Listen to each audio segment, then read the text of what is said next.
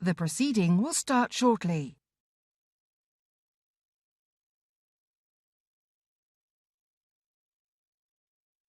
The proceeding will start shortly.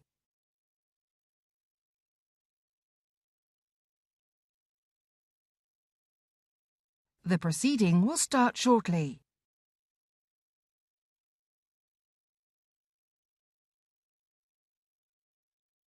The proceeding will start shortly.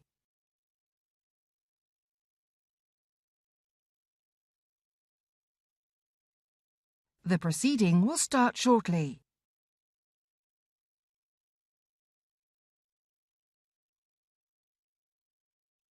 The proceeding will start shortly.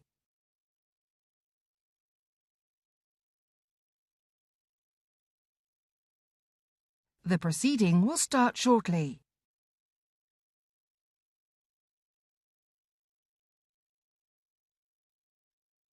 The proceeding will start shortly.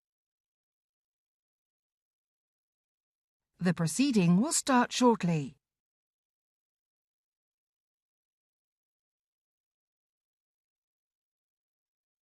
The proceeding will start shortly.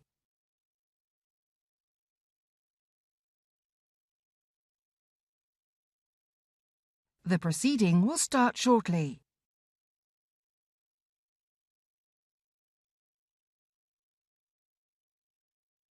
The proceeding will start shortly.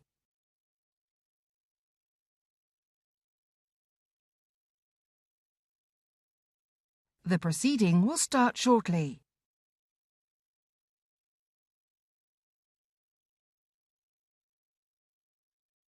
The proceeding will start shortly.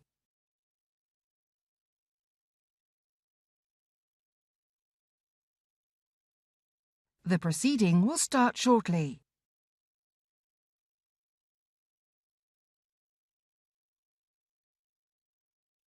The proceeding will start shortly.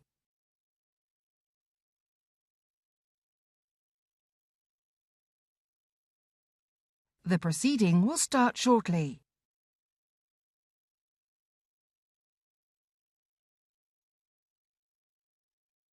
The proceeding will start shortly.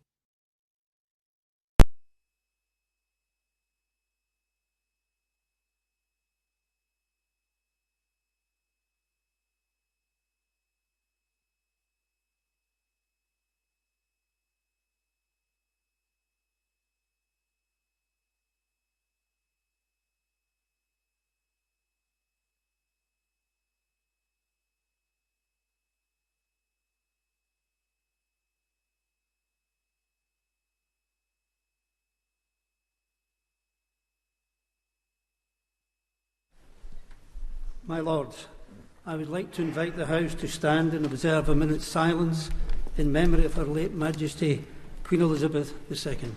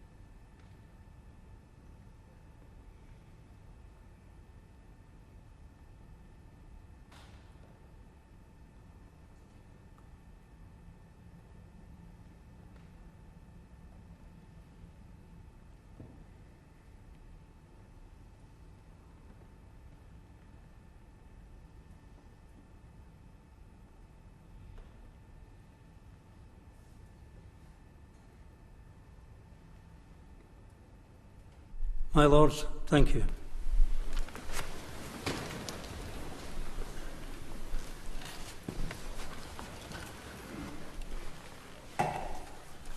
My Lords, in a moment the Leader of the House will begin today's solemn business and lead the House of Lords in making tributes to Her late Majesty Queen Elizabeth II. I first wish to offer a short contribution from the Woolsack. Her late Majesty, whom we mourn today, was for over 70 years a loyal and steadfast presence in the national life of the United Kingdom. Her strong sense of public duty and her devotion to the welfare and happiness of her people served to bind our nation together during an epoch of unprecedented societal and technological change.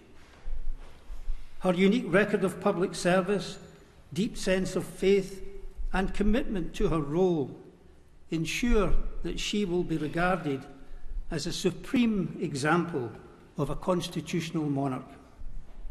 Today, my thoughts, and indeed those of the whole House, go out to members of her family, especially His Majesty the King, for whom this feeling of loss will be profound. I offer my devoted sympathy as well as the thoughts, prayers, commitment and dedication of this House and its members. The Lord Privy Seal. My lords, this is an appropriately dark and dreary day, and it's one we prayed would never come. And these are words that I hoped never to hear spoken, let alone to have to speak. And I ask, my lords, how will people conceive of life without Her Majesty Queen Elizabeth II, the heart and focus of our nation's love and loyalty?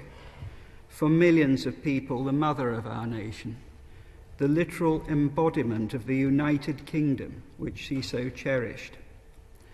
The shock will be immense, grief unmeasured, as we see. Even people in their 70s have never known life without her. She was our anchor of stability in a changing world, our exemplar of conduct and courtesy, one who from the highest position in the land showed us day by day the virtues of dignity, civility, humility, of truthfulness and service. The Queen, my lords, two little words that identified her instantly in 7 continents and 100 languages.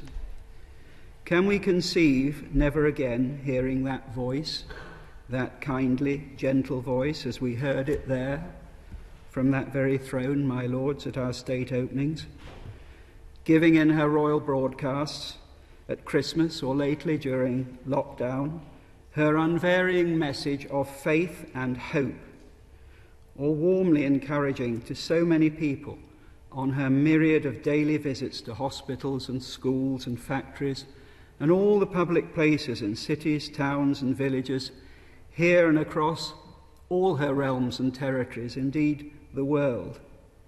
No one ever questioned her work ethic. She was queen for everyone, every place and every generation. My lords, in a moving and unusually public remark, because Her Majesty had that diamond among virtues, discretion. Her Majesty said of the husband she so loved, our late lamented Prince Philip, that he was quite simply her strength and stay all these years.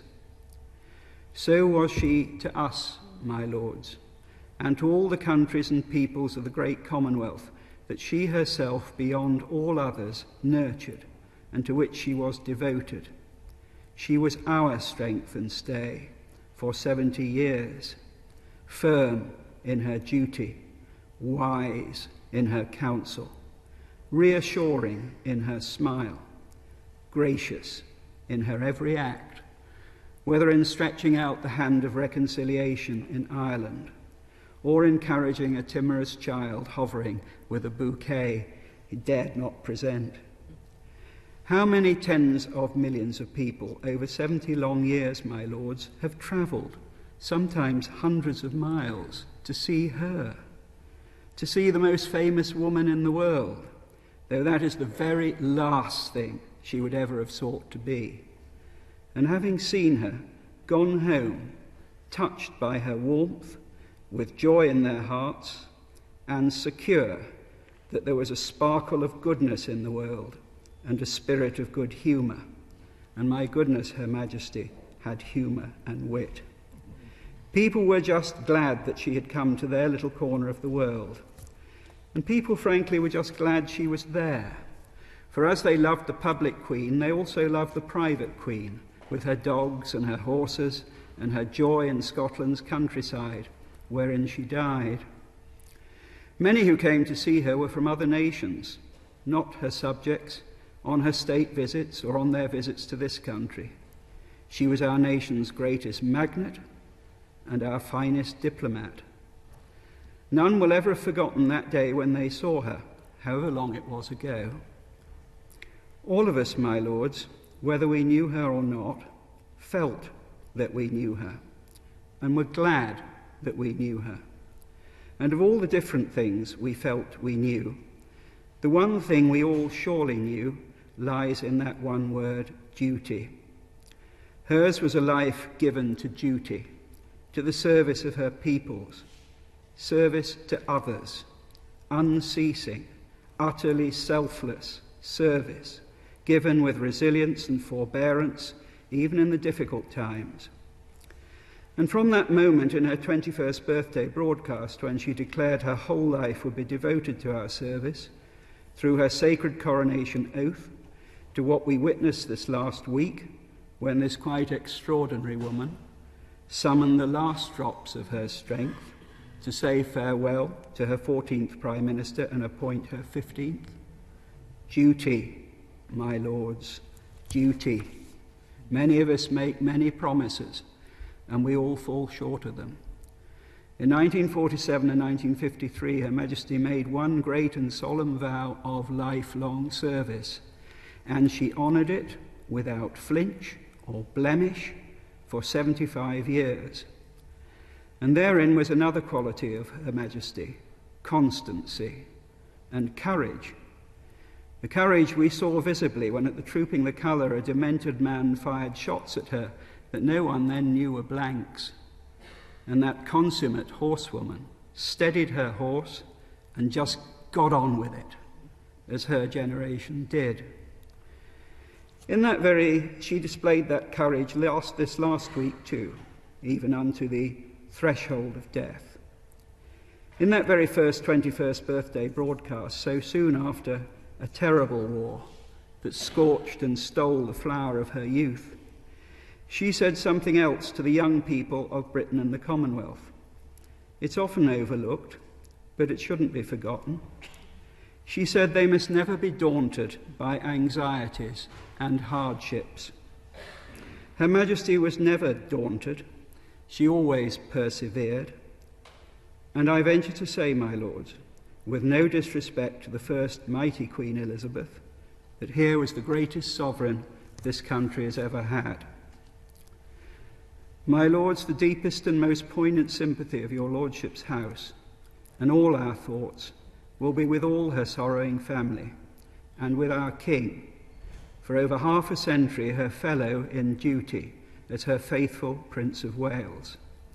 And we pray that God may now protect and preserve him as our new King.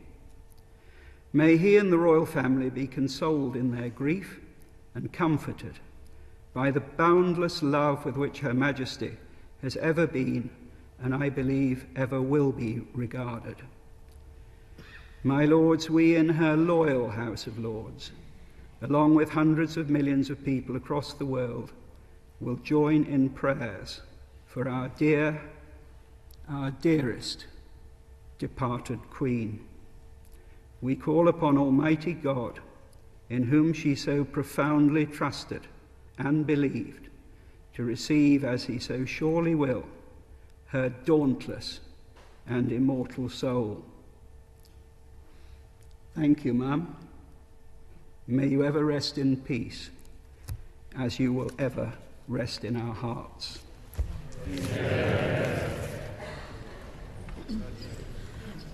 My lords, I think the noble Lord True has spoken for us all in his very moving tribute to Her Majesty Queen Elizabeth II. That we should feel not just grief and sadness, but also shock at the passing of our Queen at the age of 96 is extraordinary. And it's not just our nations that are deeply shaken. Across the world, from great leaders to school children, we all feel that we've lost something special from our lives.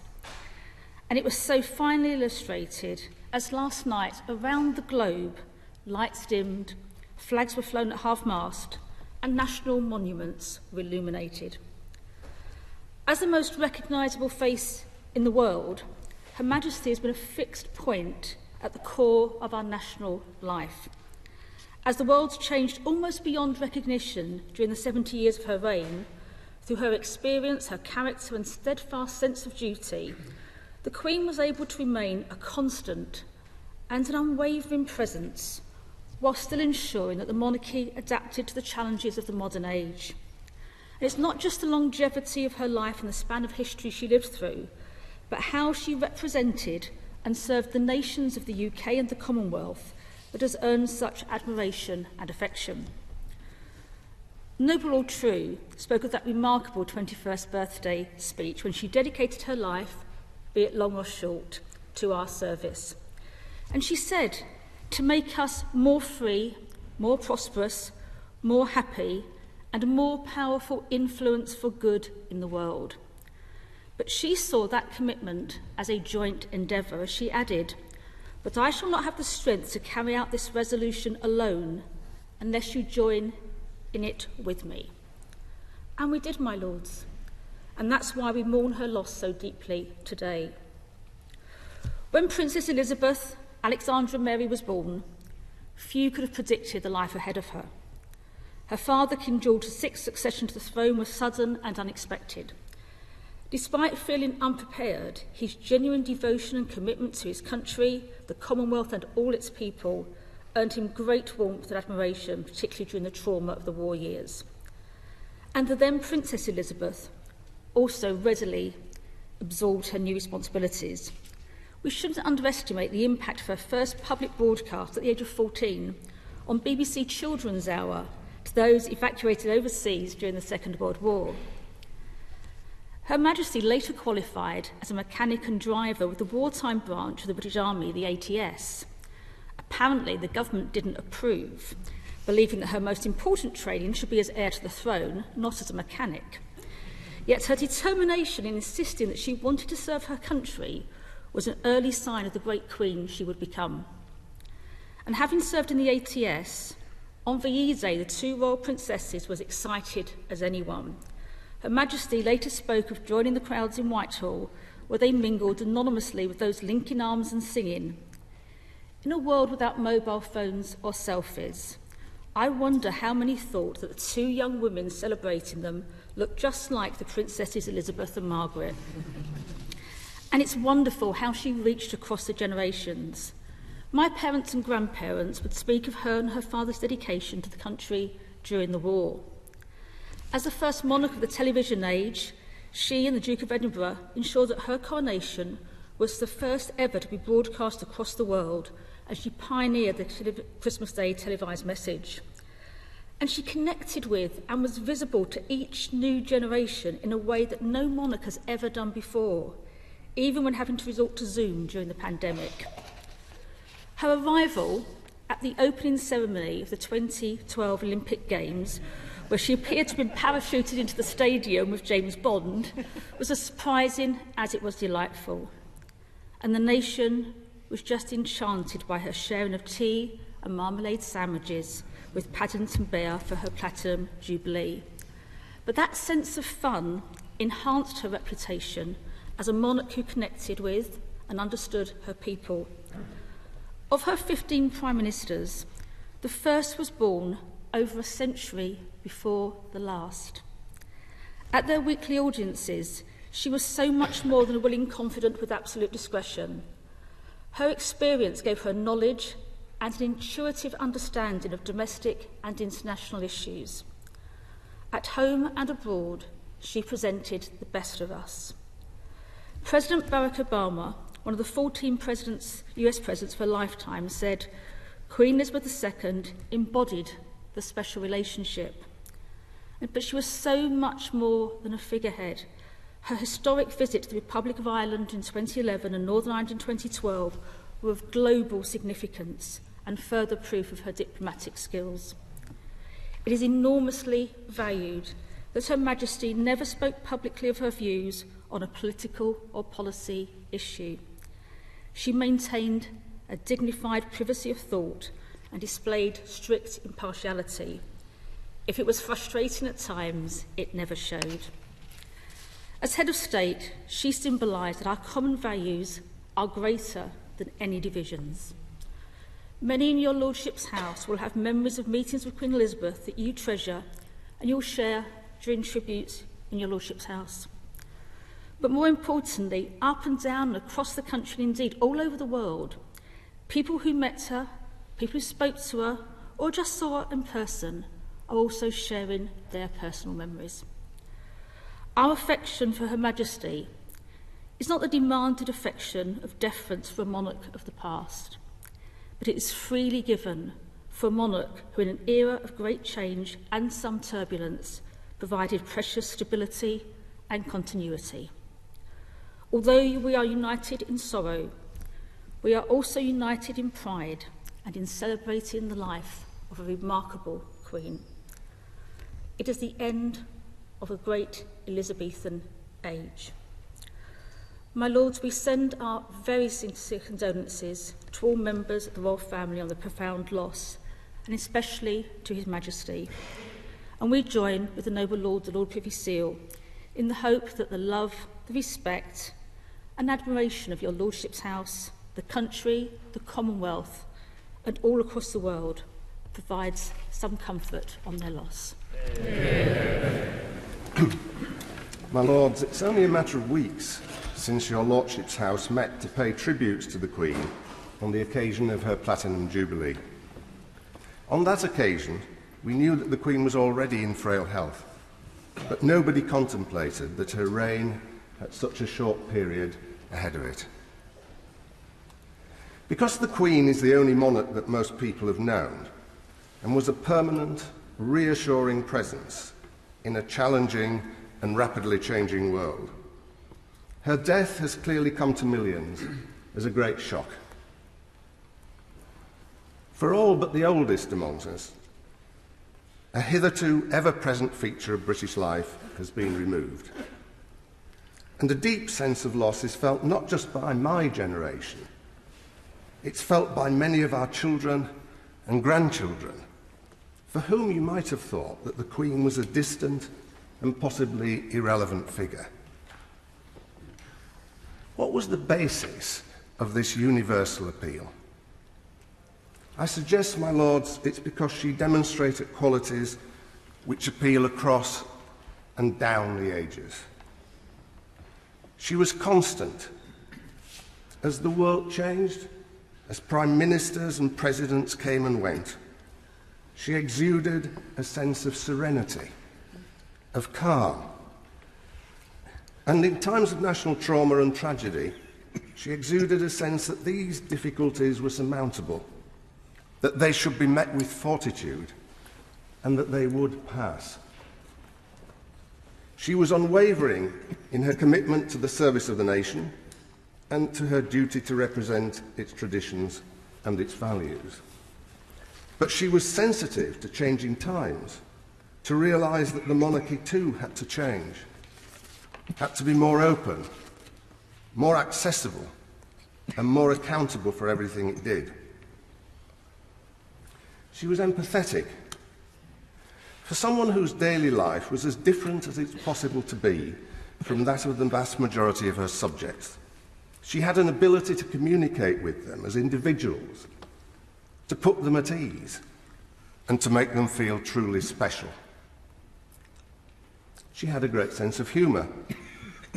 This no doubt helped her deal with the vagaries of her own life, but she used it effortlessly to diffuse potentially tricky situations and to put the thousands of people she met at ease. And she had a zest for life and the role which she'd been allotted. Just look at the picture taken earlier this week as she met the new Prime Minister. That smile, it was genuine and heartwarming. And finally, she appealed to the better natures of people. Every year, in her Christmas broadcast, she championed the values of community, generosity, kindness, and service to others. We politicians share these values, but the nature of political debate means that we rarely articulate them. The country also shares them and looked to the Queen to champion them, which she unfailingly did. These qualities were underpinned by two constants in her own life. First, as we've heard, her marriage to Prince Philip, whom she repeatedly called her rock. And for anyone who saw them together, there was no doubting that this was indeed the case. Secondly, her religious faith. This not only provided a source of strength and comfort for her, but also underpinned her approach to being the monarch. There is in the Book of Common Prayer the evocative concept of an individual's bounden duty. The Queen applied this concept not only to her spiritual life, but to her public role. She understood the importance for a monarch of that duty, and she fulfilled her duties, one might say religiously, literally to the end of her life. My lords, as we remember the Queen, we also have in our thoughts His Majesty King Charles, and how strange it is to be using those words, Prince William and all other members of the royal family. We send them our condolences and good wishes for the difficult days ahead. My lords, we've lived our lives in the Elizabethan age, and how fortunate we've been to do so.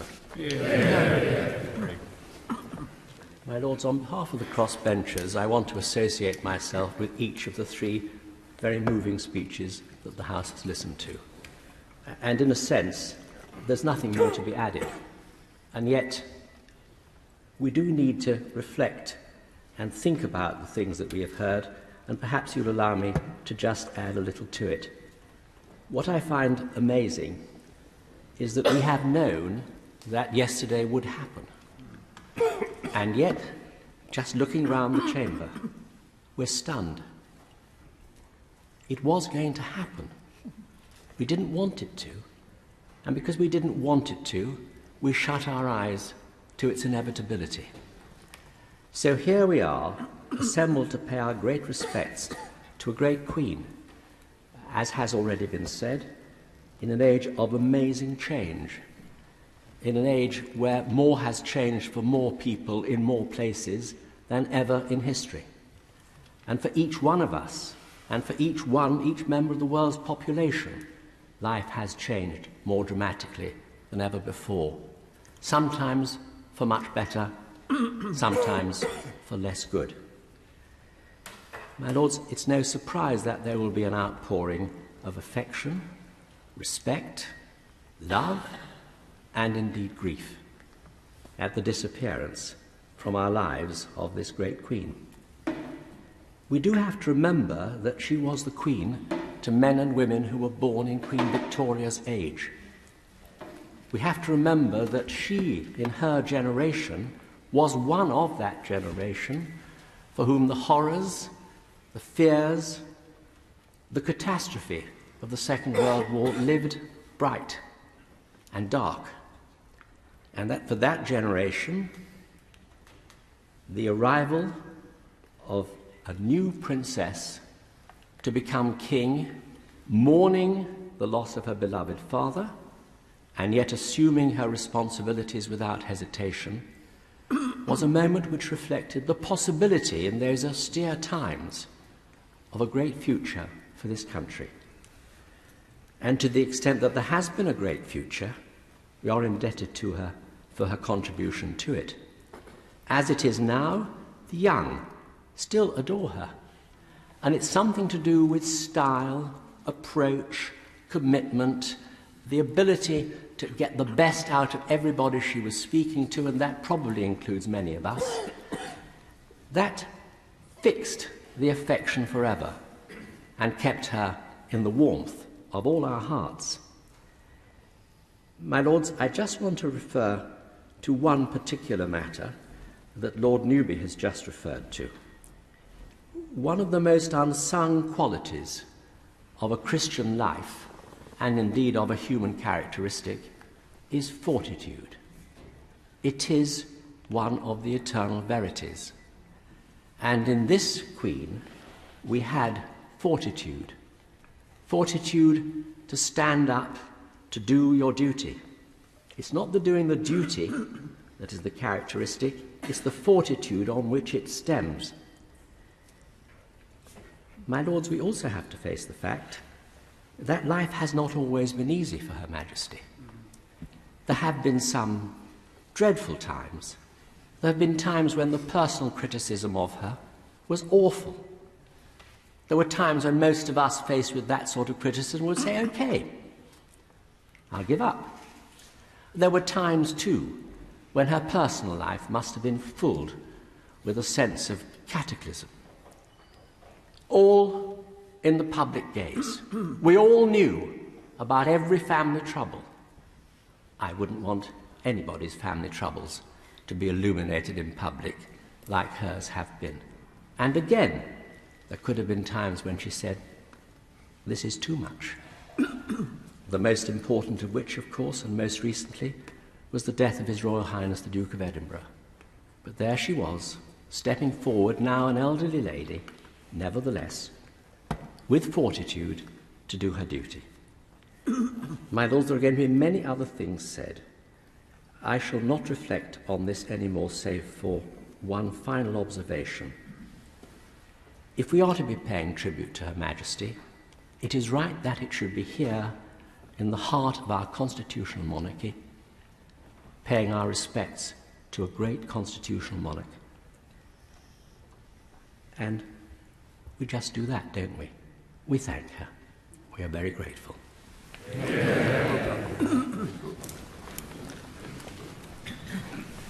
My lords, one of the greatest privileges of sitting on these benches is that within a year or so of becoming a diocesan bishop, you are invited to spend a weekend at Sandringham, and there, often in January, you go for a barbecue.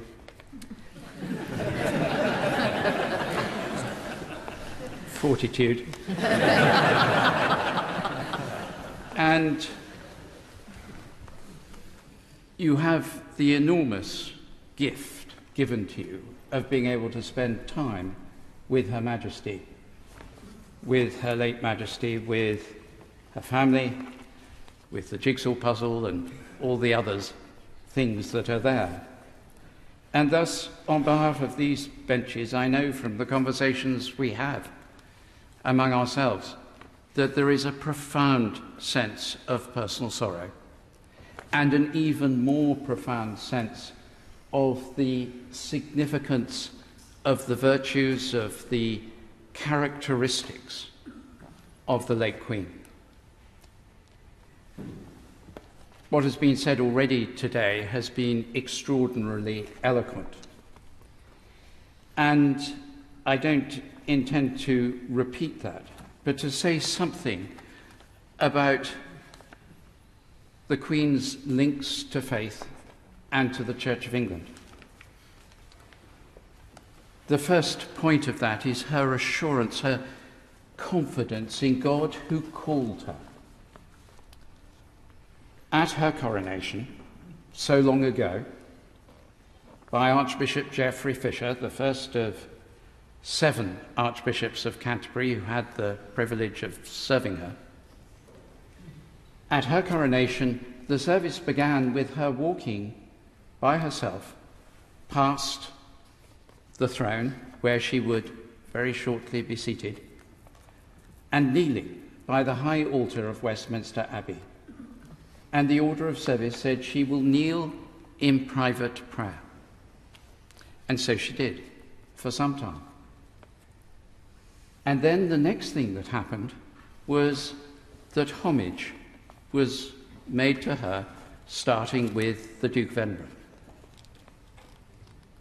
What that said was that her understanding of her role was that she pledged her allegiance to God before others pledged their allegiance to her. She had this profound sense of who she was and by whom she was called. And then there was a profound and deep and extraordinary theological vision. I remember many years ago, now 7 or 8 years ago, I was travelling abroad and someone who had no knowledge of these things said, well, of course, she's not really got that much intellect, has she? I mean, you know, private tutors and all this, what can she know? What ignorance. In 2012, she spoke at Lambeth Palace on the occasion of her Diamond Jubilee. And the speech she made there is one that we return to very frequently because she set out there a vision for what an established church should be. It was not a vision of comfort and privilege. It was to say, put very politely, you are here as an umbrella for the whole people of this land. The subtext was, if you are not that, you are nothing. That is a deep vision of what it is to be the church, of what it is to be not an established church, but to be a Christian church. That came from her deep understanding of faith. Every 5 years, at the inauguration of the Church of England's General Synod, she came with messages of encouragement and assurance of her prayers. In 2021, her message was, "My hope is that you will be strengthened with the certainty of the love of God as you work together and draw on the Church's tradition of unity in fellowship for the tasks ahead." Publicly, Her late Majesty worshipped regularly and spoke of her faith in God, particularly at her Christmas broadcasts, with quiet, gentle confidence. Privately, she was an inspiring and helpful guide and questioner to me and to my predecessors. She had a dry sense of humour, as we've heard already, and the ability to spot the absurd. The Church of England was very capable of giving her material. But she never exercised that at the expense of others. Her memory, when I last saw her in June, was as sharp as it could ever have been. She remembered meetings 40, 50 years ago and drew on the lessons from those times to speak of today and what we needed to learn. Assurance of the love of God in her call. And then humility. It would be easy as a monarch to be proud, but she was everything but that. It was her faith which gave her strength, and she knew that, but she knew also her call to be a servant and the one whom she served, and the nation she served, and the Commonwealth and the world. Over the last 24 hours, I've had so many messages from archbishops, bishops, other people around the world in deep sense of loss, within the Commonwealth and way beyond it, from China, from Latin America, from many other places. It has been the privilege of those on these benches to be intimately involved with momentous occasions so often through the late Majesty's life. She has been a presence, as has been said, for as long as we can remember. Jesus says in the Gospel of St. Matthew, "Blessed are those who mourn, for they shall be comforted." May God comfort all those who grieve Her late Majesty's loss, and may God sustain His Majesty King Charles III in the enormous weight and challenges that he takes on immediately, at the same time as he bears the burden of grief, and those around him in his family. May God hold Her late Majesty in His presence, firmly secured in the peace that passes far beyond our understanding. Amen.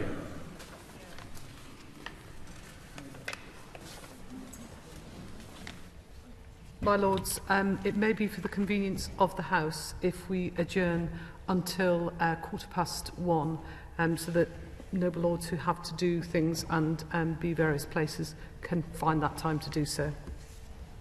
The question is that the House do now adjourn until 1:15. As many as are of that opinion will say content. The contrary not content. The contents have it.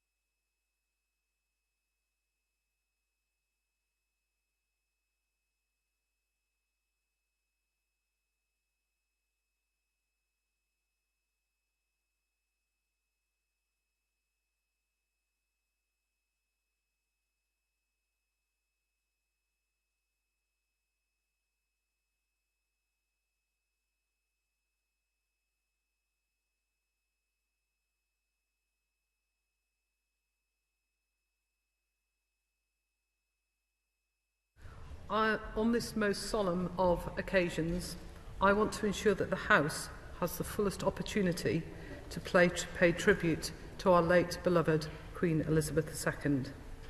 I'd therefore like to take this opportunity to provide a very brief update to members on the arrangements of tributes over the next 2 days.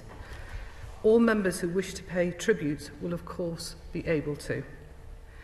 The House will adjourn at around 5:50 p.m. today, shortly before His Majesty the King's address, and that will be broadcast in both chambers.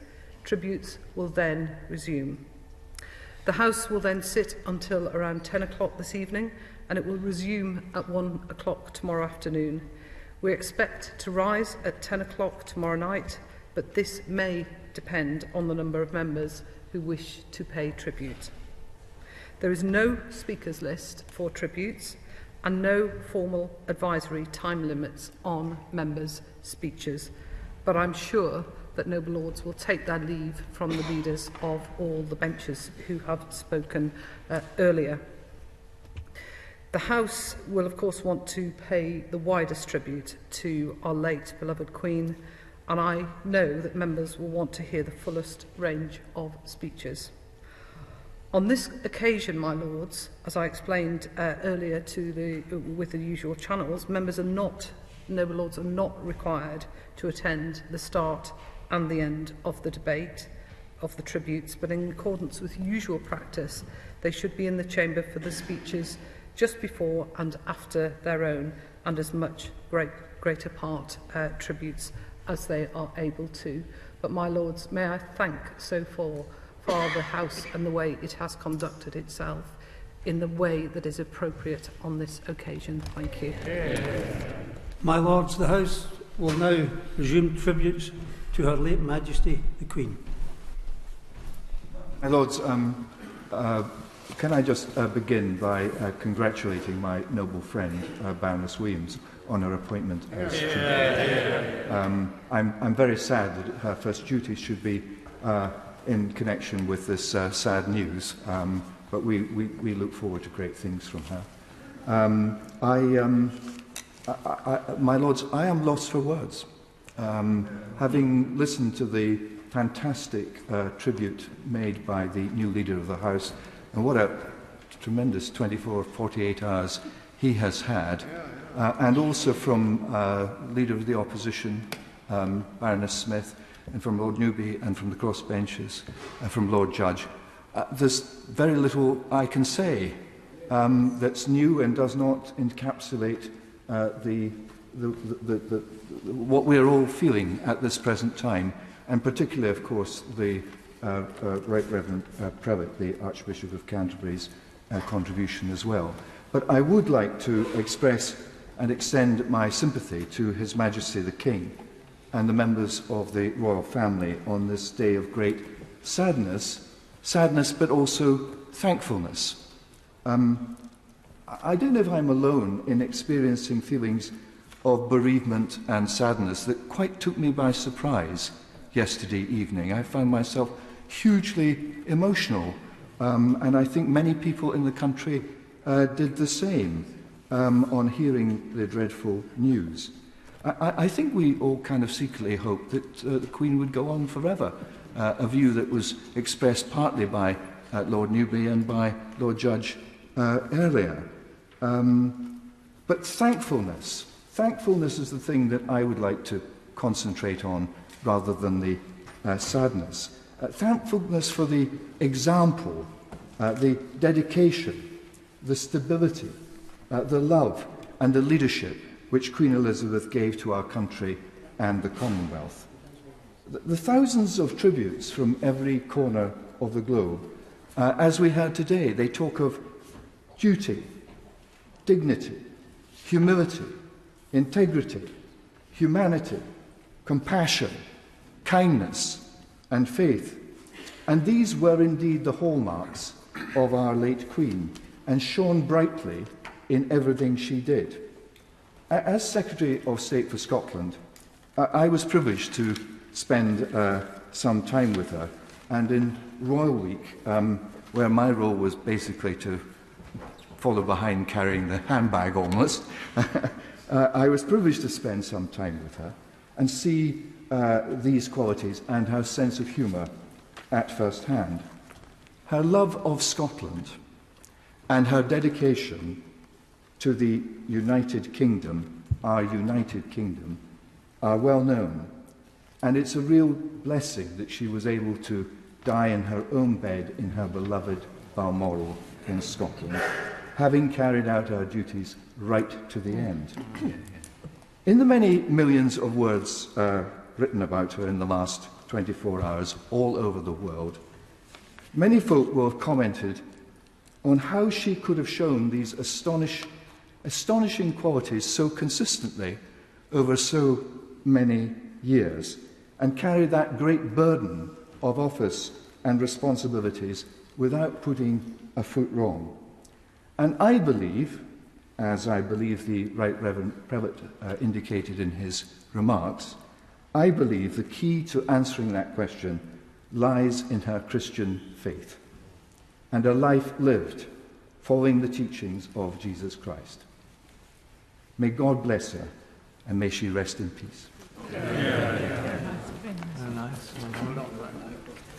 My Lords, I'd like to echo the thanks and congratulations of the Noble Lord Forsyth to the front bench speakers who all spoke so eloquently and movingly for us today. And I have no wish whatsoever to duplicate or repeat what they have already said. I just hope to add a few remarks of my own. Very few of us will be lucky enough to pass away in the place that we love the most. And I think we saw this week, after such a life of service, our Queen deservedly pass away in a place that she loved perhaps more than any other. That must have brought her and her family and her staff incredible solace. Balmoral was a very special place to the Queen. It was a place where not only did she conduct official duties, but she was able to relax and have fun with official visitors and with family and friends. Like the Most Reverend Primate, some of us have had the incredible privilege of enjoying those barbecues, not at Sandringham in my case, but at Balmoral, where she would pretend to race with her staff up through the hills to the cottage where the barbecues took place, jokingly racing, where she would always say to me that she knew that they were never going to try and pass her, but she had to pretend to be part of the race anyway and win and get there first. And where she rolled up her sleeves and helped set the fire and set the table and clear up afterwards, somewhere that she really did feel at home.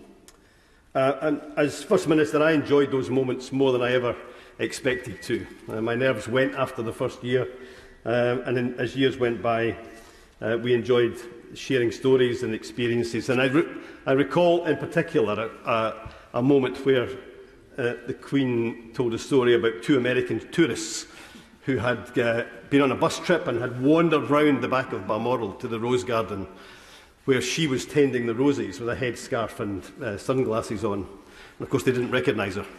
So they broke into conversation. They were asking her what it was like to work for the Queen. Did the Queen never tend the roses herself? And she played along with it for about 5 minutes or so. And they were very grateful for the opportunity to hear so much about the life of the Queen from one of her staff. And they went back round to the bus to leave Balmoral. And she very quickly nipped into the kitchen, took her headscarf off and her sunglasses off, went out the front door and waved goodbye to the bus, only to see these two American tourists looking out the window, nudging everybody, saying that they had just spoken to her in the garden. That great sense of humour and fun was remarkable, and it was a privilege to have seen it up close. I also appreciated, as I know and I'm absolutely certain previous First Ministers and current First Ministers in the devolved governments have done, appreciated her interest in the time spent with her one-to-one discussing the way in which devolution was developing in the United Kingdom and what the issues that were at play, good and bad, in our devolved nations. we've heard a lot this week about consistency, and I just want to say that I think her consistency was important, but it was also very, very important that she was able to change and adapt with the times as society changed over the decades that she served us. Her ability to embrace that change was, for me, just as important as the consistency of her values. And her relationship with Scotland did not begin in 1999, but her relationship with Scotland informed her ability to embrace the constitutional changes that took place that year, to show real empathy and respect and support for the new institutions, not just in Edinburgh, but in Cardiff and in Belfast too. She met the new cabinet in 1999. She embodied the positive celebrations that we had in those early days. But crucially, in 2002, during that Jubilee, Golden Jubilee, she came to the Scottish Parliament again, and she reminded us of the importance of a long-term goal, helping us steady the ship after those rocky first 3 years, and giving us a lead and saying, if you serve the people, you will get there in the end. And that made a huge difference, I think, to the Parliament and to Scotland at that time. So I think she understood that the UK was 4 nations, but more than that, she understood the Commonwealth and that tapestry of nations that she did so much to nurture and support. And I was amazed this morning at 7 o'clock to get a text. This time last week I was in Maganga secondary school in rural Malawi, in Salima in rural Malawi, in a school where none of the girls had ever visited a big city or seen television or anything else. But their head teacher sent me a text from them this morning which reads, "On behalf of Maganga School staff and students, I'd like to sincerely express our sadness upon hearing about the death of the Queen Elizabeth II. As a school, we're very sorry for that great loss. She was our Queen and a great personality to us all. May the good Lord be with the bereaved family." And I think that is the mark of the impact that she had around the world, not just for leaders, not just for history, but right today with some of the poorest villages in Malawi and elsewhere. So finally, I just want to recall her kindness to my family and to my staff, her commitment to her own family. And remember, she was a mother, a grandmother and a great-grandmother, and her family will be grieving desperately this weekend. To thank her for her support, but also to know that she would want us to give full support to King Charles III. To thank her for her service. Personally, to thank her for those treasured moments that I have. And to say that we are poorer for her passing, but we're richer and stronger for her life. Say a few words from these benches on behalf of myself and my co-deputy leader, Lord Delakia, who is unable to be with us today. Her late Majesty, like many women, was thrown into a difficult role at a time when she least expected it. And yet, like many women, she pulled herself together despite her grief and got on with her job, or her calling as she saw it. She did it in her own way, as I'm sure our new King, King Charles, will also do, adapting her approach as appropriate over the years. And as the Noble Lord McConnell has just said, she managed to achieve a balance between consistency and flexibility. And she did it with grace and charm, dignity and dedication. She was at the heart of her family and the nation and supported us all in good times and in bad. We will miss her amongst us, as she has so often been. Everyone who met her has an anecdote about our late Queen, but I'm not going to share mine today. Instead, I'd like to just share a couple of things that I take away from her long life of service.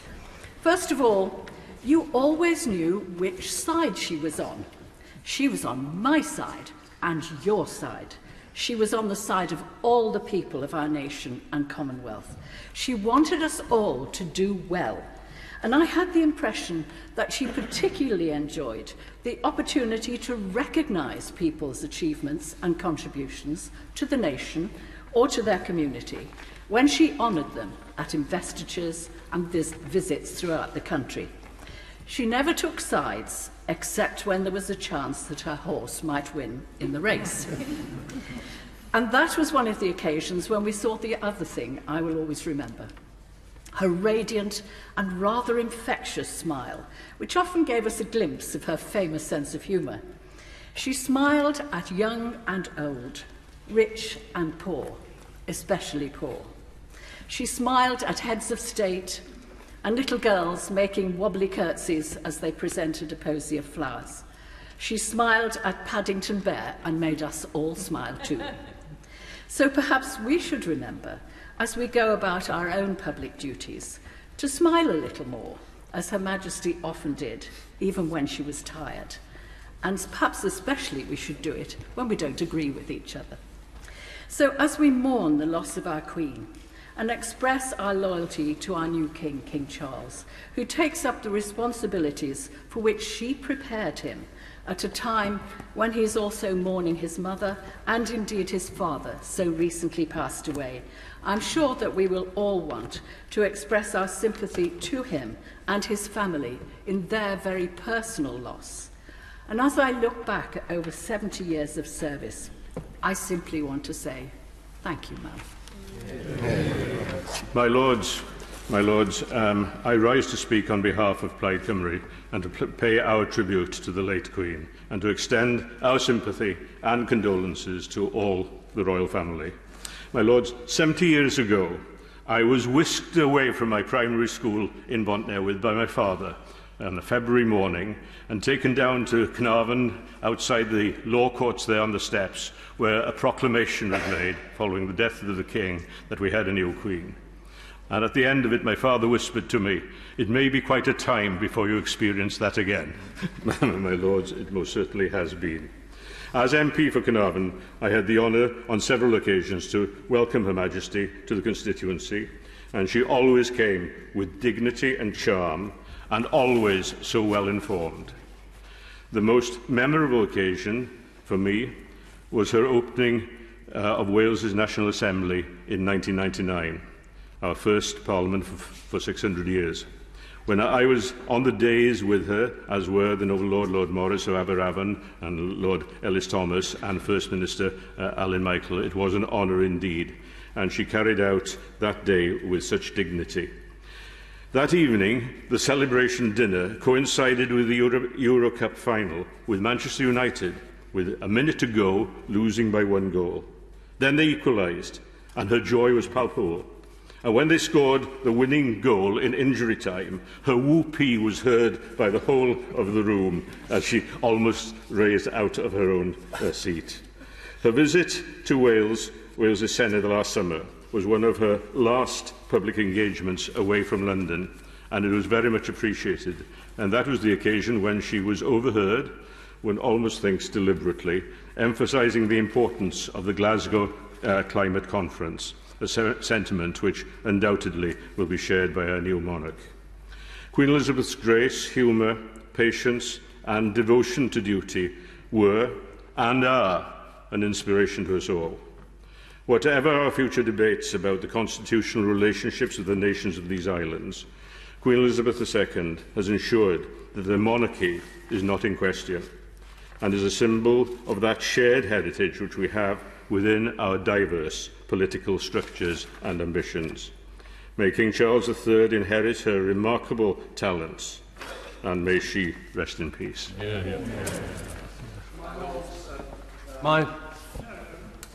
Crossbench.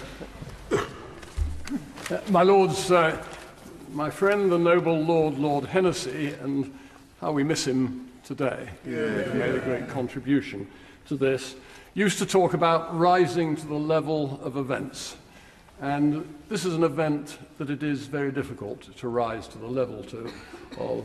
And it's also extremely difficult to rise anywhere near the opening tributes that we heard this morning. The British do these things, I think, rather well. But these were done superbly well.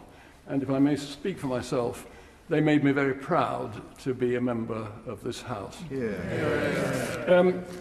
My Lords, the Queen Elizabeth was the sovereign during the whole of my professional life in the civil service. And I just want to make a few observations about the role of the sovereign within the Constitution. I always regarded, and continue to regard, the sovereign as the embodiment of the British state, it's worth recalling that the civil service, like the armed forces, and I label Lord Stewart is going to speak, I think, and the other crown services, owe their allegiance to the sovereign. We owe our duty to the government of the day because it is the sovereign's government, the government appointed by the monarch. So the last official duty of the Queen, so bravely carried out last Tuesday in appointing the new Prime Minister, had more than symbolic importance. The completion of the appointment of other ministers will presumably be carried out by the new King. But when appointed, it will be the King's government. And we, in this House, will rightly take an oath of loyalty to him. I've made this brief excursion into our Constitution to demonstrate that all of us who are servants of the Crown have a higher duty than simply to our political bosses. Speaking for myself, I found that duty to Queen Elizabeth was not only demanding, but inspiring. Her Majesty's standard of service throughout her long life, to which so many tributes have been made, was one which many of us may aspire to, but can never attain. Moreover, she carried out those duties with a grace, dignity, and humanity of which the whole nation can be proud, and she caused other nations to envy those. My Lords, this is a difficult and challenging time for the new King, as well as a moment of acute personal sadness for him. Nevertheless, he has had a long apprenticeship. He is his own person, as every individual should be. But he has demonstrated over many years his devotion to the welfare and success of this country and its citizens, as well as the challenges which are being faced by the wider world. His mother has demonstrated the value of our monarchy. I wish our new sovereign well and pledge to him my loyalty and support as he carries forward that heavy responsibility. My Lords, I begin by paying tribute to Her Majesty the Queen for all that she gave to us. And thank you those who've already made tributes, the noble Lord True and the noble Baroness Smith. You moved me to tears for the first time, for which I thank you, because tears matter. My first personal meeting with Her Majesty Queen Elizabeth II was as Bishop of Southampton. In 2007, Romsey celebrated the 500th year of its royal charter and the 900th anniversary of foundation of its wonderful abbey. Her Majesty had been a regular visitor to Broadlands, the home of the Mountbatten family. So local people took the opportunity to tell me memories of bumping into Her Majesty as she walked locally, popped into the shops, or made her way to worship in the Abbey. This highlighted for me her humanity, her interest in people's lives, concern for local community, and commitment to worship and prayer. At the close of the service, together we examined James I's seal on the Royal Charter. She delighted in explaining to me both the continuity with her seal and his, notably, both were seated on a horse. She made an observation on the horse's gait, for she was concerned for its welfare. Concern for welfare also struck me during my visit to Sandringham as the Bishop-in-Residence when I was Bishop of Sutherland, Nottingham. Her conversation included concern for the welfare of her own family, the nation and the Commonwealth, and of her beloved, that's the word she used, Church of England. It was Education Sunday, so there was some discussion with both Her Majesty and the late Duke of Edinburgh on education in our nation. Whilst Prince Philip took a fairly robust approach to the discussion, Her Majesty was entirely focused on wanting to know that the welfare of children as well-rounded human beings was at the heart of all our education. Her commitment to welfare makes me also note that yesterday morning there was the wonderful news of the success of the malaria vaccine. Given Her Majesty's love of the Commonwealth and the scourge that malaria remains, might we consider that one memorial could be that this be known as the Elizabeth malaria vaccine, and that a significant sum be committed by us as a nation to its distribution through the Commonwealth nations that need it, in memory of her. In conclusion, I celebrate with others the centrality of Her Majesty's faith in Jesus Christ and her life of prayer.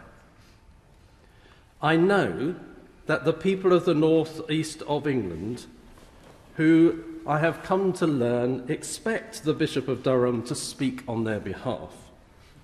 They have always valued Her Majesty's visits to the region.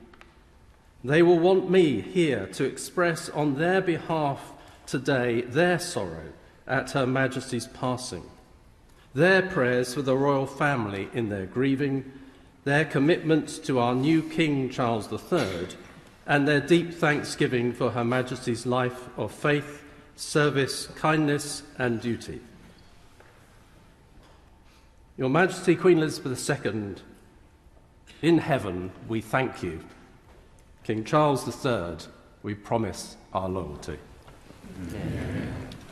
My lords, it was just over 3 months ago that I had the honour to lead the tributes in this House for Her Majesty's Platinum Jubilee. As I commented in my closing remarks, it was probably the most uplifting debate I was involved in as leader of the House. The love, affection and respect that noble lords from all benches had for Her Majesty shone through every contribution. So it is with the most immense and profound sadness that I rise to speak today. The Queen gave us 7 decades of dedicated service. Just as she proclaimed she would at the age of 21, she devoted her life to the United Kingdom, the realms and the Commonwealth. And as the Prime Minister said yesterday, Queen Elizabeth was the very spirit of our nation, the rock on which modern Britain was built. Her service and dedication was truly remarkable. Holding the role of Leader of the House of Lords is a privilege in all its respects and daunting in many. But I would be lying if I did not admit that most of the pinch me, is this really happening moments I experienced over the last 6 years involved Her Majesty.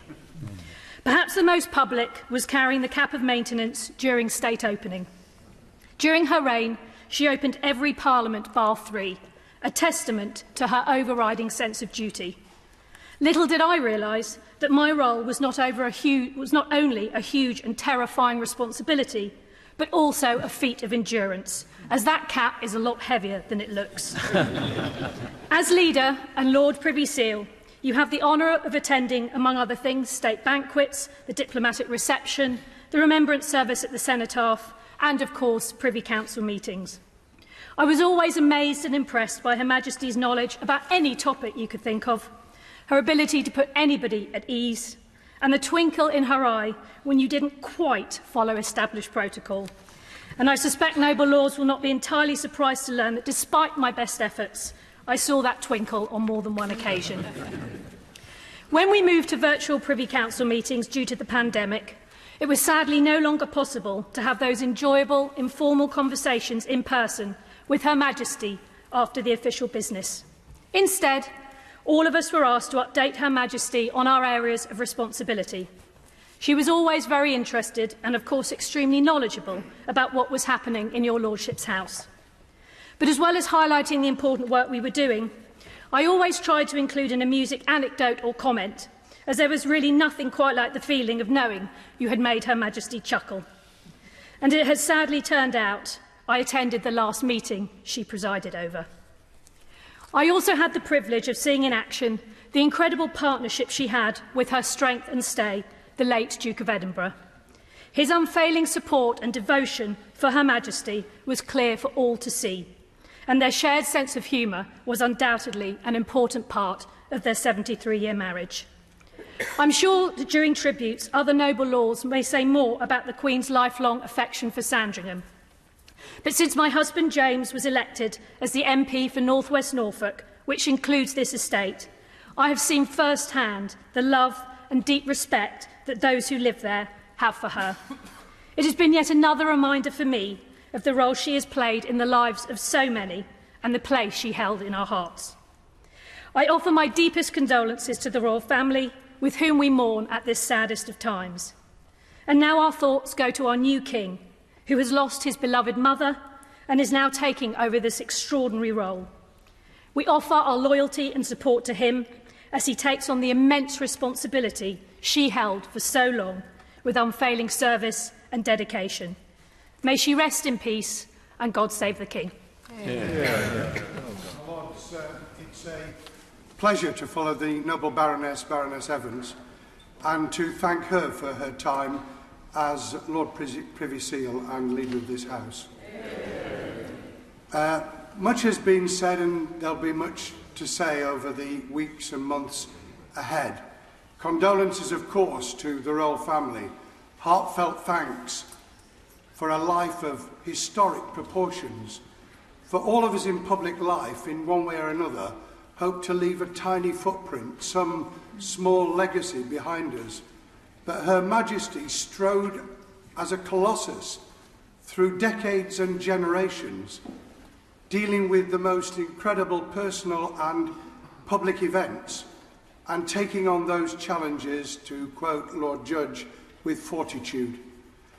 Much has been said about service and duty, but I may pay no apology for repeating them, because this is what Her Majesty's life was about, right from those early days that have been described so graphically in this House today. Which is why so many felt, like my noble friend Baroness Smith of Basildon, shock when we learnt that her life was fading. Is it only yesterday? I think the shock was obviously greater, has been alluded to, because of the juxtaposition of her position as our monarch on Tuesday, inducting the new Prime Minister and doing, yes, her duty. And I found myself yesterday evening in a situation I'd never expected to, one of complete irrationality, where I actually started to think, not now, not at this moment, please, not yet. Totally irrationally, but because our Queen, over my lifetime, has not only demonstrated how a constitutional monarch can do that duty, but has done it in a way that has held our nation together, our united kingdom together. And I hope that that memory will last with us for decades to come. Holding our fragile constitution together, as the noble Lord Butler put it so well, is not an easy matter. We live in very delicate and difficult times for liberal democracy. So our Queen will be deeply missed, but her guidance and example will carry, I'm absolutely sure, into the life and work of His Majesty King Charles III.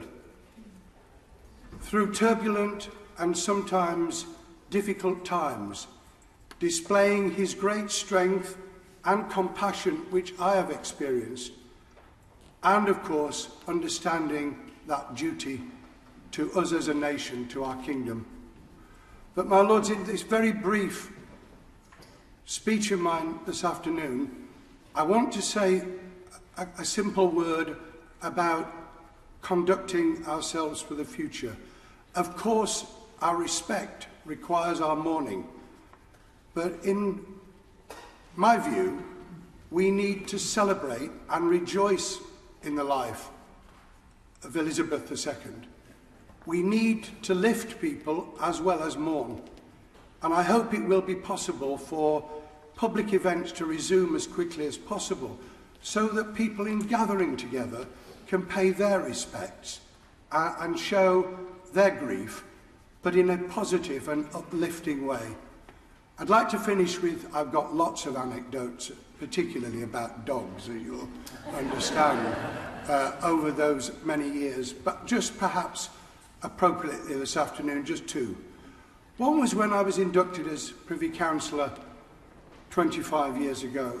I'm sad that decisions have been taken that preclude so many of us on the Privy Council from the Accession Council itself. Back in those days, I knew it was going to be difficult, and I was, unusually for me, quite nervous. I knew I couldn't actually drag the dog across the floor because dogs aren't very good at showing you where to kneel on cushions. They're brilliant at all kinds of other things, but that isn't one of them. So I left the dog with Jack Straw, and I moved across the room, and I did manage to hit the cushion, but facing the wrong way. And Her Majesty, in what it always was a gracious and careful and never patronising way, managed to gently, by touching my arm, shift me round so that I could just brush her hand. I remember also 7 years ago, much later, when she came to undertake the Maundy Thursday distribution at the cathedral in my city of Sheffield. And because I was retiring from the House of Commons and was the longest serving Sheffield Member of Parliament, I had the privilege once again of sitting at table with her at lunch.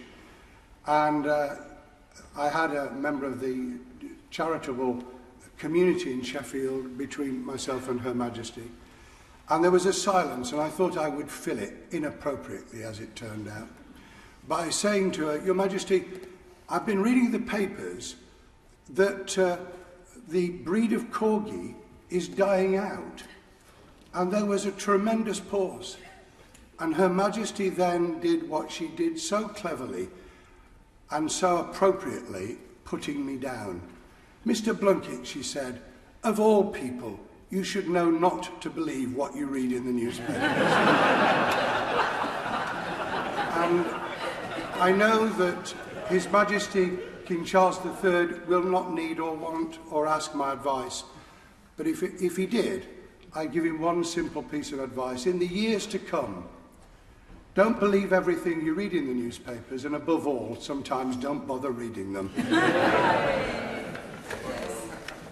Just that admitting that I can remember the monarchy before Queen Elizabeth is to admit that I'm well over the average age, even in this house. My first image of the monarchy was indeed of the Queen's grandmother, Queen Mary, who used to come to listen to sermons in Westminster Abbey whenever a particularly radical Canon Marriott, was preaching the social gospel, something which would now be considered far too left-wing for any current bishop to talk about.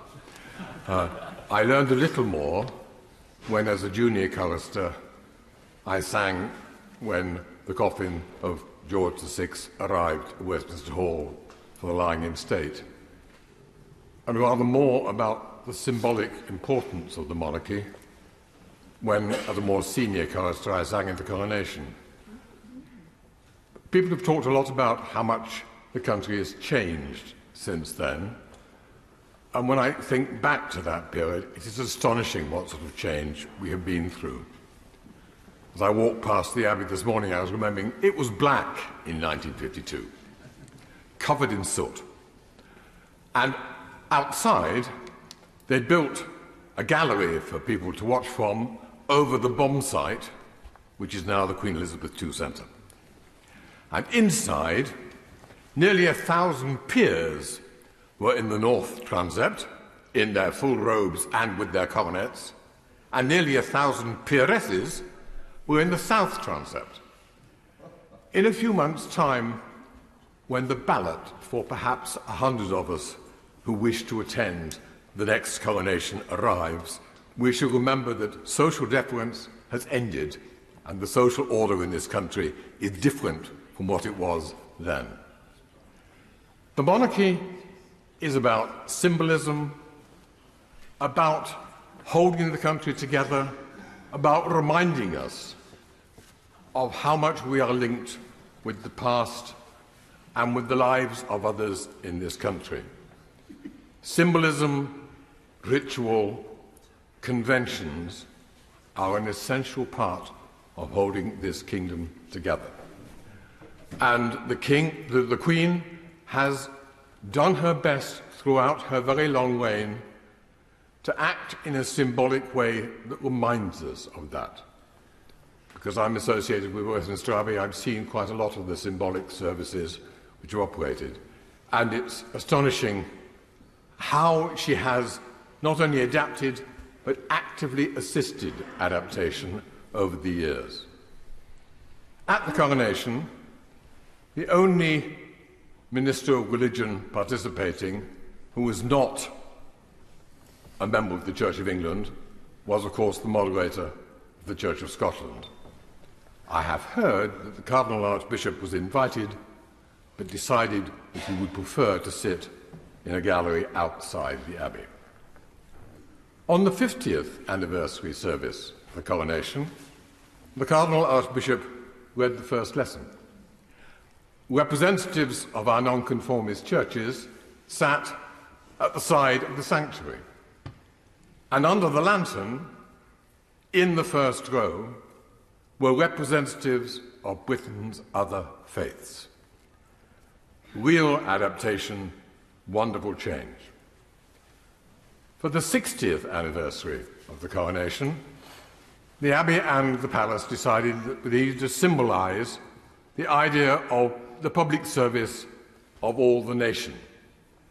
And the presenter organised a procession which would walk from the West End to the sanctuary with an anointing flask, which was accompanied by a representation of the diversity of the nation. At the back were a peer and a High Court judge in full robes.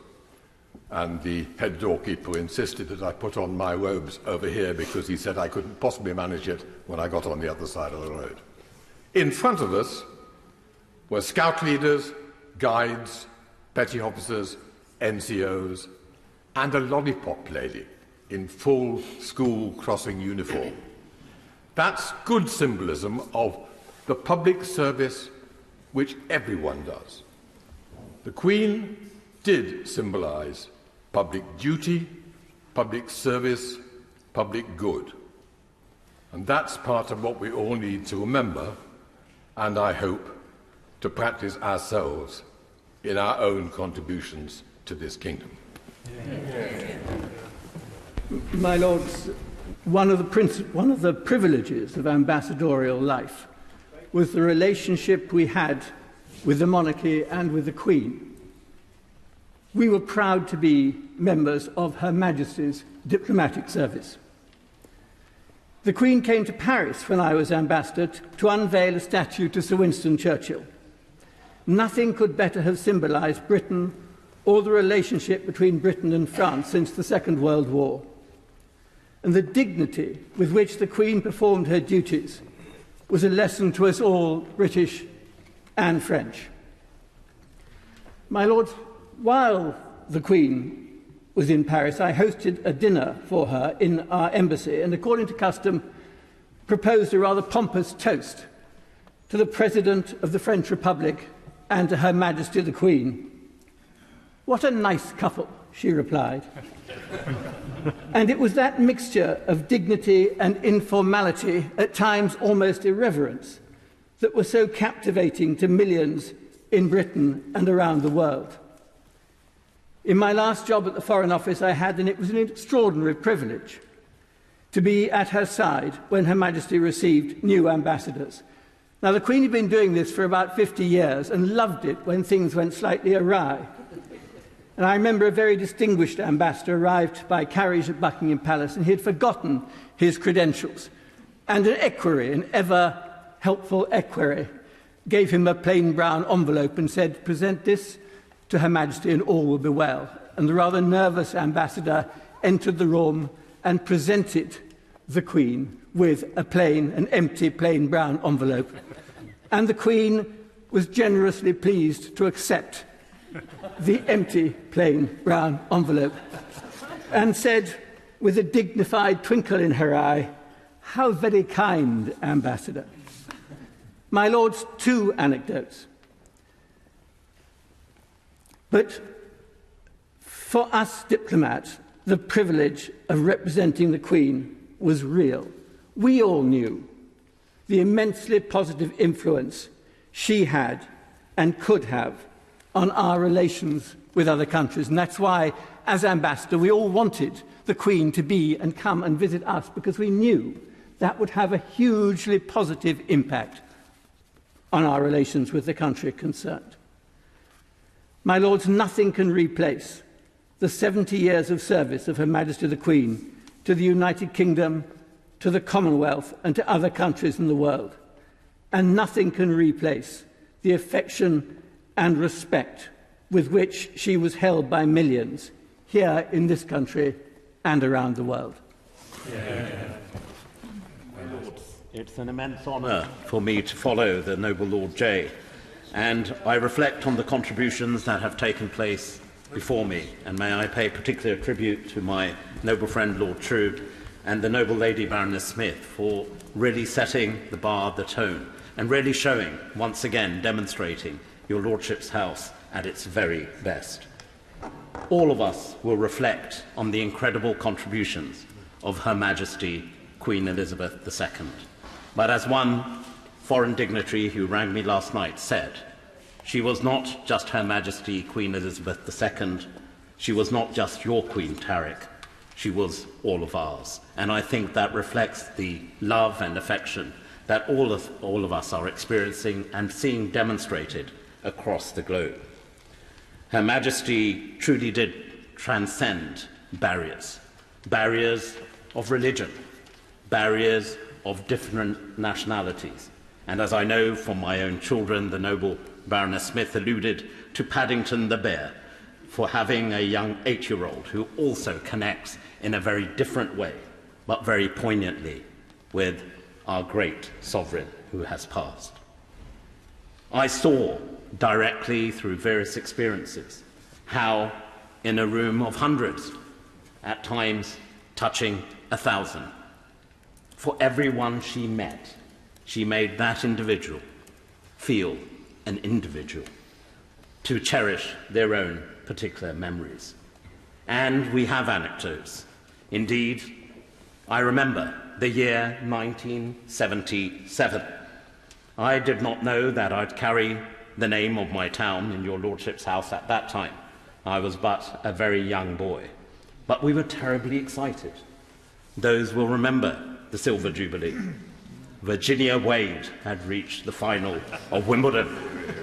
The great citizens of the town of Wimbledon were told to dutifully line up. And we did. We did, neighbour to neighbour, friend to friend.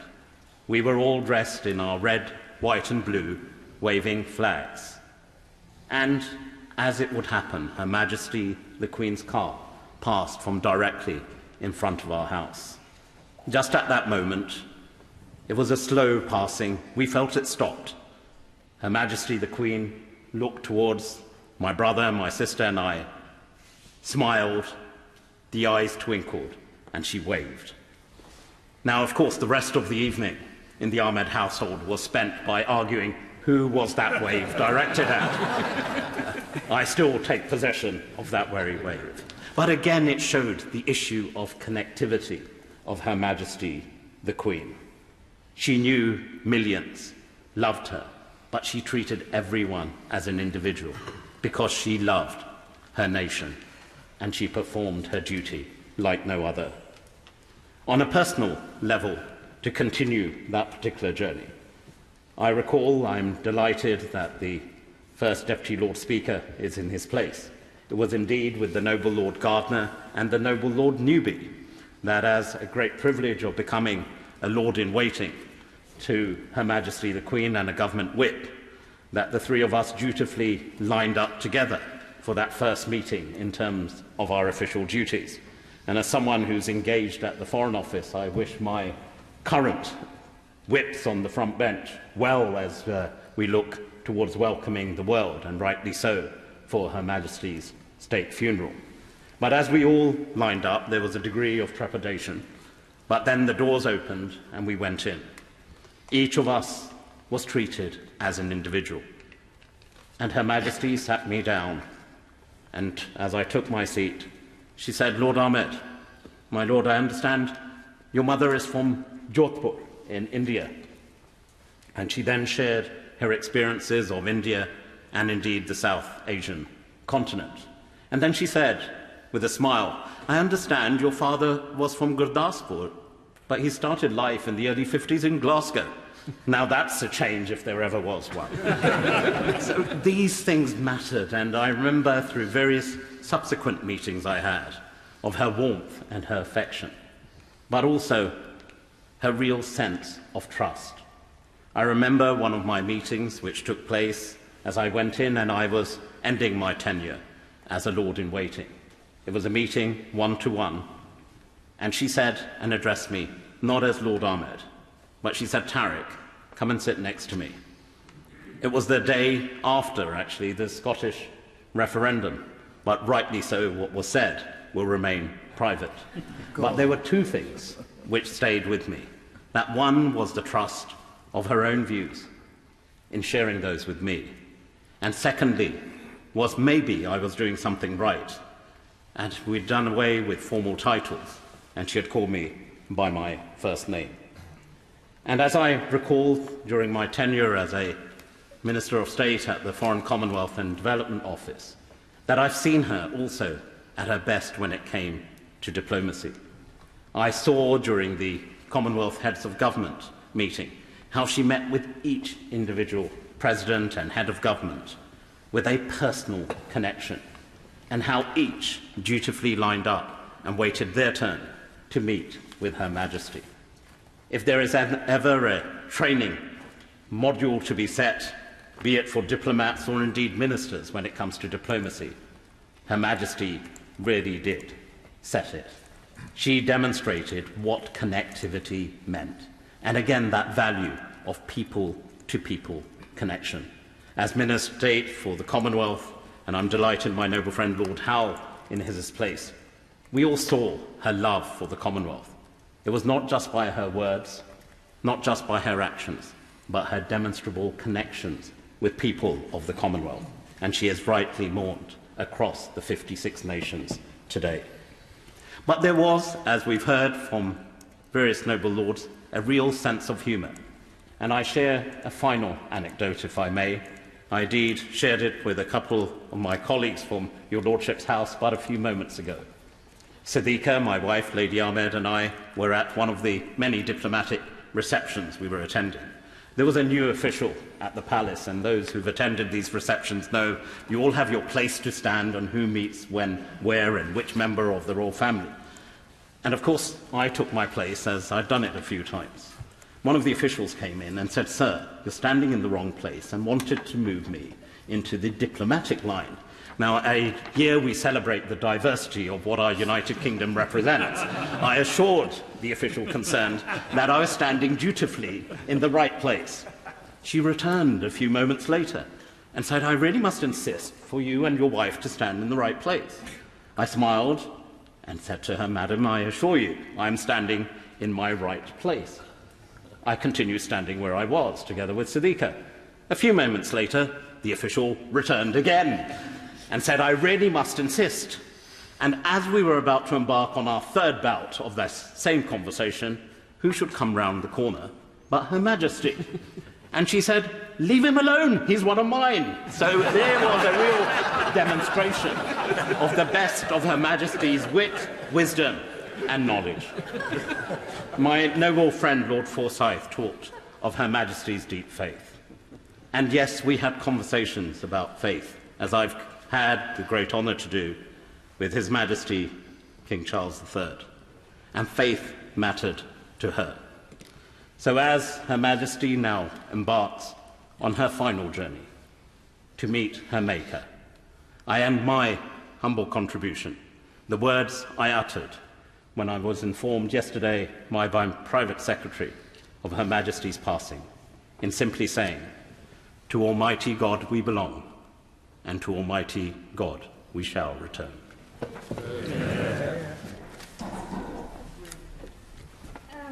I rise to express sincere condolences to the royal family at this time of loss and grieving. And of course, it is true, as many noble lords have said, that the whole of the UK is grieving in a similar way.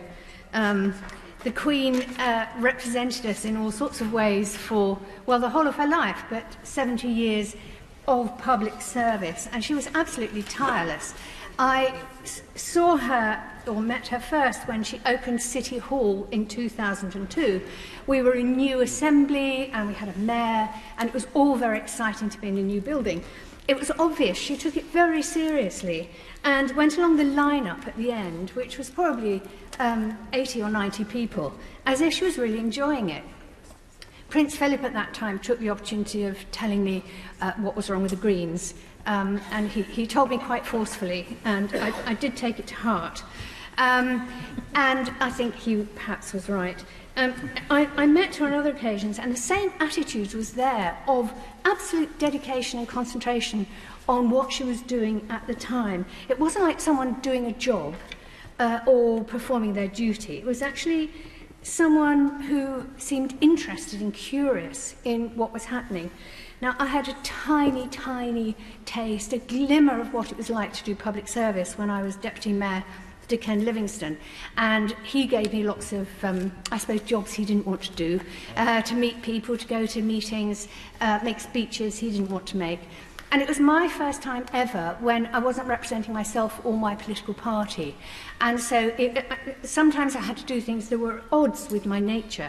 And being very polite, listening to boring speeches, and generally appearing to be interested and polite the whole time.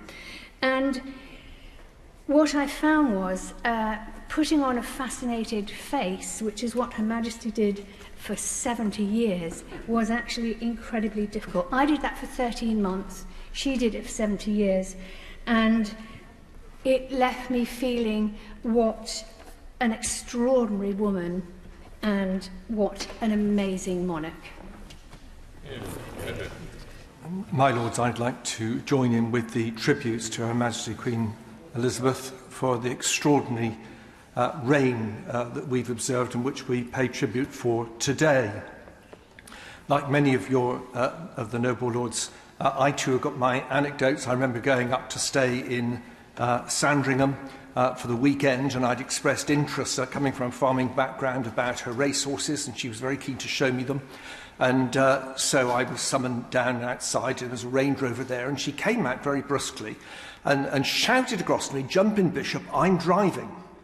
And she set off at a rate of knots. I was holding on for dear life. She taught me a great deal about prayer at that particular point, which is perhaps why she's called the defender of the faith. I want to just briefly draw your attention to one other thing about Her Majesty, which I think is really significant. Some people have said, why has she had such an impact? One of the features of many of those who are in leadership for a long time is there's a tendency, the longer you're in leadership, that the less you really listen. And what struck me about Her Majesty the Queen was she was someone who really listened. And I'm not saying did it superficially. So the first significant time I met her was when I'd paid homage, and afterwards we had a conversation. She immediately wanted to ask me my views on various aspects of the history and the industry and the background of Bedfordshire and Hertfordshire, and in an informed way showed she absolutely knew what was going on. But what did I think about it? What did I think was happening? And then later on, at a later stage, when I was staying at Sandringham, and you have that odd moment where you're sitting around with other guests and so on, and Her Majesty had come down and she was playing cards, playing patience. And I remember thinking, well, do I just wander across and have a chat with her? I thought, well, I'm not going to get invited again, I don't suppose, so let's go for it. So I went across and I said, may I join you? She said, please do, as she was playing cards. But what she wanted to know, it was just after Christmas, she wanted to know what I'd thought about her Christmas message. She wanted to know how people had heard it and whether it had been able to speak and communicate with people. And that caught me totally by surprise, that was what she was interested in. But she was so concerned that not only was she, if you like, on transmit mode, but was she engaging with people of different groups. And she wanted to ask, had I spoken to people in various places to hear what they'd thought about it? I was able to assure her that people had been very grateful for the words that she'd expressed. And I think that quality of attentive listening is one of the reasons why so many people relate to her as a person.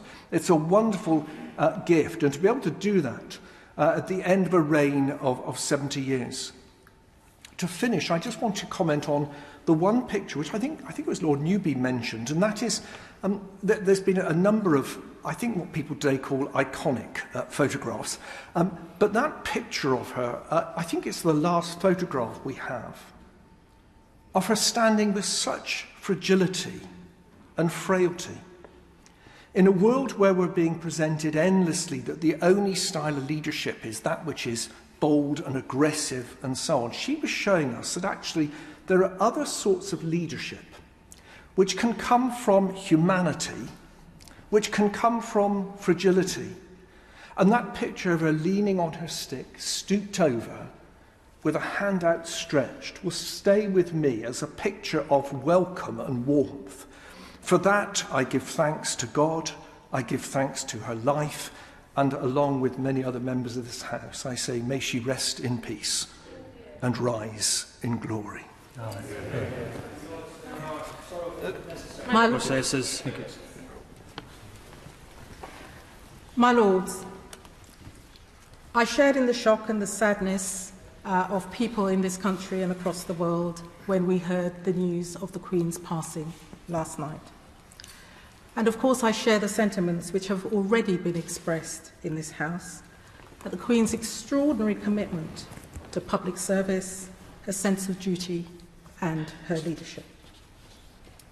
What I'd like to focus on in my brief remarks is on the Queen's standing internationally, which went far beyond her lifelong commitment to the Commonwealth.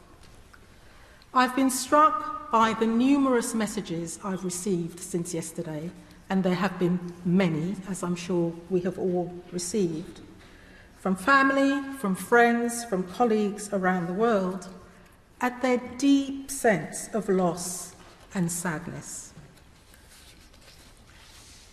They felt a connection with our Queen, and through her to us. A connection which speaks to values, but crucially, I think, to stability and calm in a turbulent, complex and changing world. The Queen was not just a confidant to our Prime Minister. She played that role with many Prime Ministers and Presidents over the years. I was very conscious of this as a Foreign Office Minister, but I also saw it in many discussions I had when I engaged with politicians internationally. She gave wise advice, brought a light touch to those interactions, which helped to give those Prime Ministers and Presidents the confidence to do things that they thought might be too difficult. The Noble Lords, Lord Jay and Lord Ahmed, have spoken about the Queen's important diplomacy role. Some Noble Lords will have seen the heartfelt tribute from Prime Minister Trudeau last night, which spoke absolutely to this. I'd also like to pay tribute to the way in which she has led Britain through extraordinary change. The Britain that my family arrived in the 1960s is very, very different to who we are today. We're a diverse, multi-ethnic nation, and throughout this change, the Queen was a constant. My Lords, if I may end on a very personal note, and there have been plenty of anecdotes today. In June, I had the privilege of having a personal audience with the Queen ahead of Garter Day. Our conversation ranged over a number of subjects, some light-hearted, some very serious. A number of references have been made to the Queen's sense of humour. She relished telling me the story of the filming of that skit with Paddington Bear and the challenges of acting with a bear that wasn't moving and wasn't speaking. She also told me that the jars of marmalade were already beginning to arrive at Windsor Castle. It was a warm and very, very special experience for me, and I will always treasure it. My condolences to His Majesty King Charles III, the Queen Consort, and the members of the royal family. Privilege to follow the profound eloquence of the noble lady in her tribute, and I echo many of her regards. It is both the personal and the local and the international that we are paying tribute today, personified by late Her Majesty. As the sorrowful but necessary processes in my home country north of the border will pass, she will continue in the wee dark hours over the border on her last journey home through my hometown of Berwick. I, as many noble peers, have memories of meeting her in their home areas, and they no doubt feel as I do, that when they met her, we felt that she knew our area more than we knew it ourselves. It was just one of the many attributes she held that's receiving tribute today. Queen Elizabeth II lived for nearly a third of all of the time of our union, and was sovereign of it for nearly a quarter. This will never be repeated in the future story of these isles. A semi-mystical link between old and new, a shelter of calm in storms of turbulent political waters, and in the wider world, an embodiment of reliability as the tectonic shifts in how the world sees itself have moved, and our place in this country in this transformation, from empire to Commonwealth, military prowess to cultural influence. I reviewed the motions of condolence of the late King George VI in 1952. And from these benches, Viscount Samuel quoted Prime Minister Nehru of India when he said, when the relationship between England and India took a new turn and was based on friendship and free association, I was impressed by his thoughtfulness and understanding of us and our position, and we welcomed him most willingly as head of the Commonwealth. Her late Majesty then built upon this foundation and became the reason beyond all others as to why peaceful transition with complex moral dimensions on an immense scale, touching every part of the world, has been a success. Today I was due to be arriving in Khartoum. Friends from there messaged me last evening, as others have from other parts of the world, and I was greatly moved with the news that for many the pictures of her visit there in 1965 have been circulating widely. That country, as is the world, is vastly different from before and after independence. And another Sudanese friend messaged me saying, her legacy in the decolonisation era will specially be remembered in our region of the world. No other leader of other country in world history has ever travelled so much and met more leaders and people from more countries. As one American publication put it this morning, I quote, among Queen Elizabeth II's many talents was an ability to turn the most powerful man on the planet into an overexcited fanboy. Tea with the Queen outranking a nuclear arsenal. At home in the borders, where her visits were frequent and her knowledge of our equestrian common ridings was thorough, as with other members of the royal family. In fact, the Queen Consort was due to be in Galashiels yesterday. We will feel a gap as she passes through it for the final time.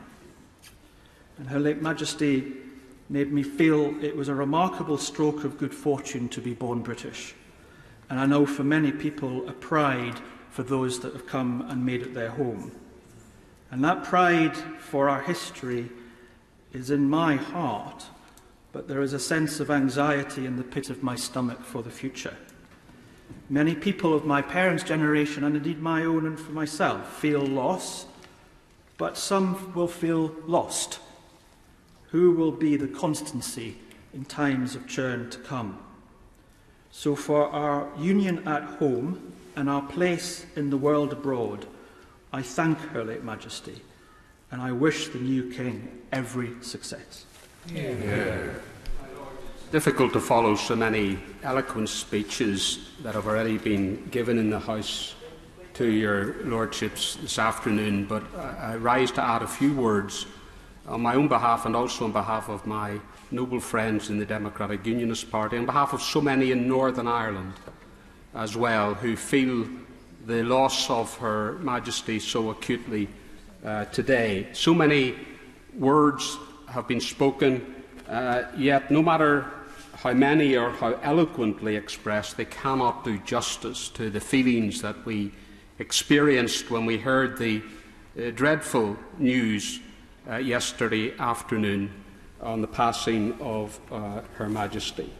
And that shock was palpable, and as the noble Lord Purvis has said, there is a sense not just of loss, but that people are lost and in a bit of a limbo and worried about what might happen going forward. As the noble and learned Lord Judge said, we knew this day would come, but we wished that it wouldn't. And the sense of a loss is acute. Her Majesty was a constant presence in our lives and in the life of our communities and in each of the countries of our United Kingdom, of which she was the embodiment, a mother, a grandmother of our United Kingdom. And it is hard to process. We think today of her family, in particular the new King Charles III, and we pray God he will know God's blessing and guidance in the days ahead. He has to grieve and yet immediately assume the great duties, burdens and responsibilities of the monarchy. And it reminds us, of course, that at the tender age of 26, Her Majesty ascended to the throne herself, whilst she desperately grieved His late Majesty King George VI. But she embraced her duties without hesitation, taking upon herself the mantle of duty and service. And those beautiful words that she spoke on her 21st birthday, I declare before you all that my whole life, whether it be long or short, shall be devoted to your service, have been fulfilled in the most exemplary way and with such grace. Her qualities of integrity and great wisdom shone through brightly her entire life. With her great strength and stay, His late Royal Highness the Duke of Edinburgh constantly at her side.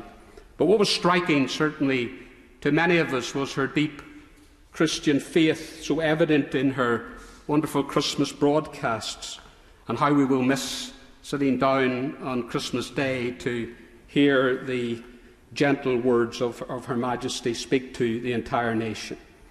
And today, as we look over decades of her service, we're reminded, as we have been reminded today in your Lordship's house, that whilst many paid homage to her, she first placed her hands and her life in the hands of Christ the Lord himself.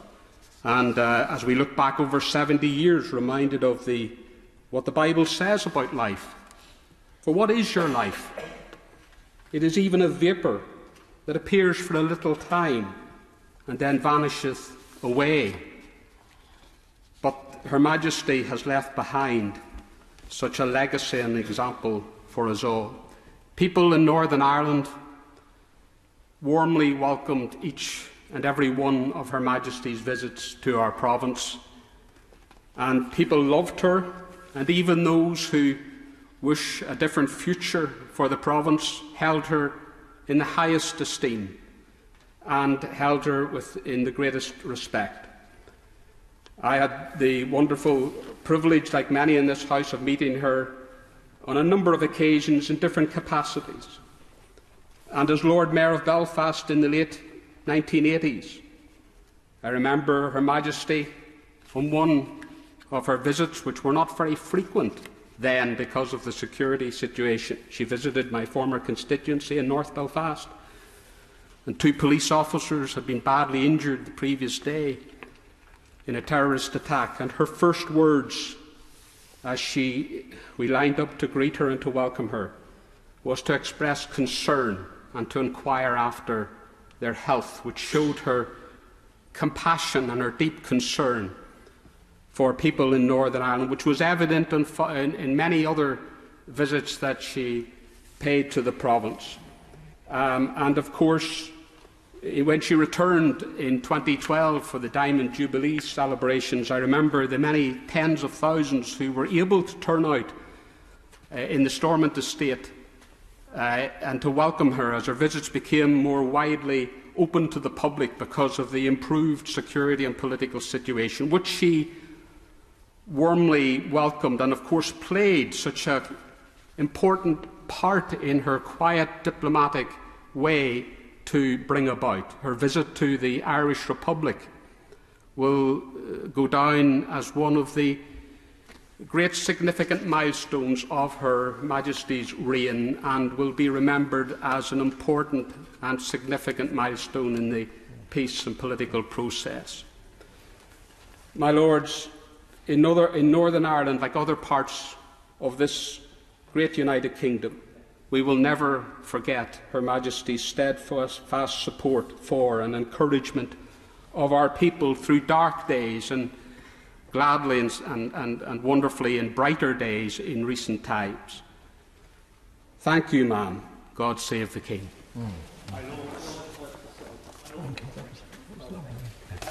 My Lords, my earliest memory goes back to a moment when I just turned the age of 2.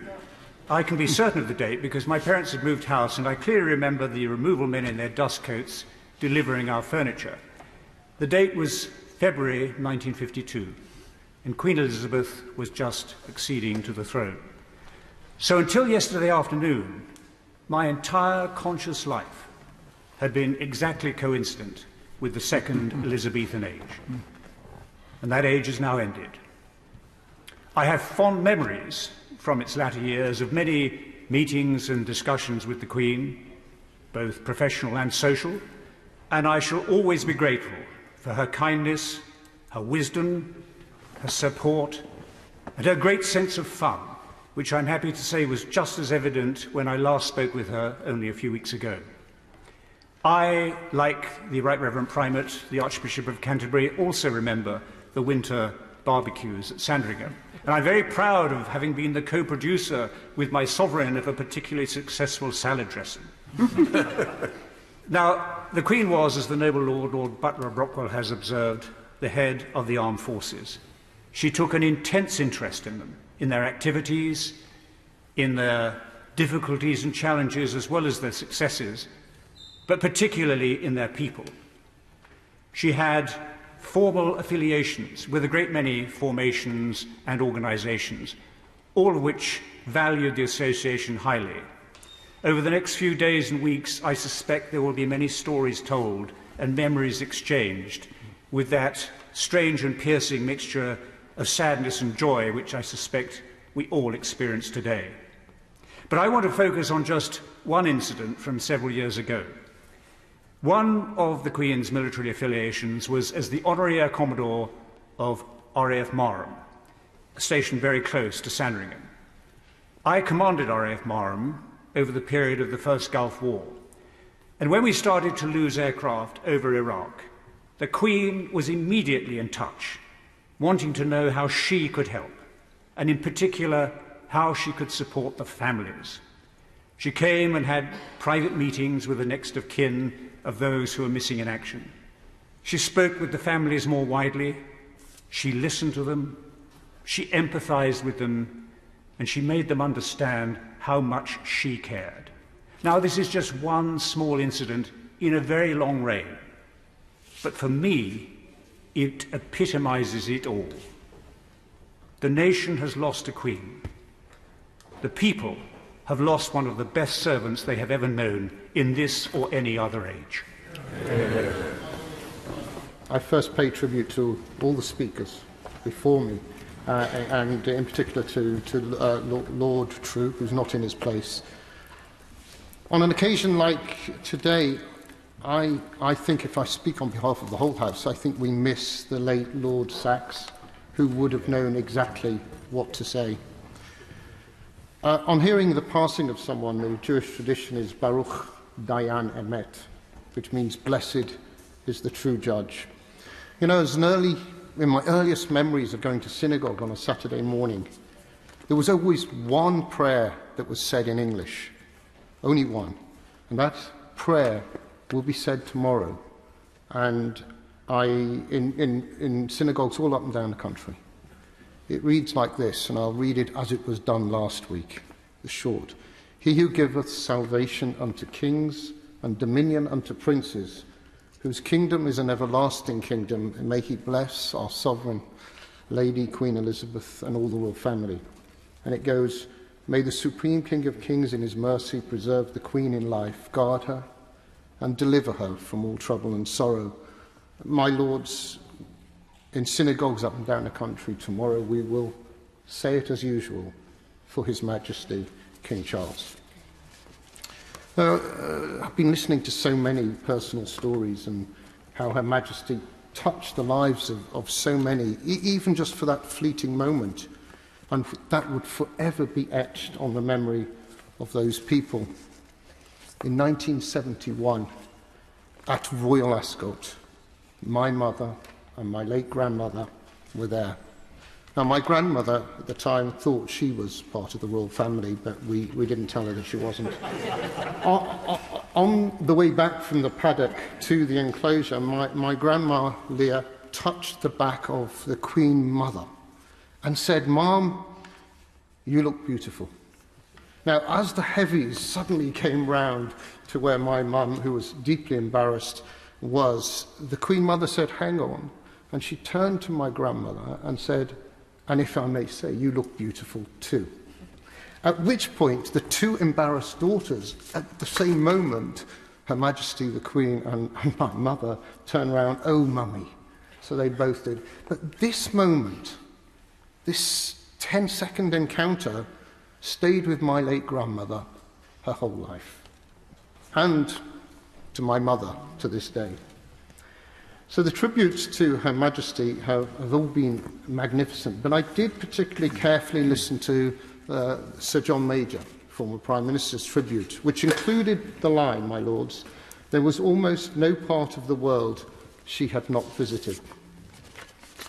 Sir John was right. My lords, I will concentrate for a moment on the word almost.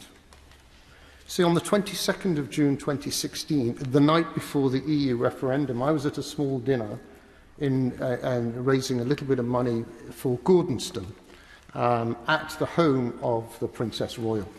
Few people.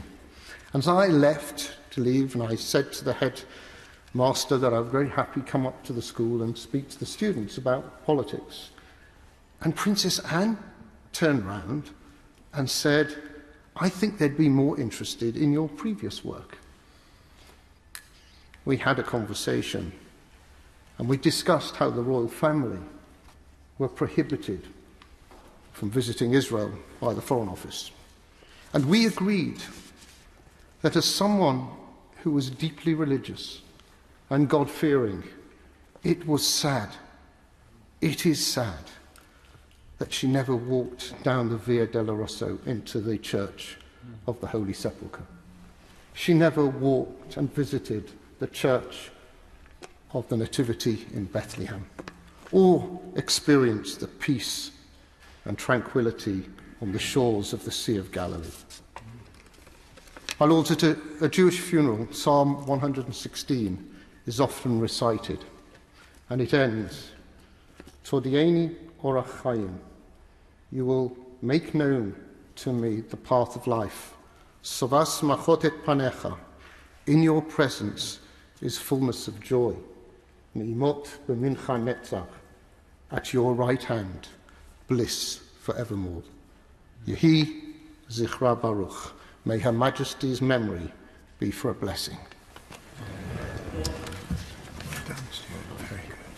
Lords, I had the privilege on a number of occasions to have a private audience with Her Majesty as Welsh Secretary for 6 years. The most memorable was while travelling on her plane from Carnarvon to be summoned by her private secretary to come and sit by Her Majesty on the journey to London. She sought to scrutinise my policies with very careful prodding. As a professional cross-examiner, I was totally unused to be in the witness box. My job during the Silver Jubilee was supervising the organising of a tour of Wales, based on Britannia for 3 wonderful days, meeting her one sunny morning in a railway siding in North Wales, and finishing with the Royal Marines playing on the quay in Cardiff. She greeted the immense crowds from Llandudno to Cardiff with immense pleasure and great interest. I surmise that the high point of the tour were a few quiet hours admiring the beauty of Bodnant Gardens. She had the magical quality of combining formality and informality as appropriate. My wife and I valued the great care and meticulous consideration given for my wife's hearing when she entertained us at the end of each day. The sense of fun of both the Duke and herself was manifest at the opening of Theatr Clwyd in North Wales, where the great actor Emlyn Williams delivered his monologue, describing the bus trip full of Welsh bards in search of the Druid's tap for refreshment. When the Duke turned to me and asked, "Was there such a place as a Druid's tap?" we all rolled with laughter. Wearing another hat many years later as Her Majesty's Attorney General, I had the privilege at the first sitting of the Welsh Assembly of presenting her for initialing 2 copies of the Wales Bill. The first in English, there was no problem, and then presented the second one in Welsh. Trusting her bilingual minister, without batting an eyelid, she signed the second one too. My sympathies go to King Charles and his family. I have visited his home in Wales on many occasions, and he has won the respect and friendship of the nation of Wales by his close interest in our affairs. I've been deeply moved by many of the contributions this afternoon and share all the sentiments that have been so eloquently expressed. It's a phrase that's used far too often, but yesterday was truly the end of an era, and indeed a glorious era. Much has been spoken already of the Queen's remarkable sense of service, emanating from her love for her nation and Commonwealth, and from her deep faith in the Christ who came as one who serves. But alongside that were 2 further virtues contained in another favourite Bible text from the outset of Her Majesty's reign. The words of Moses to his successor Joshua, when he exhorted the younger man to be strong and courageous, for the Lord your God will be with you wherever you go. What kind of person would be willing to sacrifice their own preferences, their own private lives, their own retirement plans for the sake of a nation and family of nations? What kind of person would be prepared to carry out such a punishing schedule of public engagements with extraordinary grace, month after month, year after year, even 3 or 4 decades after most of their contemporaries have opted for a quiet life of golf or daytime TV? What kind of person would put up with the endless intrusions of the press, making the odd family annus horribilis, with which we all sympathise, infinitely more difficult to bear? What kind of person would offer a listening ear to politicians and prime ministers alike, prime ministers and presidents alike, while holding to the discipline of never straying into the political arena themselves? A strong person, a courageous person, a person whose commitment to duty, as we've heard, overrode all else. There must have been times when the gilded carriage which took her to her coronation felt like a gilded cage. There must have been times when the pressure became almost too much to bear, not least in the past couple of years, where she has faced so many challenges without her beloved Philip by her side. But in an age where personal vulnerability is lauded as the greatest of all virtues, and we're constantly concerned about our own well-being, there's something refreshingly unfashionable about the way in which Her Majesty lived her life and carried out her duties. It's not that we can turn the clock back, nor is it that the British stiff upper lip is an unqualified virtue. But there is something about genuine selflessness, about a life where the ego is kept firmly in its place in response to a higher and nobler calling, which has something to teach us all.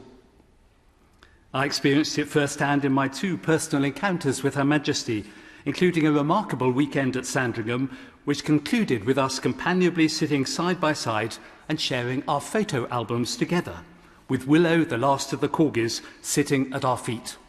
Such a warm domestic scene that I was genuinely startled after 20 minutes or so to look up and see that famous profile and realise with a jolt that it's the Queen.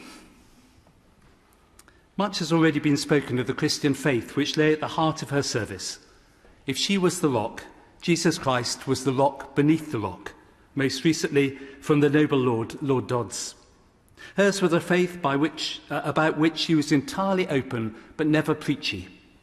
A faith that was real and personal but never trite or sentimental. A faith that was deeply nourishing but never sectarian.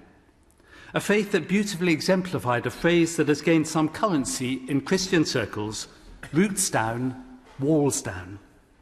That those who are most secure in their own understanding and identity should be those who are most warm and undefended towards those who are differently rooted. There are 2 bricks in the cathedral church from which I travelled to the house this morning.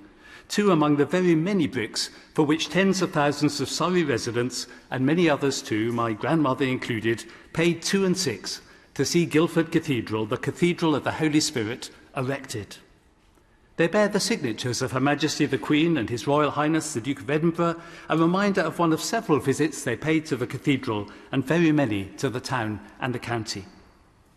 And perhaps it was providential that when we gathered there earlier this year to celebrate the Queen's Platinum Jubilee, it was on the day of Pentecost, the festival where Christians celebrate the coming of God's Holy Spirit, the Spirit who empowered Her Majesty to live the life she lived through every annus horribilis and every annus mirabilis of the past 70 and indeed the past 96 years. As others have expressed, may she indeed rest in peace and rise in glory. I'd like to start my tribute to Her Majesty the Queen by expressing my deep sadness and condolences to the royal family for the loss of Her Majesty, a mother, a grandmother, and a great-grandmother. All our thoughts are with them. My lords, the word icon is branded around quite freely these days, but Her Majesty the Queen was truly a global, iconic monarch who personified everything the people of this country and around the globe truly admired and loved.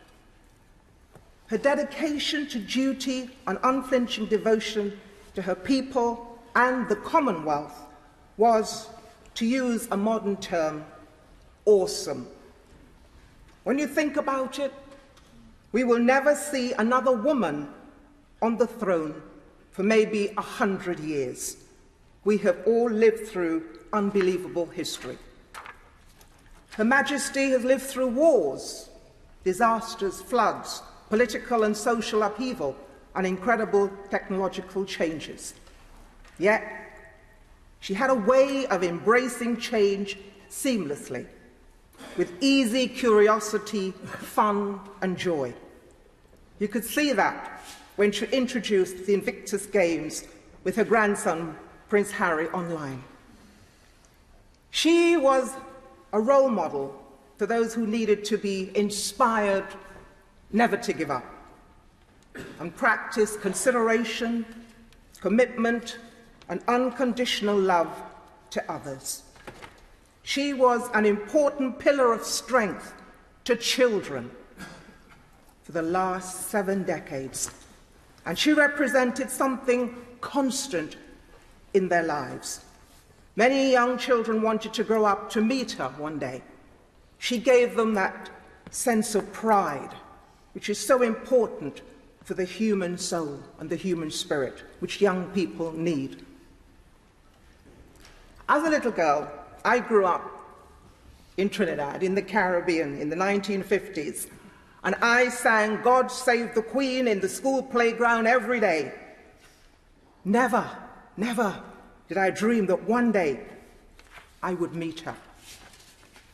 But I had the honor of doing so, first in 1995, when I was president of the Elizabeth R. Commonwealth Broadcasting Fund, which was set up with funds she donated from the royalties of the BBC programme for the 40th anniversary of her reign, which hundreds across the Commonwealth have benefited from.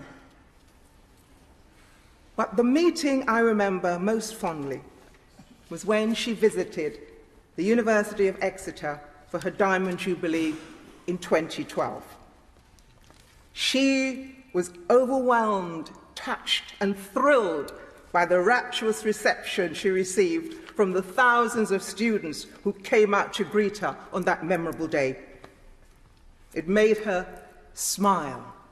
She gave one of her famous smiles all through the visit. As Chancellor, I had the task of hosting her, and it was then I got a glimpse of the true character of this remarkable woman. It was like having a masterclass of people skills. She loved to indulge in finding out about everything, and in a short time, I had to judge who she wanted to find out more about and when she wanted to move on. The signal of that famous handbag meant so much. When she met someone from the Commonwealth, she exuded excitement and interest and had so many questions she wanted to ask them. You could see this filled up her knowledge bank. She was like a walking encyclopedia. She knew everything about everything, solely because she took an interest in people. She had a great sense of empathy and embraced differences with ease. She arrived at Exeter at lunchtime and had read every single newspaper, including the Racing Post, because she quoted from them. During our conversations, you could tell how much she loved her family by the way she spoke about them, the way any proud mother would do. You could tell how much she loved her own mother by the excitement she showed when I showed her where her mother had signed the visitor's book at Exeter University. Her reaction was delightful, so girlish-like, childlike, wonderful to see. We chatted and shared stories about everything from faith and forgiveness, qualities that she admired in Nelson Mandela, and told me so. We spoke about children and education, which was so important to her, about fashion. She was a fashion icon. And we talked about food, her famous barbecue, of course. She had a great sense of humor, and her blue eyes twinkled mischievously when she shared a funny story with you that you felt privileged to hear. Those were unforgettable memories that will stay in my heart for as long as I live. Our late Queen was a record breaker. There will never be anyone like her ever again. I feel a sadness saying that. Long may we remember Queen Elizabeth II, a monarch, a woman who touched so many lives across the world. What a legacy she has left behind. Like her son, long may King Charles live and prove to his mother that her legacy was worthwhile. May she rest in peace, and I know that I feel strongly after speaking to her that an eternal spiritual place that waiting for her, which she has been prepared for. Thank you, Mum, for being who you are and for being a role model to all of us.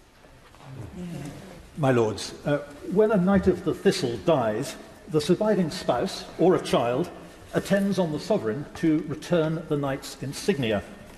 Shortly before Christmas, as we started to recover from COVID, that extraordinary honour fell on me. Appointment to the Order of the Thistle, Scotland's equivalent of the Garter, is, as noble lords well know, in the personal gift of the monarch.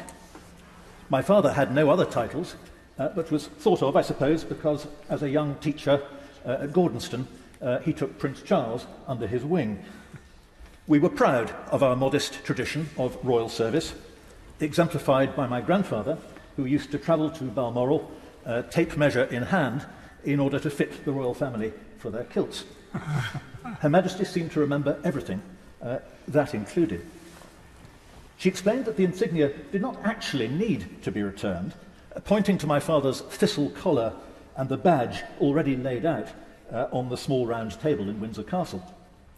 But she had reckoned without our family incompetence in matters of protocol. I fished out of my pocket a gold-coloured medallion, feeling ashamed as I did so that I had not ironed its green ribbon first. We had wrongly believed that it was our duty to keep it safe at home.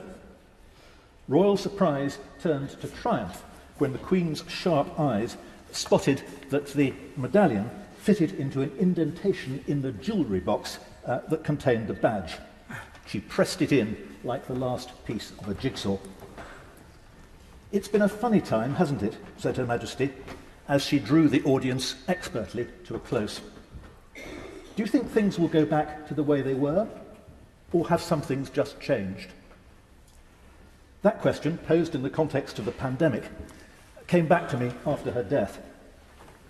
Some things will never go back to the way they were, and in that there is infinite sadness. The future, by contrast, affords us no comfortable memories, and fear often weighs more heavily with us than hope. But our national future can be happy and glorious if we unite to make it so. After an unparalleled life of service, Her Majesty has left us in good hands. Thank you, ma'am, and long live the King. My Lords, may I start by echoing the comments of other noble lords about the superb opening speeches from all quarters of your Lordship's House. But I do want to pay particular tribute to my noble friend, the Lord Privy Seal, who today, I think, demonstrated what an effective leader of this House he will be. My Lords, it was a true privilege to have met Her Majesty the Queen, and it's a privilege that most, if not all of us, share in this House, and we've heard some wonderful anecdotes already today. I'll always be grateful for and cherish the moment that I was able to introduce my parents to Her Majesty at Buckingham Palace. But you didn't have to meet the Queen to feel that you knew her and that she was a very special person. Her devotion to serving all of us throughout the UK and across the Commonwealth, whatever our class, our colour or our religion, was evident in all that she said and did, and in the way that she did it. When I was a little girl, I once asked why the Queen never smiled when we sang God Save the Queen. I said, very innocently, that I thought she looked ungrateful.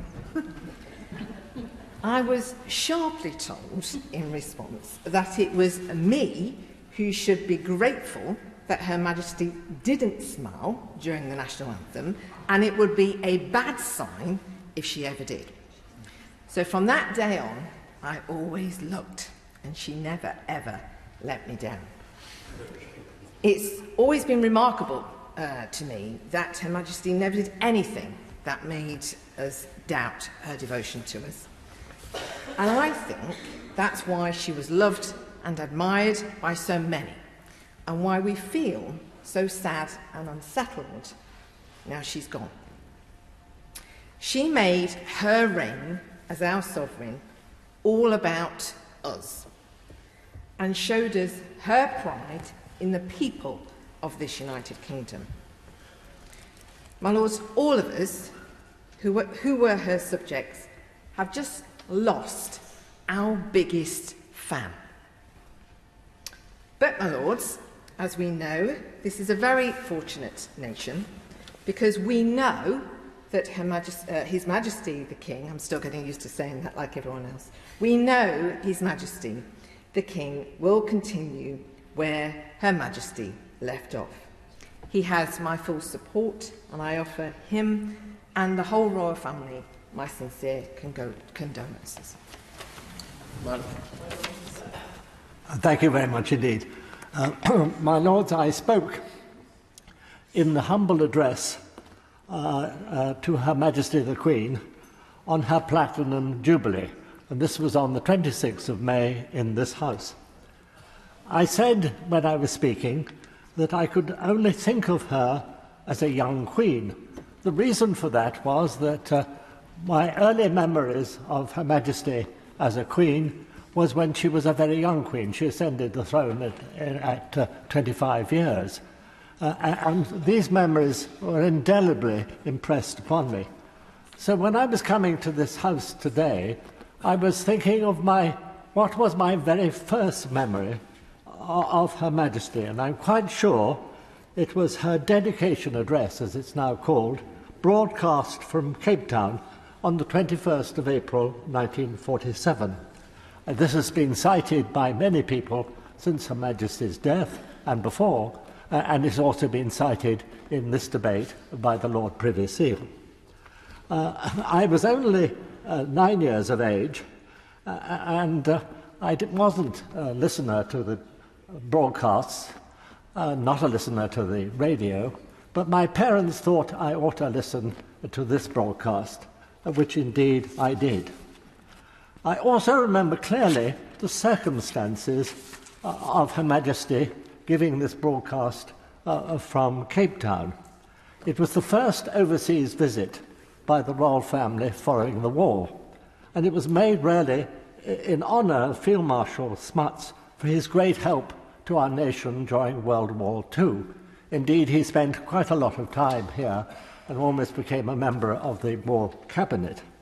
I also remember that with no royal yacht available, the royal family travelled to Cape Town in the one remaining battleship after the World War II, HMS Vanguard. And I suppose it would have been about a 3 or 4 day journey, voyage down to South Africa. I'm not, my lords, in speaking now, again to add to the tributes that have already nobly been made. I endorse every tribute that I've heard, and I'm sure I will continue to endorse the further tributes that will be given during the course of this debate. My lords, I therefore would like to move to the new king, King Charles III. What are my first memories of him? Well, I do have a very clear memory.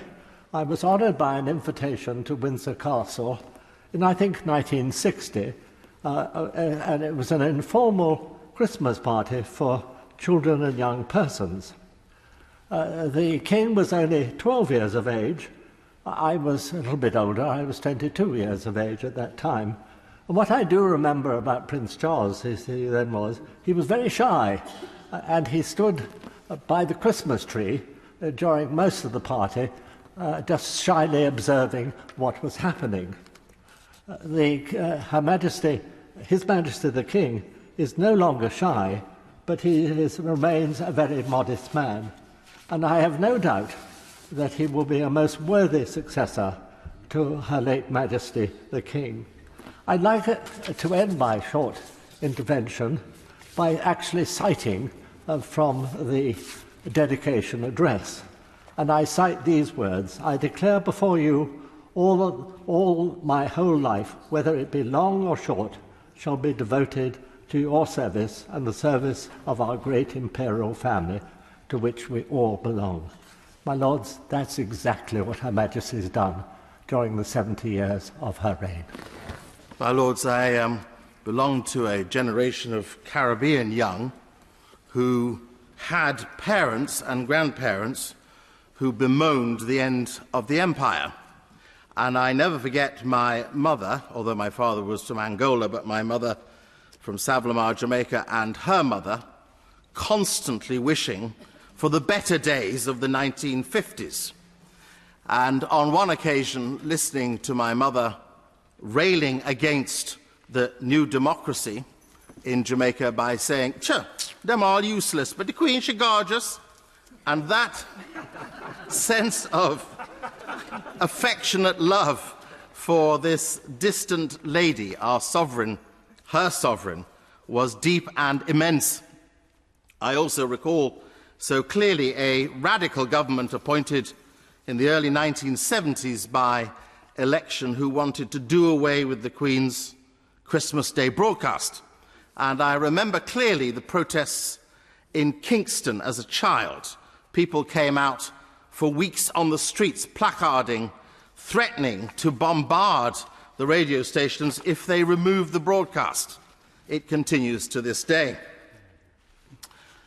I remember in the opening remarks of the leaders, both for the government, Lord True, and also for the opposition, Baroness Smith, that the reference was made that the Queen passed through all these years without expressing an opinion. Well, it's not quite correct, because I have the opinion in my hands.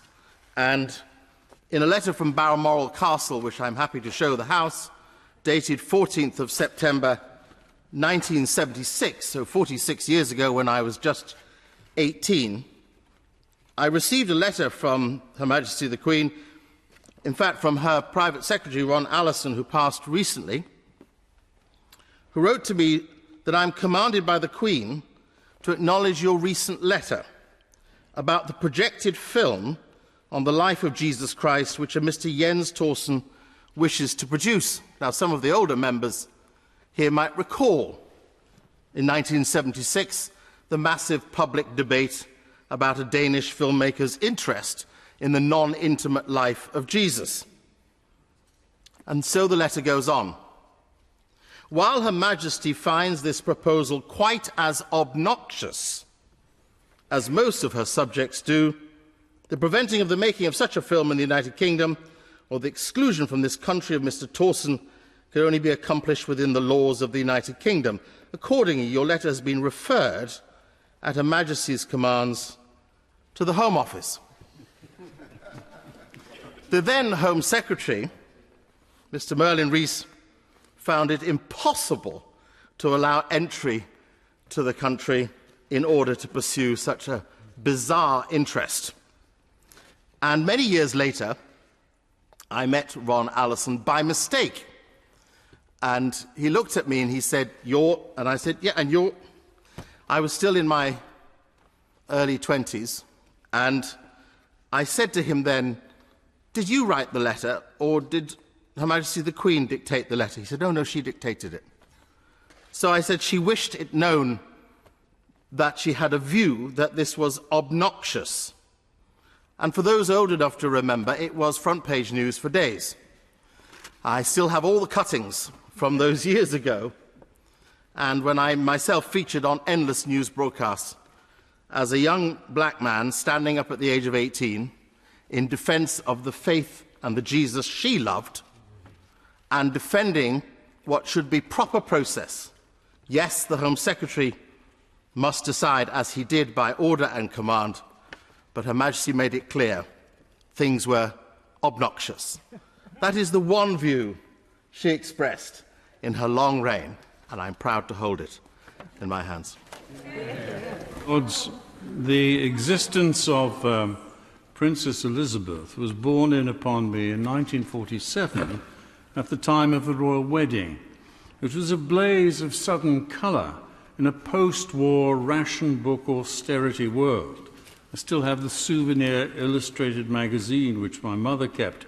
But where did she get the coupons for that dress? Said the grumpy ones.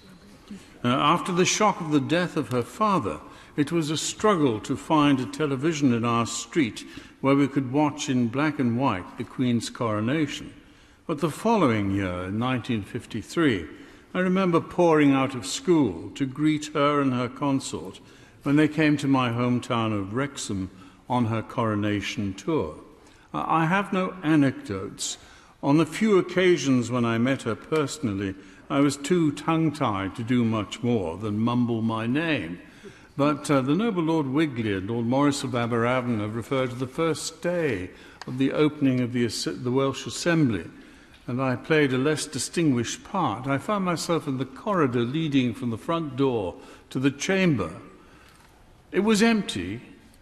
At the far end, Lord Ellis Thomas, the President of the Assembly, was greeting Her Majesty.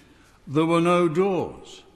But I spotted in an alcove the choir of the Welsh National Opera, who were about to deliver a motet specially written for the Queen as she passed by along the carpet towards me. So I joined the choir.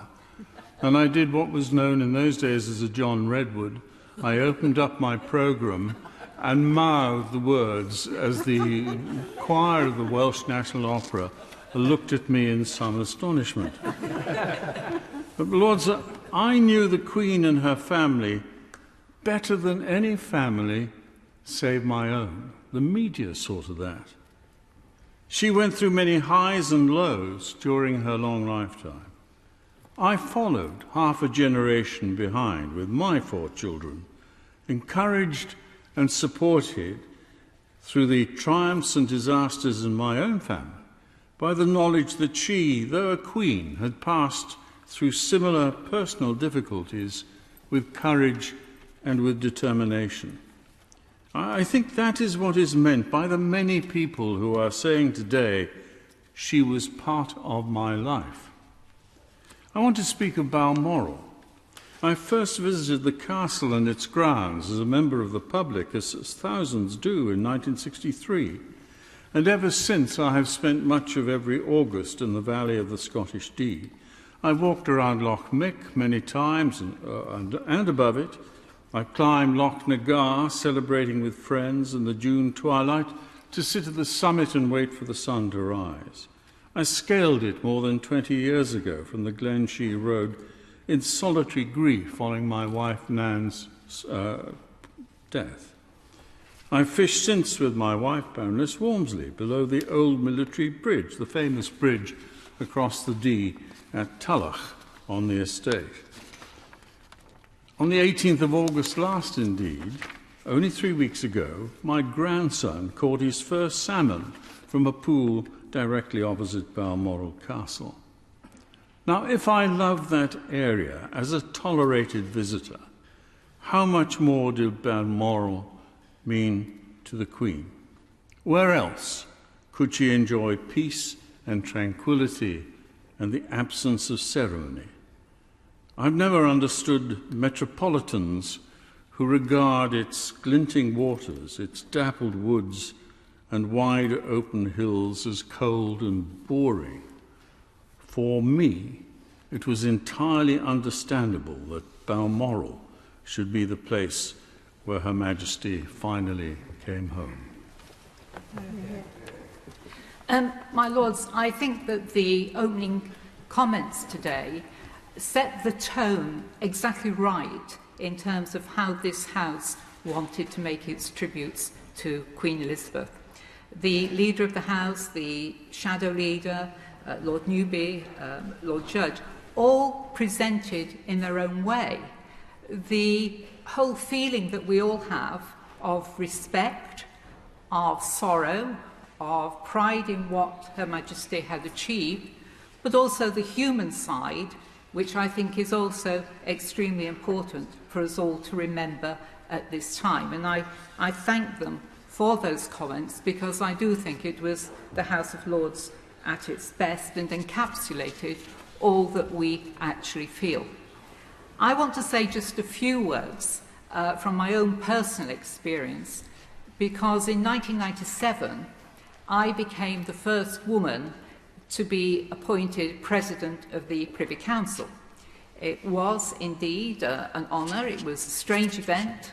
They had to change the title because previously it had been Lord President, and I'm told that there was lots of discussions with the Palace and Cabinet Office as to whether that word, Lord, could actually be dropped. And indeed, the first time I met the Queen, she did actually comment on the change, and we had a nice exchange of views as to what was going to happen in terms of more equality in the future. She was very interested. But because I was President of the Privy Council, it meant that I had a one-to-one meeting with the Queen before each Privy Council meeting, every couple of weeks for that first year. And during that time, I did get some insight into how, in fact, she did operate and what her attitude was. And I just wanted to make one or two comments following on from what others have said. Because the first comment I would make is the absolute professionalism and being on top of everything that the Queen exhibited. My noble friend Lord Morris mentioned this in terms of the Welsh affairs, and Baroness Benjamin has mentioned that the Queen had read every single newspaper.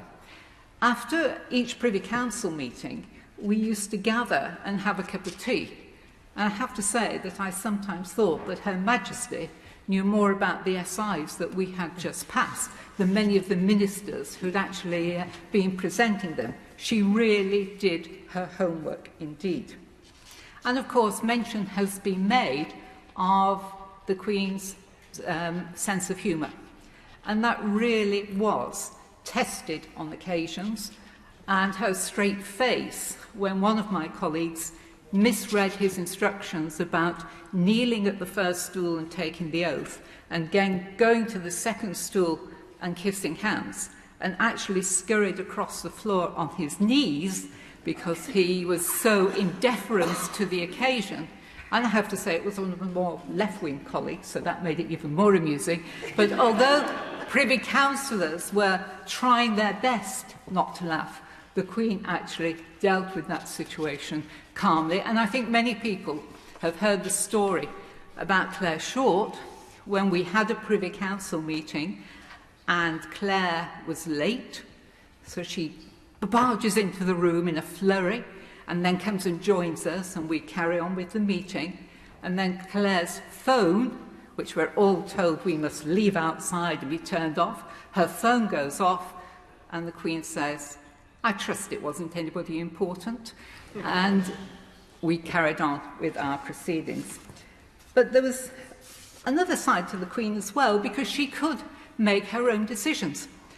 When I was President of the Privy Council, it was the year of the 50th wedding anniversary of the Queen and Prince Philip, and we actually had a dinner in the Royal Gallery to commemorate that, a Privy Council dinner. I think some people here might have been present. The week before, there was a reception in Banqueting House at lunchtime, and the Queen went to this, and we had a Privy Council meeting shortly afterwards. And she commented to me that the occasion at lunchtime had been very relaxed because they'd got the speeches out of the way before they actually started the reception and going around and talking to people, and how nice and what a change it had been. So I said, well, why don't we do that at the Privy Council dinner next week? And she said, I think it's a good idea. I'll enjoy it much more if we've got the speeches out of the way. I have to say that when I got back to my office, the Queen's private secretary was already plotting with my private office to make sure that didn't happen. But in fact, the Queen had said it should happen, and happen it did. So she could intervene to make decisions. But the other point that I would like to raise is just the kindness that she showed to ministers with whom she was dealing. It's never easy when you are sacked from cabinet to move on. But after I left office, I actually got an invitation 3 or 4 weeks later inviting me to tea.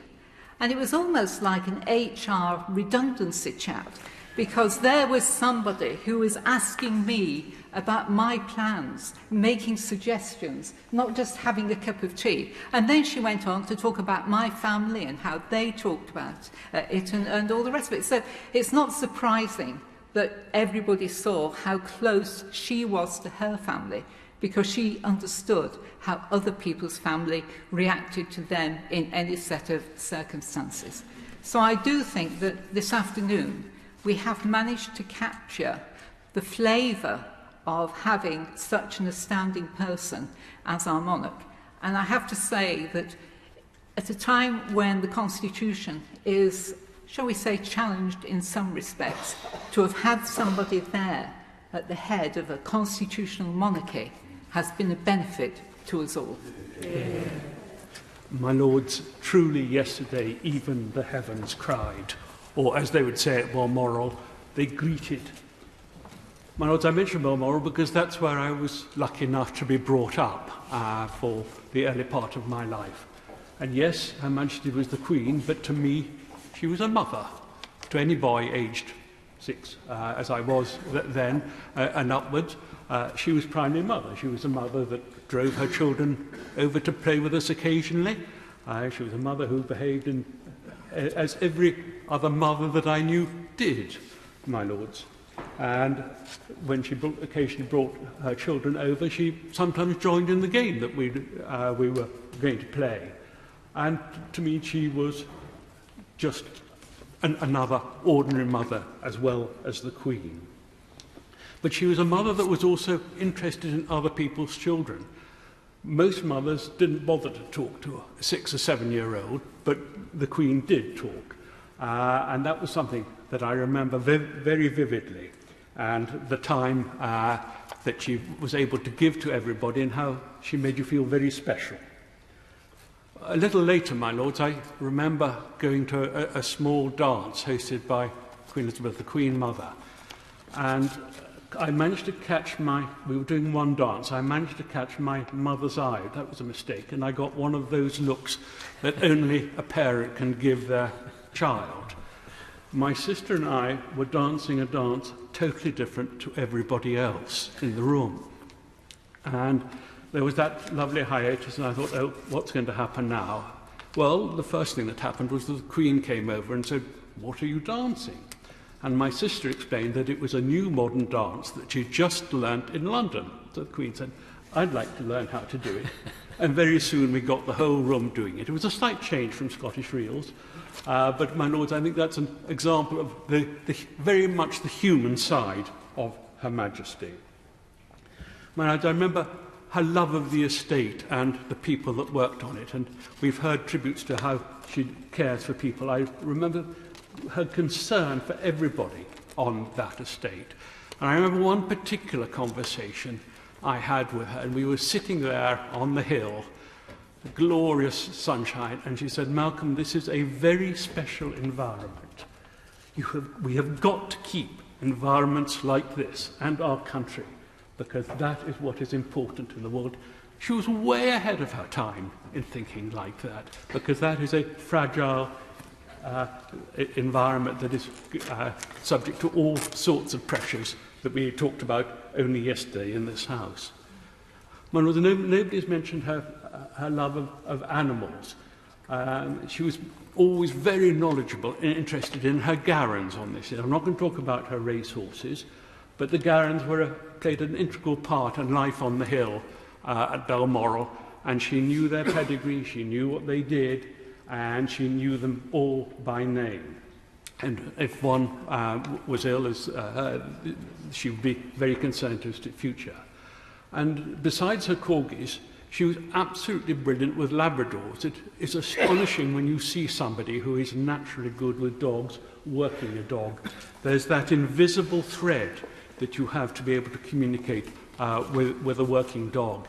And the Queen had it in spades. And how this person could come onto the hill, take the dog off the keeper, but the dog knew exactly who was boss. Not the keeper, the Queen was boss, and the dog was doing exactly what the Queen wanted it to do. It was something very, very nice to watch, my lords, and showed her great abilities. My lords, there were obviously times, I remember, when as a young boy, you tend to forget that you are actually in the presence of the monarch, and I do remember the occasional proverbial clip round the ear by my father for some of the things I did, and I apologise for that, but I think that any youthful child would have done that. But, my lords, there were also times when she suddenly slipped away and to do something else. Duty called. And it was only much later in my life did I realise what that duty and that role was. And so many of your lordships have mentioned that, and I particularly commend the speeches of the front benches. I'm not going to say anything more on that. I'd like to thank you, ma'am, for all those wonderful happy memories and the great light that you shone in all our lives. My lords.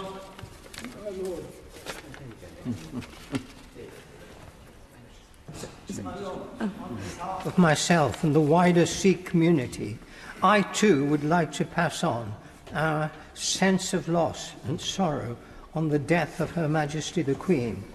Her passing marks a moment of great sorrow and reflection for us all.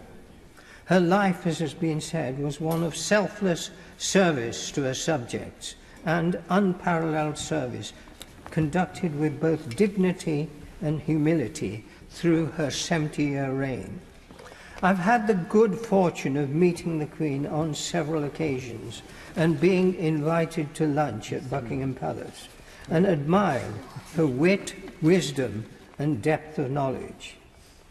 I recall the privilege of accompanying Her Majesty during her first visit to a Gurdwara in Leicester in 2002. I remember standing up the steps as the car drew up and the Queen got out, a little nervously. Then she saw me and said with a broad grin, "I know him." It's a measure of the high esteem she is held with in the Sikh community that in that small Gurdwara, after the visit, we needed to have a large truck to take away the many bouquets and poses of flowers. It was during her Golden Jubilee celebrations that she made clear she was the sovereign for all her people, and that our different religions show that God's love extends in equal measure to the whole of humanity, a resonant echo of Sikh teachings that show that the important commonalities between our different faiths. I have, my lords, been taking part in the annual Commonwealth service for many years, and on one occasion and 1 year it was suggested that the service moves away from Westminster Abbey, which allows contributions of different faiths, to another place of church which did not. The Queen very promptly and quickly said that if you do that, I won't come.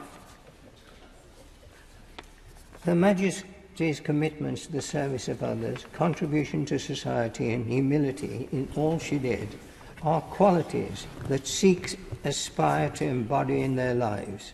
Sikhs will always remember her with love and affection. Deputy Lord Speaker, for the opportunity to pay tribute to Her Majesty the Queen today.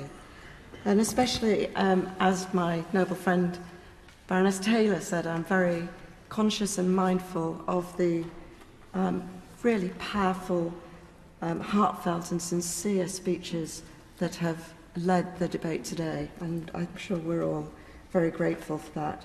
Also, I know that all of our thoughts are with the members of the royal family at this time of deep sadness and loss, and I'm sure I join everyone in sending my condolences to them. Over my lifetime, the Queen has visited my home city of Leeds on many occasions.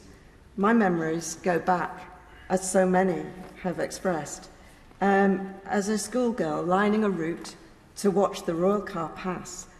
I have to say, I'll never forget the trauma of my sister losing her flag at the key moment as the car was just about to pass. In fact, I think she's still traumatised over 60 years later. Even at that very young age, I recognise the enormous significance of her visit and of her interest in our part of the United Kingdom. It was my great privilege 10 years ago this summer, as Deputy Leader of Leeds City Council, to invite the Queen and Prince Philip to launch the Child Friendly Leeds Initiative, a central pillar in the city's improvement journey in children's services. The Queen, at the same time, reopened the newly refurbished City Varieties. I'm sure you all know the venue with the good old days fame. We had a brilliant cast of young people performing fearlessly for her on the stage. My personal duties included escorting the Queen and Prince Philip from the building in a newly installed glass lift on the outside of the building. What could possibly go wrong? I have to say, I did feel some trepidation at the task, but both the Queen and Prince Philip put me at my ease instantly, and Prince Philip was particularly fascinated by the mechanics of the new lift.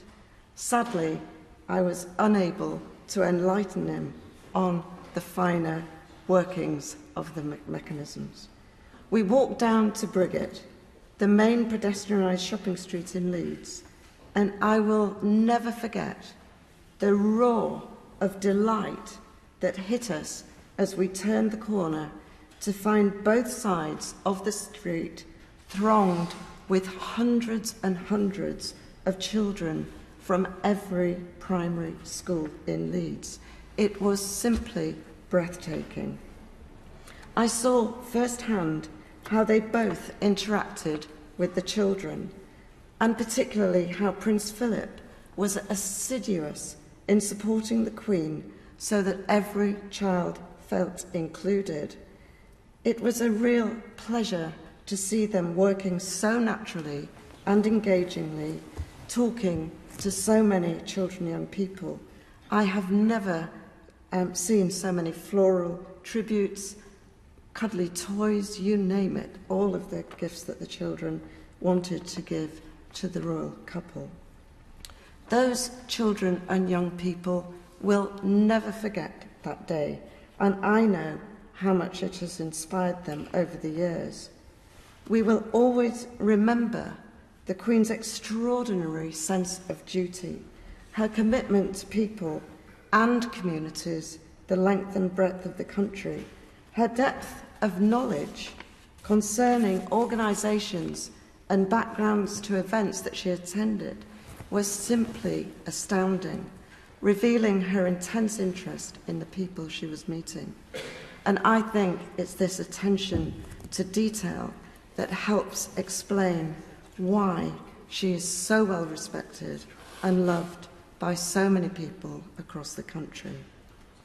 I'm grateful for the opportunity to say an enormous thank you for the Queen's life, for her service, her sense of duty, and her extraordinary contribution to public life across the world over the 70 years of her reign.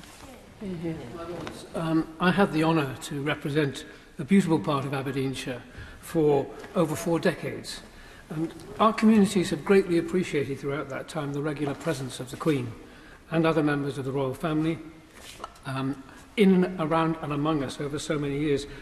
In fact, it was no surprise to me when I travelled down on Monday to find that the Duchess of Rothschild, as she then was on the same plane. Of course, she only had to return 2 days later in sadness, but as Queen Consort. But that was not unusual on that flight. I remember the Queen's accession when I was a boy of 7, and in 1953, like so many others, watched the coronation of Her Majesty Queen Elizabeth on a friend's newly required tiny black and white TV set, although 2 weeks later went to the cinema and saw it in full glorious Technicolor. 30 years later, I became an MP, and my encounters with the Queen and other members of the family, as is the case for many of us, became more frequent. I remember a number of royal visits and openings, but I also remember being part of the receiving party when the royal yacht brought the Queen to Aberdeen, Probably, I think, the last time the Royal Yacht actually came north to Aberdeen. Unfortunately, because of the fog, the yacht was not able to dock in the port, and the royal party had to come ashore in a barge or a launch. So when I was in the conversation of greeting, remarking to the Queen that it was a pity that the fog had prevented Britannia from docking, Princess Anne made the Queen laugh when she said, "Not at all," she said, "fog means flat calm." And subsequently, in many other occasions, but my wife and I were privileged to be invited to the only garden party, I think, that's taken place at Balmoral to mark the Queen's Golden Jubilee. And it was exclusively limited to the invitees being from the county of Aberdeenshire. Again, an indication of the connection between the community. The sun, I have to say, shone all day on Balmoral, despite the fact that heavy downpours and flash flooding occurred in nearly all the surrounding communities, which clearly proves the sun does shine on the righteous. I mean the Queen, not me. I recall an incident when I was on the International Development Committee, which I had the privilege of chairing, and we were visiting, I won't identify it, an African Commonwealth country, when one of the ministers leant across the table and said, "We're all loyal subjects here, you know." Now, a little bit quaint, but it perhaps encapsulates just how, during her long reign, the Queen personified a positive identity of what Britain and the Commonwealth meant to the world, and it rises far above the quality or the character of any government of the day. That is a huge asset to have. And I think it's why yesterday's news was greeted with tributes and genuine outpourings of affection from literally all over the world. And indeed, when anybody talks about the Queen anywhere in the world, there is only one Queen that they meant. We know that. I knelt before the Queen to swear an oath as Privy Councillor, Baroness Taylor did, and many others, and later to receive a knighthood when the Queen discussed my support for sign languages and communication support for deaf people, which she told me was very important and she valued. And it just indicates, whatever the topic was, she had a view and she had knowledge. At the last diplomat's reception that took place at Buckingham Palace, I wore full Highland dress because I had it and therefore didn't have to rent the other outfits. But the Queen stopped and admired it and commented, "It's lovely to see the kilt here," meaning in Buckingham Palace rather than elsewhere. And the Queen's home on Royal Deeside is just a few miles from our more modest home, and the presence of the royals is noted all the time throughout the year. Many local businesses have, by royal appointment, as suppliers to the Queen and now to our new King. And the privacy of the royal family is respected by the community, but their informal engagement with the local community is also valued. There are many stories of people seeing members of the royal family shopping in Ballater or being given a lift when caught in the rain while hiking around Loch Nagar or Loch Mick to find it was Prince Charles or the Queen or the Duke of Edinburgh who had picked them up. It's therefore perhaps fitting that the family gathered at Balmoral to say farewell to the Queen before the formalities of state mourning began. They have the sympathy and support of their local community, as well as the nation and the world. Of course, our sympathies are with them all. Our gratitude is to her. But now, for the first time in most people's memory, we say, "God save the King." My Lords, I begin, in accordance with the custom of my religious tradition, with an acknowledgement that as mortal humans, we submit to God's decree, and that from his judgment, whether that be for life or for death, there is no appeal. Baruch Dayan Ha'emet, blessed be the judge of truth. And as I say that blessing, I am taken to the last time I met Her Majesty, and I recited a different and special blessing, the blessing our rabbis prescribed to be said when meeting royalty. Baruch Shenatan Michvodo Lebasar Vadam, blessed is he who has shared his glory with mortals of flesh and blood. And my Lords, the idea in that blessing is not the divine right of kings. It is not the absolutist notion that because monarchs derive their power from God, they cannot be held accountable for their actions. The blessing embodies a totally different idea, but it's a powerful one.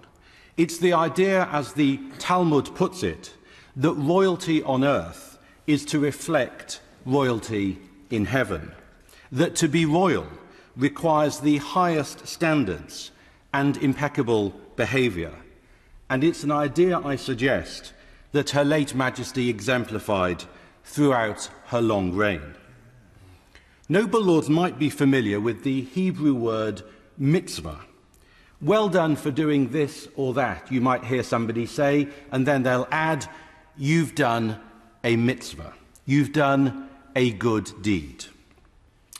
But, my lords, a mitzvah is not a good deed which you do because you're in the mood or because the urge takes you. A mitzvah isn't something you do only and if you feel like it. The Hebrew root of the word mitzvah, its basic etymology, is the word tzav. And tzav means commandment or order or duty. You do a mitzvah not just because it's a good deed and not just because you feel like doing it. You do a mitzvah because it's your duty. Her late Majesty spent her whole life doing the right thing, and not just because she felt like it or because the mood took her. She spent her 96 years doing the right thing day in and day out of a sense of duty. It was a life, if I may respectfully say, of mitzvah, of acting out of a profound sense of personal duty and under the solemn oath to God which she took at her coronation. Now, in Hebrew, every letter also has a numerical value, and you can add up the values of individual letters to get the value of a word. And in one of those coincidences, which perhaps are not, the value, the numerical value of the Hebrew word tzav, the root of the word mitzvah, is 96. 96 years of tzav, of duty, and also of mitzvah, of doing the right thing, because that is your duty.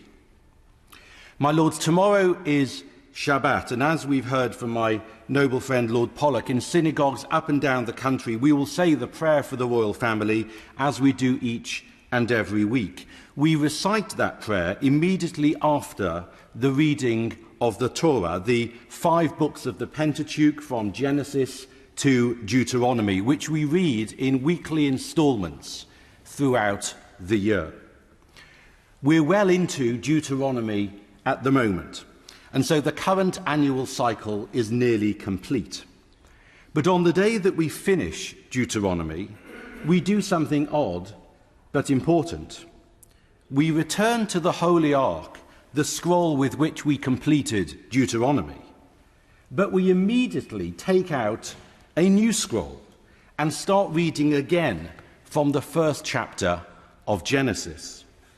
So on that day, the death of Moses, the faithful leader who had guided the people over so many decades, is immediately followed, a matter of moments later, by a new start, indeed a new creation, in the first chapter of Genesis. And so tomorrow, for the first time in my life, we will not pray in synagogue for Prince Charles, but for King Charles. I started yesterday as a Queen's Council, and I finished it as a King's Council. We've closed one book, a long and good book, which we've had with us for so many years, and we are about to open another. And as we all pray that God save our King, I will also pray that he too may enjoy a reign of mitzvah, of doing the right thing, for that now is his duty.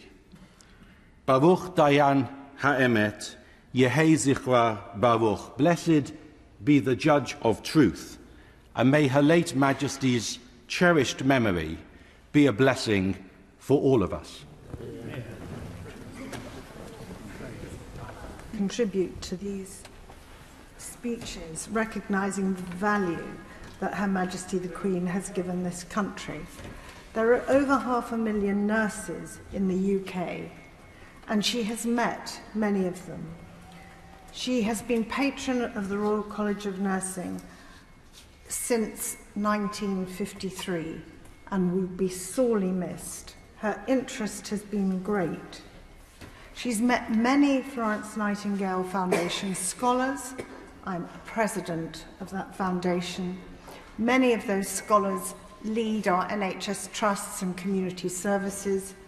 She's worked with the Queen's Nursing Institute and has always had a deep interest in nursing. She met so many nurses from so many different countries and backgrounds and faiths, and they all valued the discussions she had with them. Now, as I got more senior, I did meet her on several occasions, but what she wanted senior nurses to do was to introduce her to the people that were working on the floor or in the community, and obviously sometimes to patients. At the end of the pandemic, she said that she recognised that nurses had played a very, very important part in our pandemic response. But of course, over the years, she visited palliative care centres, children's centres. After the Manchester bomb, spoke to a variety of nurses and patients. And she also had quite an interest that I have in homelessness and how healthcare was delivered there. And that's been a particular issue that has now been taken up by His Royal Highness Prince William. But I also remind you how brilliant she was with people in distress. She coped with somebody breaking into her bedroom and kept them calm. That's quite a challenge. I join with other members of my profession in remembering a role model who took the rough with the smooth, was interested in all her people's welfare, and fair and polite to everybody she came into contact with. And I am just going to tell you that she doesn't know that it was me. But exactly 49 years ago, I was a second-year student at the Westminster Hospital. And on the whole, her staff and friends at that time were admitted to the Westminster Hospital. They weren't well. And I was working in theatre, and in theatre, if you'd been on night duty, you had to go down in the morning and collect the blood from the basement to bring it up to the theatres. But you had to do that by doing it separately, so you didn't muddle blood for different theatres. And there were only 2 lifts, and one was for emergency, and the other was for ordinary kind of behaviour. And we were told at 6 o'clock that nobody was to use the routine lift until 7. But I had the blood to collect.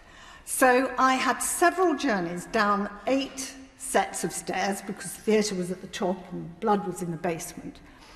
And at 2 minutes past 7, I was on my last trip, and I thought, great, I can get into the lift. So I pressed the lift in the basement, and it opened, and there was our matron, whose name I can remember, and there was the Queen, who had overrun visiting a member of her staff. And I stood with these 2 pieces of blood in each hand, curtsied, kind of stood back, and out of the lift they got, and she just smiled at me, and so many of you have mentioned that smile. I spent the next 72 hours expecting to be called for by the matron. That didn't happen, and I'm pretty convinced it was because the Queen probably laughed once she walked away from me. I join with others in sending my condolences to His Majesty the King Charles III, his sons, and his wife, the Queen Consort Camilla, who I trust will support and comfort him during this time throughout his reign in the way the Queen was supported by Prince Philip. Yeah. My Lords, I rise to speak from perhaps a unique perspective in your Lordship's house. Almost all the speeches, the tributes to Her late Majesty that we have heard today and they have been very powerful and very moving speeches, have been tributes from your lordships who met Her Majesty. I never met Her Majesty in person, and so I thought yesterday, I don't think I will rise to speak in tribute to Her late Majesty. What can I say? But the more I thought about it, the more I thought, surely my perspective is actually somewhat more similar to the many millions of loyal subjects across the United Kingdom and other countries that have our sovereign as their head of state. Because, as my noble friend Baroness Benjamin said, when she was a child in Trinidad, she dreamt of meeting the Queen, and she never thought that would happen. In her case, as in the lives of so many of your lordships, you had the opportunity to meet the late Majesty Queen Elizabeth II. Exactly 8 years ago, I received an email to say that Her Majesty the Queen had agreed my title. It was the second Friday of September 2014. So there was a missive that had been sent thanks to Her Majesty the Queen. And my friends and relatives all said, "That's wonderful. You're going to be in the House of Lords.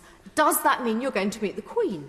Because there was an immediate assumption that if the monarch opens Parliament and if we see people who get MBEs, CBEs, DBEs, KBEs going to the palace to receive them from the Queen, then surely if you're getting a peerage, what higher honour could there be, that you would receive it from the sovereign.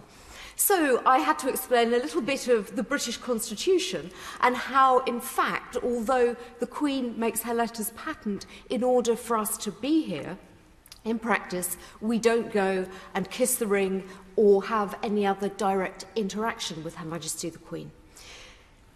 Like many children in the 1970s, and like the noble Lord Ahmed, I remember the Silver Jubilee. I also remember Virginia Wade winning Wimbledon. But I came from Liverpool, and like many children, I just went to a street party. My mother paid 5p every week for a collection so that I could go to a street party, and I got one of the commemorative coins, just like every child. But at a time in the 1970s, when this country still believed in deference, when you might have expected young children to look to Her Majesty the Queen, where across the Commonwealth people would have looked to the royal family. Fast forward 45 years, and the world has changed so fundamentally. As we've heard from my noble friend Lord Wallace of Saltire, who was present at the last coronation, the country has become so much more diverse. It has become one of much greater diversity. We've heard from so many noble lords of different faiths, and the Queen has overseen that diversity. But the country itself has in many ways become much less deferential, much less interested, one might think, in pageantry. But my youngest godson is 3, and he and his brother like nothing more than singing what they call the Queen's song. That to them is what the national anthem is. Now, it might be strange. I don't know how many 3, 4, 5-year-olds like to sing their national anthem. This isn't a country like the United States where you're expected to do so. But for those children, but also for anybody under the age of 70, our national anthem has been wrapped up with the identity of Her Majesty the Queen. For all of us, we're going to have to think about what does it mean to have King Charles III. We're all going to have to get used to thinking about His Majesty the King. But one of the things that is so tremendous this week is the outpouring of grief in the country. This is a personal moment for the royal family, and like other noble lords, I send my most sincere condolences to His Majesty the King, to the Queen Consort and the rest of the royal family. but it is also a time of very heartfelt grief in this country and other countries where Her Majesty the Queen is head of state. She has been the most wonderful role model for those of you who met her and for those of us who never met her in person. We can only hope and pray that whereas Her late Majesty had a very short apprenticeship to be our Queen, her son, who's had a 70-year apprenticeship from the best teacher he could have had, will find the faith and fortitude to be as wonderful a monarch to our country as his late mother. I wish him well. God save the King, and thank you, Mum. I haven't spoken in your Lordship's house for many years, but felt compelled to do so. And I'm glad I did. Much of what has been said about Her late Majesty and everything she embodied, I wish to associate myself with. I'd also like to echo the sentiments of the noble Lord Butler and pay tribute to the opening speeches by the front benches and many others today. It makes you proud to be a member of this House as you listen to the tributes and the contributions that almost everybody in this House has made to public life and the interaction they have had with Her Majesty the Queen. Her Majesty's life was a life that set us all an example. My time in this House, and it has been long, has been focused on equality. Many of you will know that. And the notion of equality and monarchy can be difficult to reconcile in the abstract. The most fitting tribute I can make to the late Queen is she made that reconciliation look easy. She was a great equaliser. She equalised in almost every room she stepped.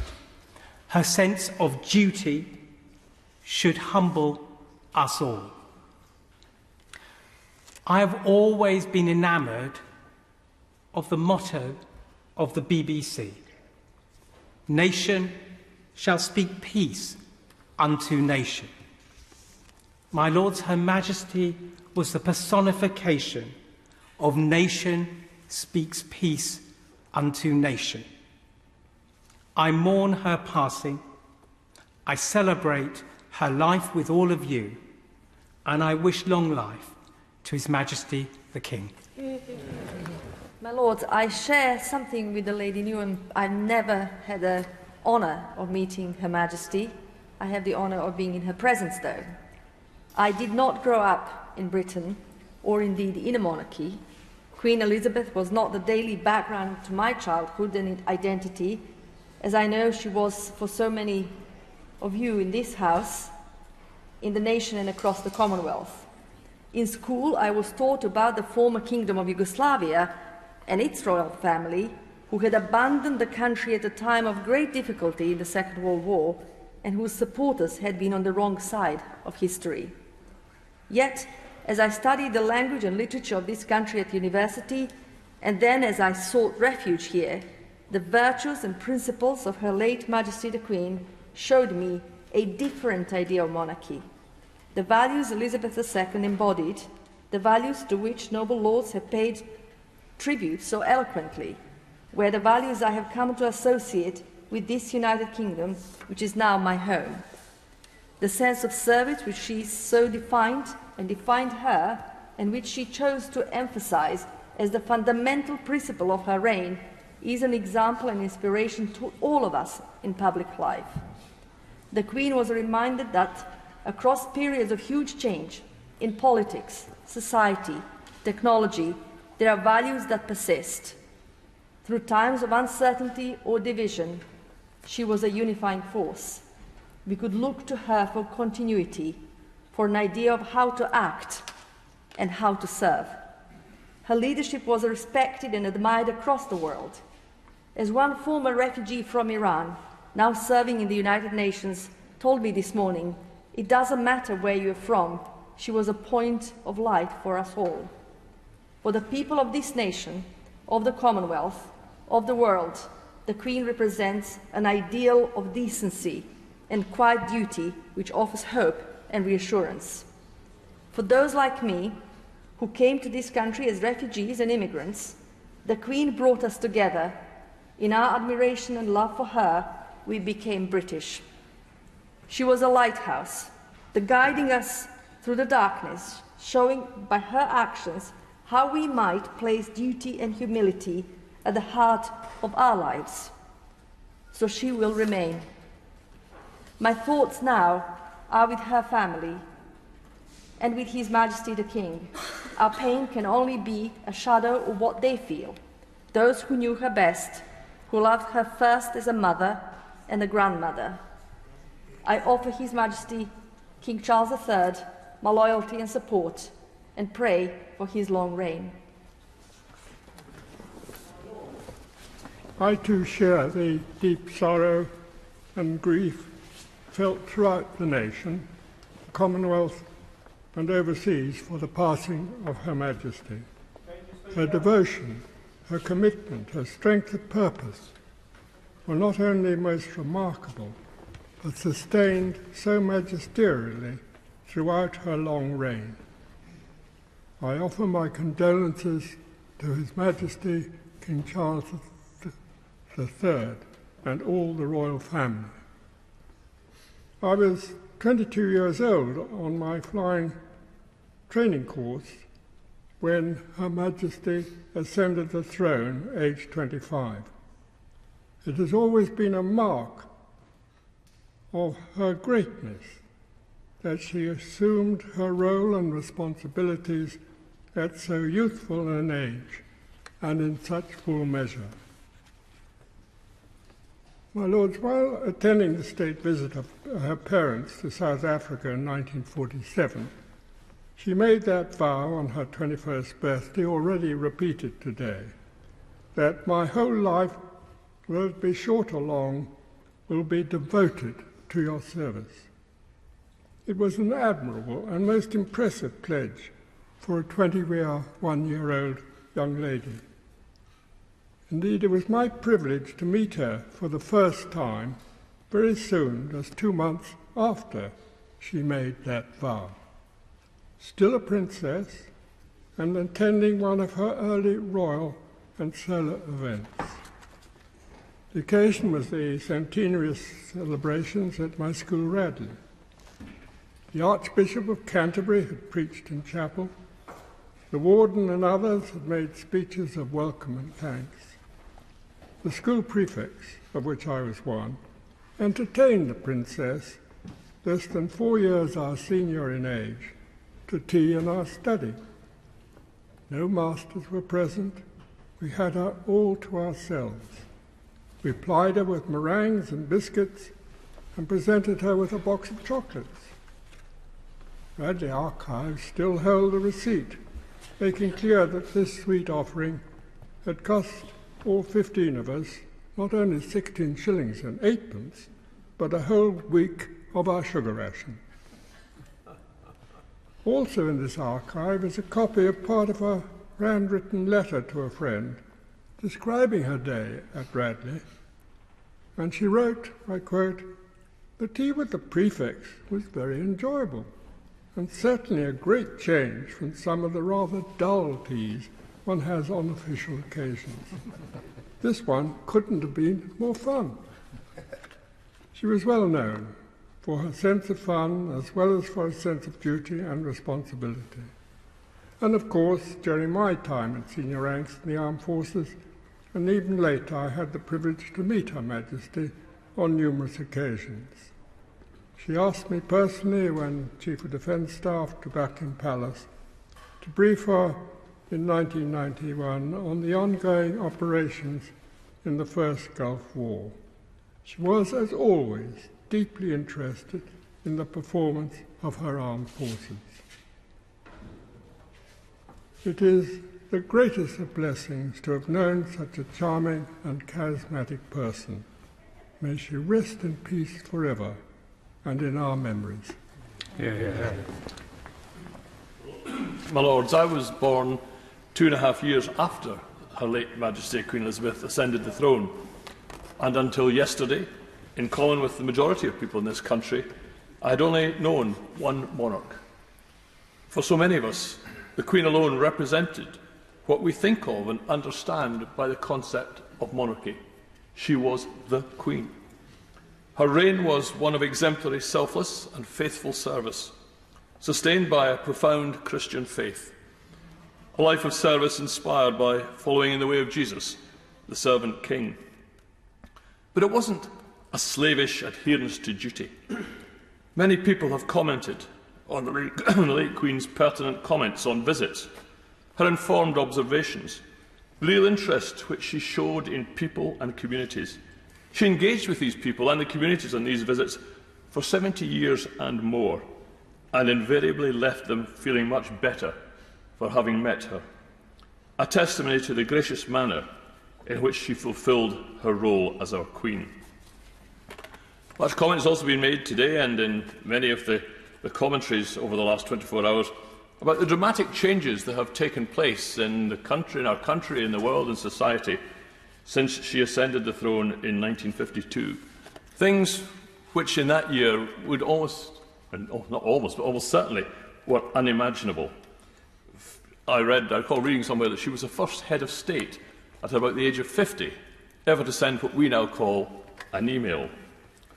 The Scottish Parliament probably was only a twinkle in the eye of some political activists, but as the noble Lord McConnell said, he recalled that visit she made to the Scottish Parliament sitting in Aberdeen on the occasion of her Golden Jubilee in 2002, when she gave so much encouragement to those of us who had been in there from the beginning and had taken some brickbats from the press, but she gave us a lot of encouragement in what we were doing. I also recall that when she opened the new Scottish Parliament on the 1st of July 1999, she referred to, and I quote, the pragmatic balance between continuity and change. And surely it was her ability to achieve and maintain that pragmatic balance over 7 decades, not least in political and constitutional relationships, that was one of the key hallmarks of her reign. I first met the Queen in Kirkwall in 1987 when she unveiled a new stained glass window in St Magnus Cathedral on the 850th anniversary of the cathedral's foundation. She referred to that visit when I last met her, less than 3 weeks ago. As a former moderator of the General Assembly of the Church of Scotland, a church in which she always showed a keen interest, I had been asked to preach the sermon at Sunday morning worship in Crathy Church, and the Queen had graciously invited me to spend 2 nights at Balmoral Castle on her beloved Deeside. No barbecues. It was a privilege to have had such quality time talking to her. Her mind was sharp. She had a keen interest in what was going on. And so I experienced the warmth of her personality, which so many people have talked about. And so she so readily put me at my ease. It was a privilege, too, to engage with close members of her family over those 2 days who also did so much to make me feel welcome. And it was them I've been particularly thinking about over these last 24 hours. The family to whom the Queen was a mother, a grandmother, a great-grandmother, an aunt, a mother-in-law. And as we give thanks for the life of the Queen, a remarkable life of humble leadership and service, I know that we want to keep in our thoughts and our prayers her close family, especially His Majesty King Charles, for whom her death is so very real and so very personal. May they know the comfort which Jesus promised to those who mourn. My Lords, it's not easy at this stage in your Lordship's proceedings to say very much that's new.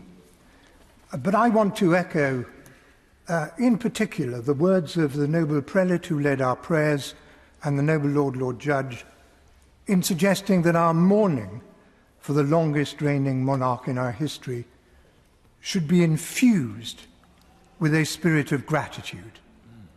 For it is we, the people of the United Kingdom and of the Commonwealth, who are the beneficiaries of that sense of duty, of that devotion to service, and of that dedication to the well-being of her subjects, of which so many have spoken. And she applied those principles in practice in a way which provided inspirational leadership, without ever trespassing for a second on the realm of party politics. In the words of my noble friend Lord Forsyth, she never put her foot wrong.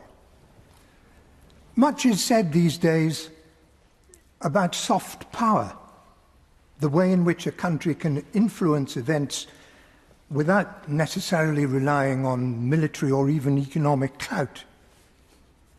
It is impossible to exaggerate the extent to which Her Majesty influenced across the world a positive perception of the United Kingdom.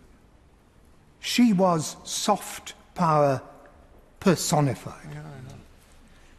Much has been said about the way she put people at ease, and I had the privilege, together with my wife, of spending a night at Windsor Castle when I was leader of the opposition. I was amazed to find in the library the trouble that had been taken to assemble a collection of objects which related to my constituency of Folkestone and Hythe, objects which I had known nothing at all about and which were quite remarkable. And perhaps the most telling example of the way in which she could put people at ease occurred when a friend of mine who had been subject to much trauma was invited to lunch at the palace, sat next to the Queen, and in the middle of the lunch froze. And the Queen sent for the corgis, and together they fed the corgis, and my friend unfroze and was able to continue the conversation. Much has been said about the way in which Her Majesty was regarded with such enormous respect and admiration far beyond our shores. And I finish with one reminiscence. I was in a Caribbean country when a new Governor-General had just been appointed. And the local newspaper published an article giving advice to the new Governor-General. And it said, "You will have many difficult decisions to make. And we suggest that when you're confronted with those decisions, you ask yourself one question: what would Her Majesty do?" My lords, we have lost a great monarch, a great friend, and as she herself described herself, a servant, our country's greatest and most faithful servant. Very good. My lords, Inna lillahi wa inna ilahi rajiun. To God we belong, and unto God we shall be returned. My lords, as a Muslim, these are the first sentiments that we utter on news of hearing deaths. So it was as her peers I learnt of her deaths and share these same words with my friends and family. My lords, I stand in deepest sorrow and share with all the condolences to His Majesty the King Charles III and Her Majesty's beloved family, our sincerest sorrow and deepest sympathy. Being respectful of all eloquent contribution before me, I speak as her peer, a woman, mother, and grandmother in expressing my deepest gratitude for her lifelong services to our nation, the Commonwealth. Indeed, as the longest-serving woman leader of any nation, her presence will have inspired umpteen generation of younger women and emerging leaders in their communities and countries. We cannot underestimate the impact on the young of Her Majesty's encounter with natural ease just with Paddington Bear but also her bus ride on a Peppa Pig bus book to Buckingham Palace. I can share with noble lords the endearment with which Her Majesty is held to my 7-year-old granddaughter, Iman's generation, who wants to meet Her Majesty the Queen on the next red bus ride. On a very personal note, I had the honor of receiving Her Majesty the Queen the very first time as a Tower Hamlets deputy leader during her visit to London Hospital. I had just given birth and left a breastfed baby behind. The royal visit was a little delayed, and as I got a call, I stepped out of this huge building with a huge, heavy wooden door and shielded myself behind the entrance. And so, as I was there for literally a few minutes, the door flung open, exposing me with a little telephone to my ears. Nervously, I was just absolutely petrified. Her Majesty opened the door and said, "Who are you?" So I said, "Your Majesty," I courteous, and I said, "Your Majesty, I'm the Deputy Leader of the Council, here to welcome you, to receive you, and I'm really sorry.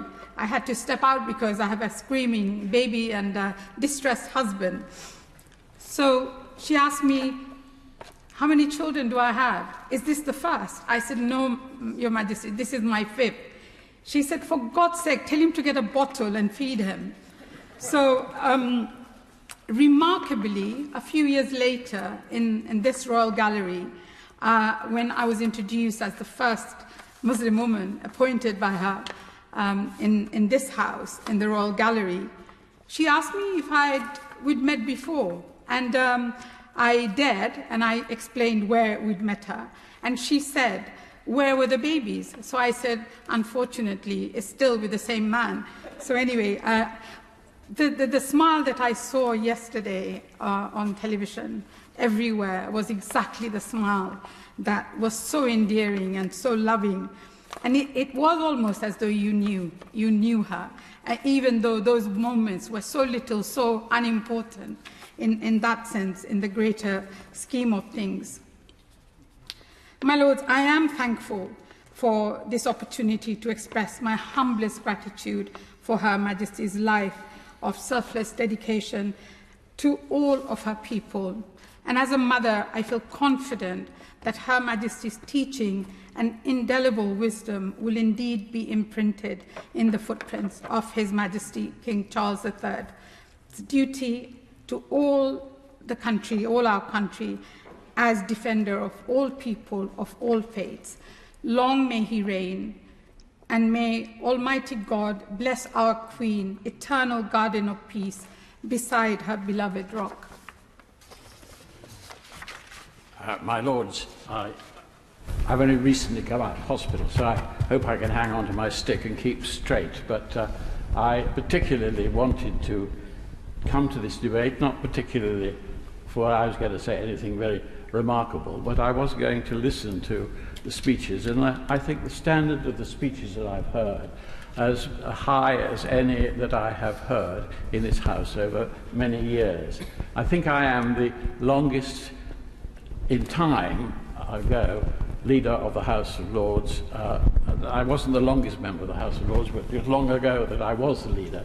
And I have enjoyed very much what I've heard today, and I'm not going to go into my share of reminiscences that I have. But there's one thing I just wanted to say, listening to the debate, which I think hasn't been emphasised sufficiently. And that is this: so many of us who have been ministers in the government have been the slaves of our red boxes for years. I don't know, I think 10 or 15 years I had to deal with my red boxes. But you have to imagine, Her Majesty dealt with them for 70 years. 70 years that she did that.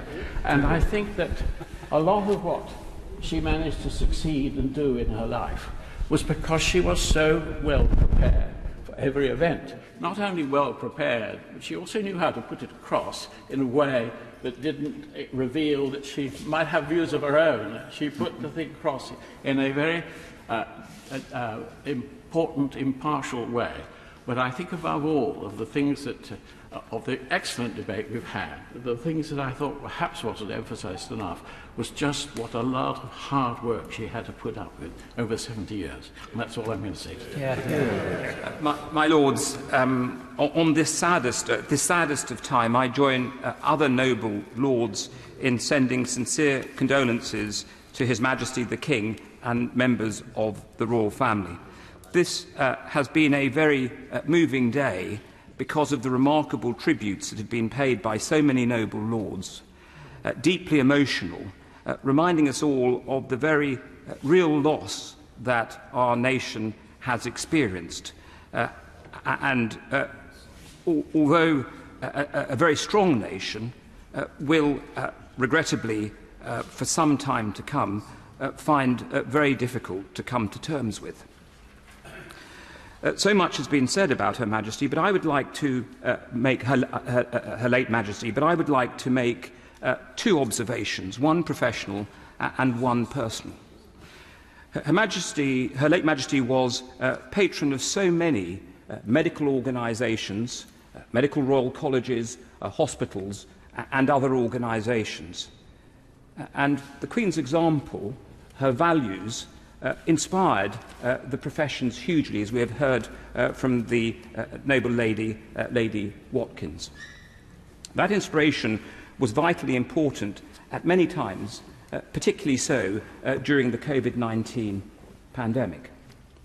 The Queen was, from the very beginning of her reign, a patron of the King's Fund, and we in the Fund were deeply privileged to enjoy that patronage, which had a tremendous impact on the work of the Fund over 70 years. During that period, of course, things have changed tremendously. Life expectancy has increased. The way that medicine and healthcare is delivered has changed substantially. The Fund was established in 1897 by the then Prince of Wales, later Edward VII, King Edward VII. At that time, to raise funds for the hospitals dealing with the poor in London. Of course, its purpose has changed substantially and over that period of time, but in 2008, the Fund was privileged to receive its royal charter from Her Majesty, which continued the capacity for us to pursue the work that was so strongly supported. That deep commitment to the work of healthcare professionals was not only reflected in support of organisations here in the United Kingdom, but throughout the Commonwealth, vitally important in ensuring that the values that Her late Majesty so clearly expressed and practised could remain fundamental to the practice of medicine throughout the world. The second observation, my Lords, I'd like to make is a much more personal one, and it reflects Her Majesty's deep commitment to the Commonwealth, and through that deep commitment and example, the opportunity that was afforded to so many from Commonwealth countries to come to the United Kingdom. Amongst those subjects who came from another Commonwealth country to settle here in the United Kingdom were my parents in 1961. And I remember growing up in the 60s and 70s how they were deeply inspired and moved by Her Majesty's commitment to the Commonwealth and all the peoples of the Commonwealth, and indeed those peoples who decided to come and settle here in the United Kingdom. It was a vitally important part of ensuring, during that important period in our national history, that subjects of all backgrounds had the capacity to make their contribution, to participate in the life of our country, and in the case of my parents, to contribute to the work of the National Health Service. A vitally important opportunity afforded by a monarch who understood the importance of the sensitivity, kindness and example that would ensure for integration of those from all over the world in societies and communities across our country, providing the opportunity for them to make their contributions. I remembered all of this at a deeply moving moment in my own time, the day that I had the privilege to kneel before Her Majesty and to be sworn, to swear my oath of allegiance on becoming a member of Her Majesty's Most Honourable Privy Council. I was particularly nervous that day, but as noble lords have already indicated, any audience with Her Majesty was always attended by Her Majesty's determination to ensure that one was put at ease. But kneeling there, I was deeply moved because I understood that it was the values of Her Majesty, her example, and the work that the Queen had done over so many decades that provided the opportunity for my family to settle here in the United Kingdom, and the remarkable occurrence of my kneeling before Her Majesty to swear that oath. The fine example, the values of service, of duty, of commitment, always shown with kindness and thoughtfulness, are very powerful qualities that will live in the hearts of every one of Her late Majesty's subjects. God save the King.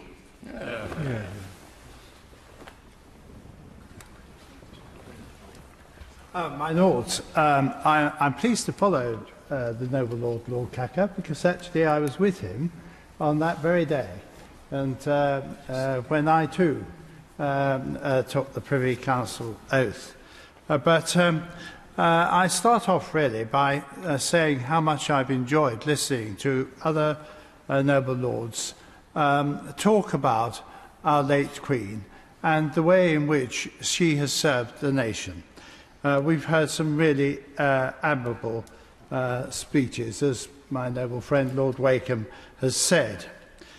And I echo his admiration for her diligence in actually knowing what the issues are and being prepared to work to acquire that knowledge.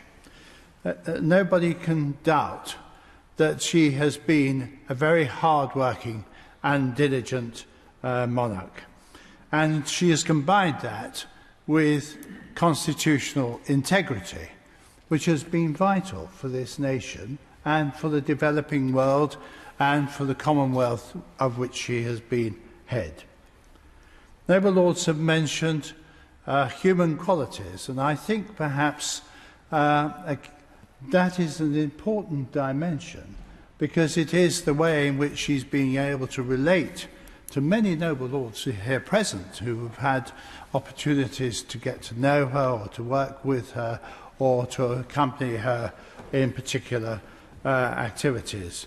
I don't know whether I should declare an interest, but I want to talk about my family horticultural business, because for 37 years we have in fact been the warrant holders as bulb growers to Her Majesty the Queen.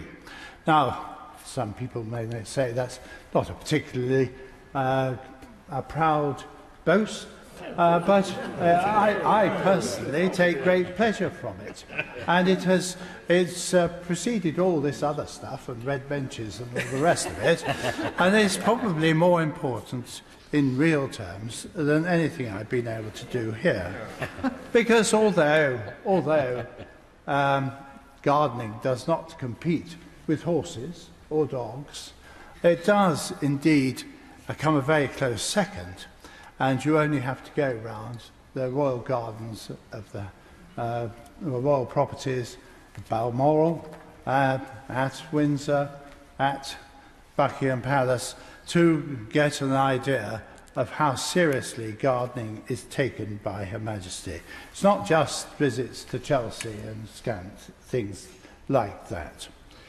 But this has provided me with some common link, and perhaps I can end with a little bit of an anecdote of my political life, because I was both a Lord-in-Waiting, which was, for a number of us, a great deal of fun and enjoyable, although it involved duties, and I see colleagues who are indeed ladies in waiting at the moment here, they will know that it's a great honour, but it's also interesting. And one of the great things that the monarchy has done in this country has been to make working with it interesting and everybody feeling that it's a worthwhile thing to be doing.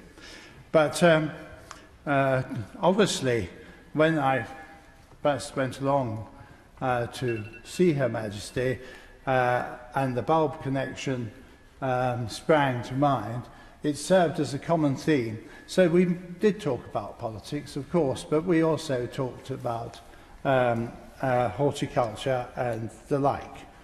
And there was a famous occasion when we had a visit from a certain important ally. In fact, it was my last royal duty. And we were part of the welcoming group at Buckingham Palace. I might say that the particular guest, the visitor, was extraordinarily diligent.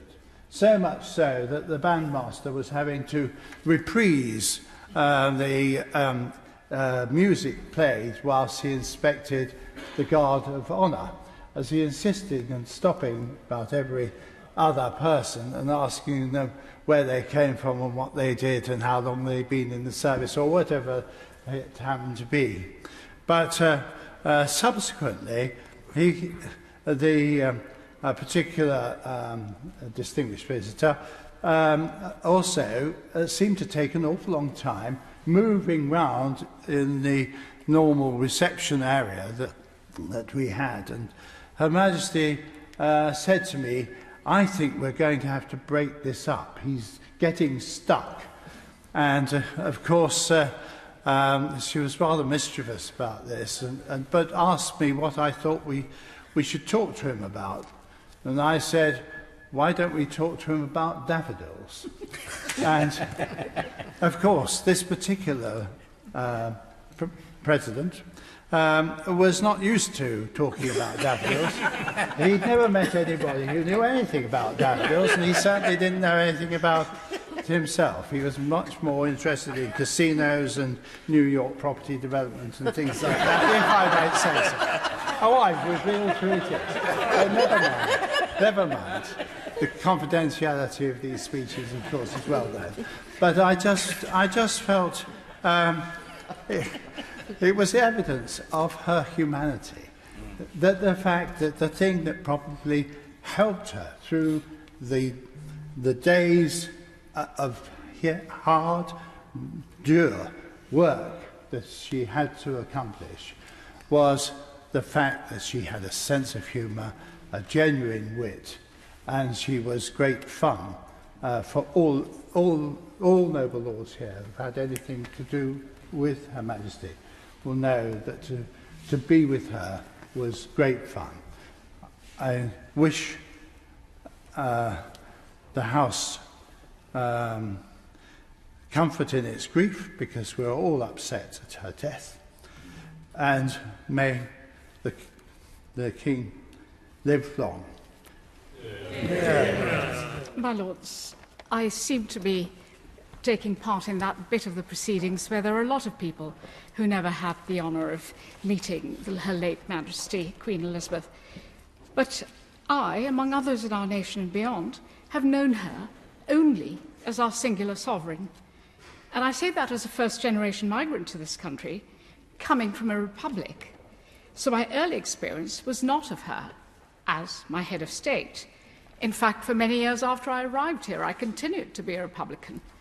But her example finally cured me of that heresy about 30 years ago.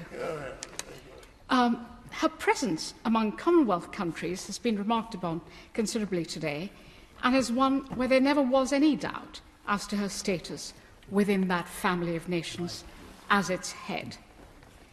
My first memory of seeing her was as a very young child, when she and the late Duke of Edinburgh visited what was then East Pakistan, today's Bangladesh, in 1961.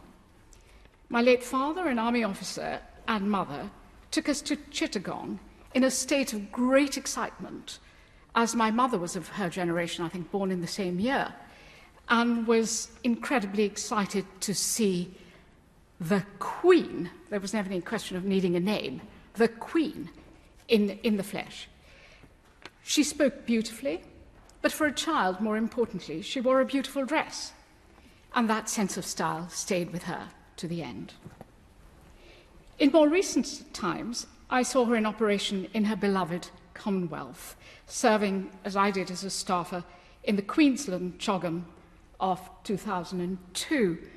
I see Lord Jay is not in his place. He was there as well. Slightly more significant role. It was a difficult one, coming after the 9/11 attacks, the problems of Mugabe and Zimbabwean democracy, the expulsion of Pakistan after the Musharraf coup, and there was a general sense of crisis. I said to my boss, who was a veteran of those meetings, "Oh my God, does she really need this on her plate?" To which his reply was, "My dear girl, the odd coup or two in between these meetings wouldn't even cause her to blink. She's seen it all." My lords, a lot has been said about her, Queen Elizabeth, the late Queen Elizabeth's personal qualities as our sovereign. But I also want to pay tribute to her deep knowledge and understanding of complexity. After we, as a country, experienced the financial crash, the global financial crash of 2008, there was a furious debate raging about all the assumptions that underpinned financial markets in capitalism. She asked to meet a bunch of senior economists at the London School of Economics, my alumnus. Nobel Prize winners were lined up wall to wall. And after listening to the great and the good in the world of economics, she asked the simplest of questions. Why didn't you see this coming? This was a question being asked up and down the land in every house. She was always ahead of the game, my lords. Earlier tributes this morning spoke to the faith in her life, of the umbrella that the Church of England holds up on behalf of all faiths in our country. As another person from the Muslim world, the service that Queen Elizabeth represents and that King Charles has so clearly articulated that it is his wish to continue to do, will sustain all their subjects in the weeks and years to come. I'm confident, my lords, that we are, in our sorrow, one indivisible United Kingdom, irrespective of race, religion, or creed. All of us mourn her passing. Our thoughts and prayers are with King Charles III and the wider family.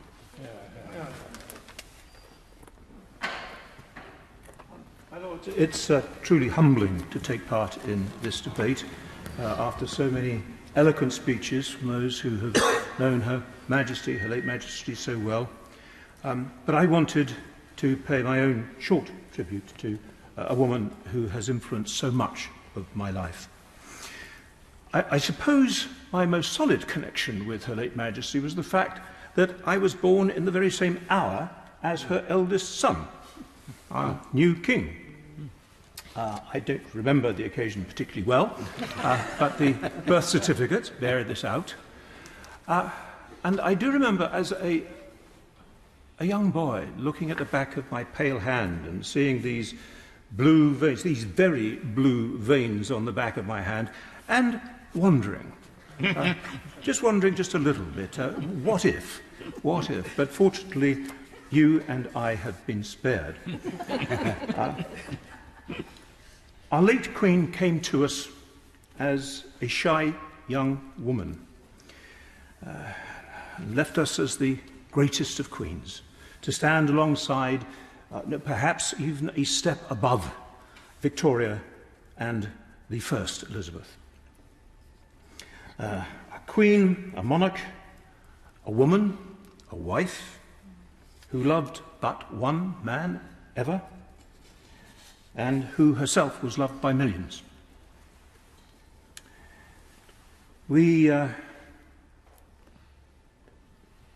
She led us from the extraordinary and historic journey from an aging and ailing empire to the enduring friendships of Commonwealth, about which we have heard so much.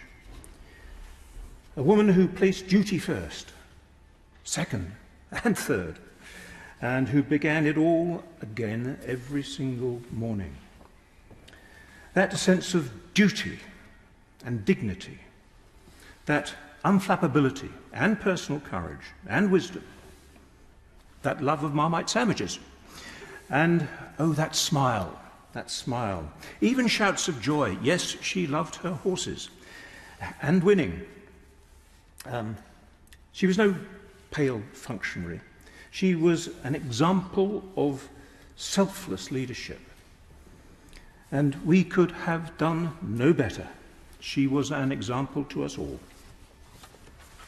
She was a golden thread that ran through the tapestries of our lives, the sinews that bind this nation together, bonds not of fear, that is the prerogative of leaders in some other countries, but bonds of affection, of devotion, bonds which had tens of thousands of us pouring towards the palace, not waving machine guns and severed heads, but waving banners, shouting not chants of revolution, but songs of joy. Waving banners telling her how much we were devoted to her, how much we loved her.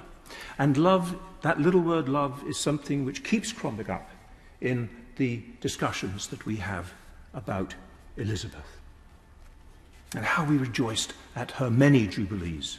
What fun we had, as other nations marvelled and quietly envied the very British secret that was Elizabeth. And so, my lords, the torch is passed to another generation, whose sorrows today we share. We send our commiserations to our new King, Charles III, and his Queen Consort, Camilla, and to the entire family. We thank them for sharing with us the long, long life of such an extraordinary lady. We will bury her not only with sadness, but also with unquenchable pride and endless gratitude. Thank you, ma'am. The Queen is dead. Long live the King. My lords, I rise to salute Her Glorious and Beloved Majesty, Queen Elizabeth II. Given her age and her recent frailty, we have all, I am sure, imagined this day. But in its awesome realization, I think we find it almost unimaginable and wholly surreal. We are, as a nation, bereft, with tears flowing unexpectedly and a peculiar ache of loss. Her Majesty reigned for so long that this time feels unprecedented to us all, but of course it is not. I speak not to offer any personal anecdotes. Like Baroness Smith, I never met her personally, and we have heard so many warm and wonderful reminiscences. Rather, I offer the House context in my role as the Earl of Devon, a title with a particular affinity with our female monarchy. The title was created by our first and often forgotten female monarch, Matilda. She was granddaughter of William I, whose reign was cruelly usurped on the death of her father, Henry I. The first Baron to raise his standard in her support was Baldwin at Exeter Castle. For his unwavering support of the right of a woman to reign, he was created Earl of Devon in 1142. Our second, unfairly maligned female monarch was Queen Mary. The Earl of Devon, her cousin, protested her parents' divorce and the young princess's own unjust disinheritance. He was attainted and beheaded by Henry VIII for his devotion to female monarchy as a result. That Earl's young son grew up prisoner in the Tower until Mary's eventual succession, at which point he was released recreated Earl of Devon, and carried the sword of state at her coronation. My lords, it is that title that I bear, and while the principles of inherited duty may be contentious outside of the royal family, I am proud to speak on behalf of a family that served Matilda and Mary and each of our subsequent female monarchs, thankfully without a beheading for some centuries. It has been an enormous privilege, my lords, to add my little part to that tradition of service to female rule. Her Majesty Queen Elizabeth now takes her place, as just stated, amongst the pantheon of our greatest queens and kings. It is not for us to determine her exact position therein, but we can be sure history will find her an exalted place.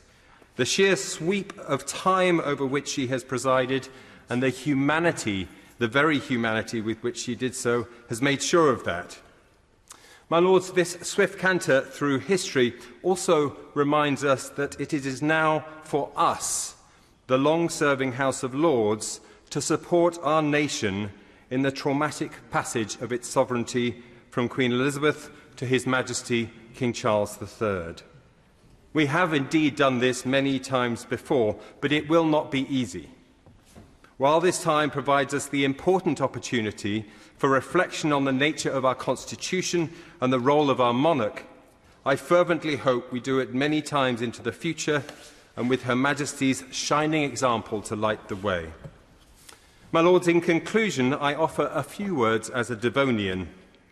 The county is proud beyond measure that it was in Dartmouth that Her Majesty first met her beloved Prince Philip, a moment from which sprung Her Majesty's important role as spouse, mother, grandmother and great-grandmother to so many and indeed to the nation.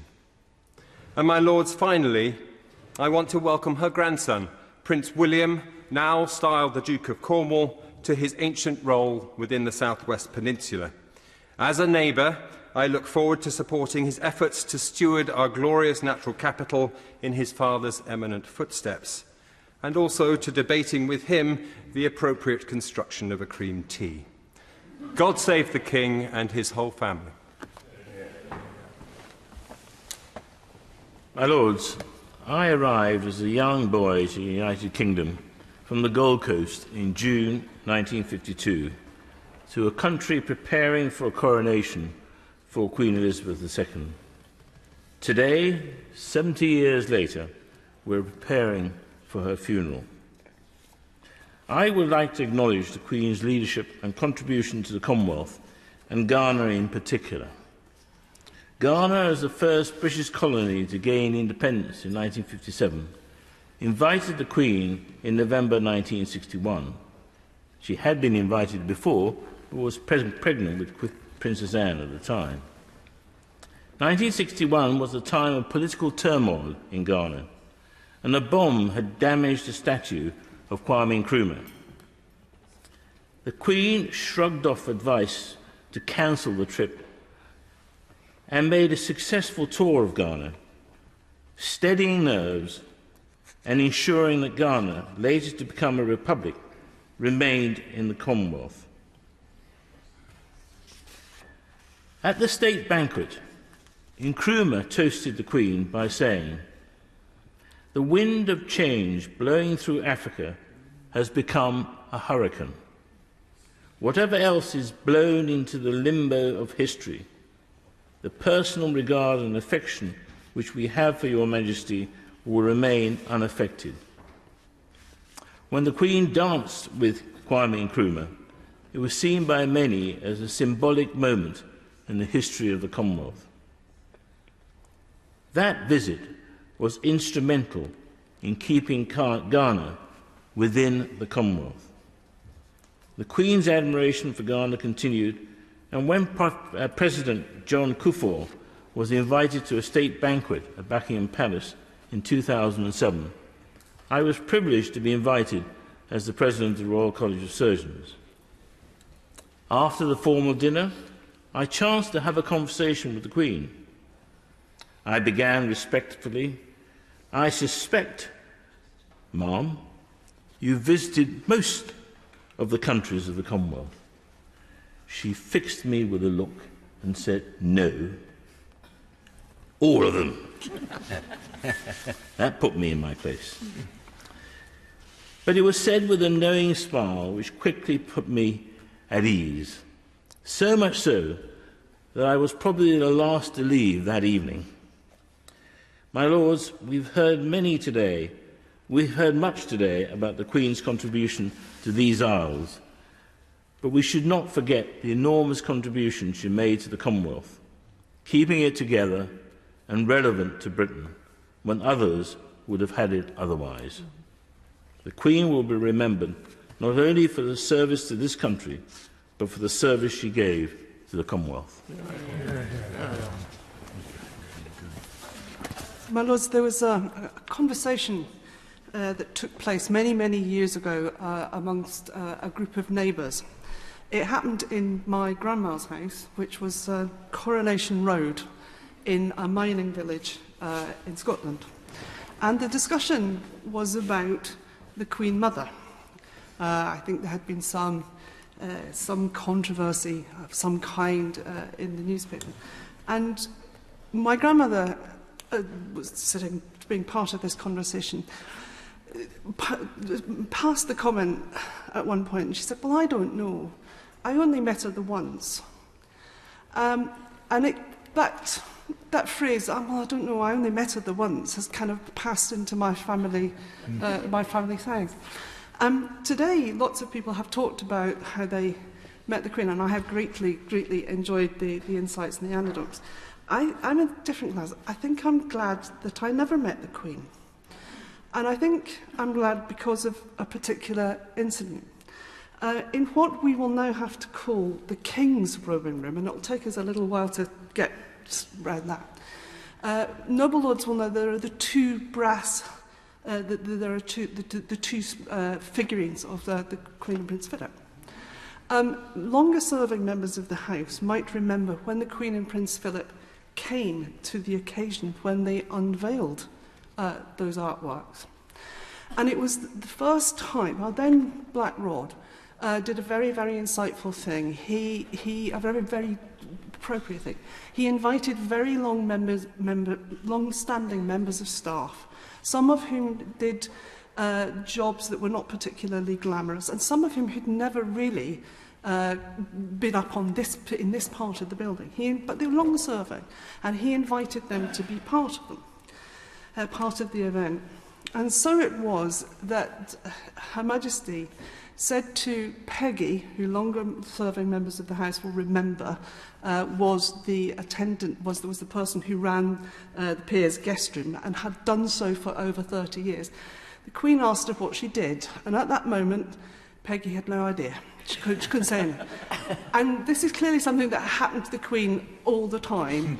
And the Queen said, "I'm sure your colleagues think you are admire your work tremendously," and walked on. I think if I'd met the Queen, I might have found myself in the same position. So I'm glad that it never happened. But what I am also glad about is to have the opportunity to register the fact that one of the Queen's greatest achievements was her recognition of people who work for charities, all sorts of charities. And she recognised them in all sorts of different ways, not just the bestowing of honour, not just being patrons, but inviting people who never imagined it would happen to them to go to a garden party and feel like $1 million for a day. That was a truly amazing thing. I have to say, as somebody who worked in charities, it's something that she has passed on to the rest of the family. Involvement with the royal family as a charity it's not the easiest of things, because they have got the most encyclopedic knowledge and historical knowledge of charity. So if you are going to talk to any member of the royal family, but particularly the Queen, about being a charity, you need to know your stuff. You really do, because she's a very, very exacting patron. But she is tremendously thoughtful, and also, I think, the most famous member of the Sandringham WI, and therefore those charities from the bottom to the top. And I want to just add one further thing.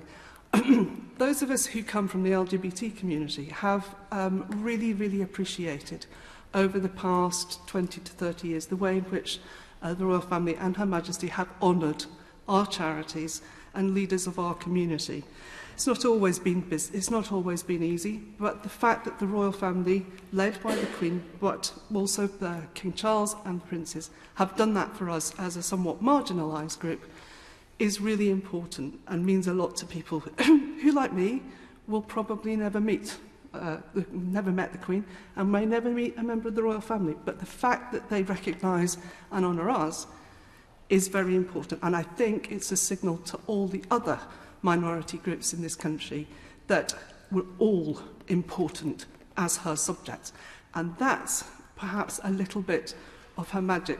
I just want to add one in discussion. I used to work for Age Concern, and there was a period of time when it was extremely cold, and there was a great deal of public debate about pensioners in the middle of a very, very cold winter not being able to keep warm, and we had appeals and so on.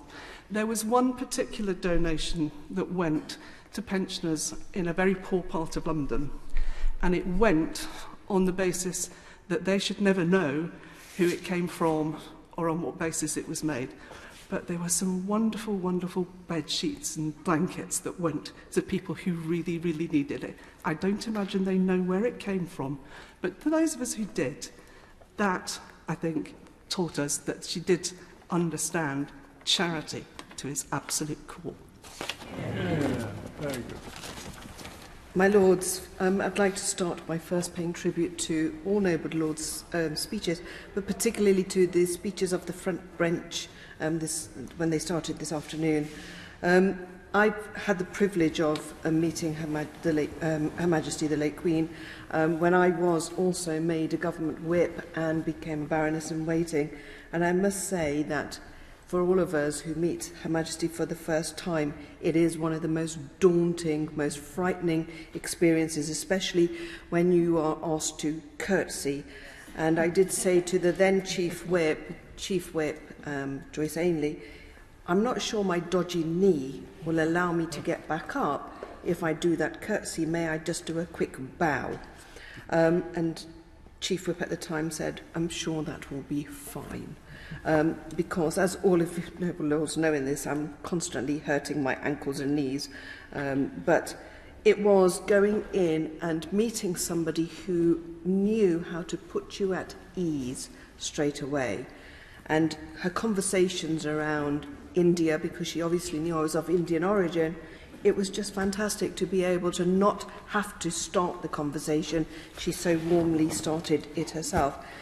And in that tribute, last night, as we heard of the news that Her Majesty was not well, and then, of course, the saddest of saddest news is I was getting messages and phone calls from across the world. From India, I was getting messages from Africa, and I was getting messages from the Middle East, all saying how sad they were at hearing the news that we were all going to have to come to terms with.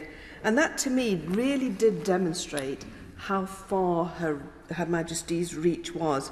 And I couldn't imagine for one moment that the hurt and the grief and the mourning that her family must be facing today, because not only do they have to mourn, but they've also got duty to perform.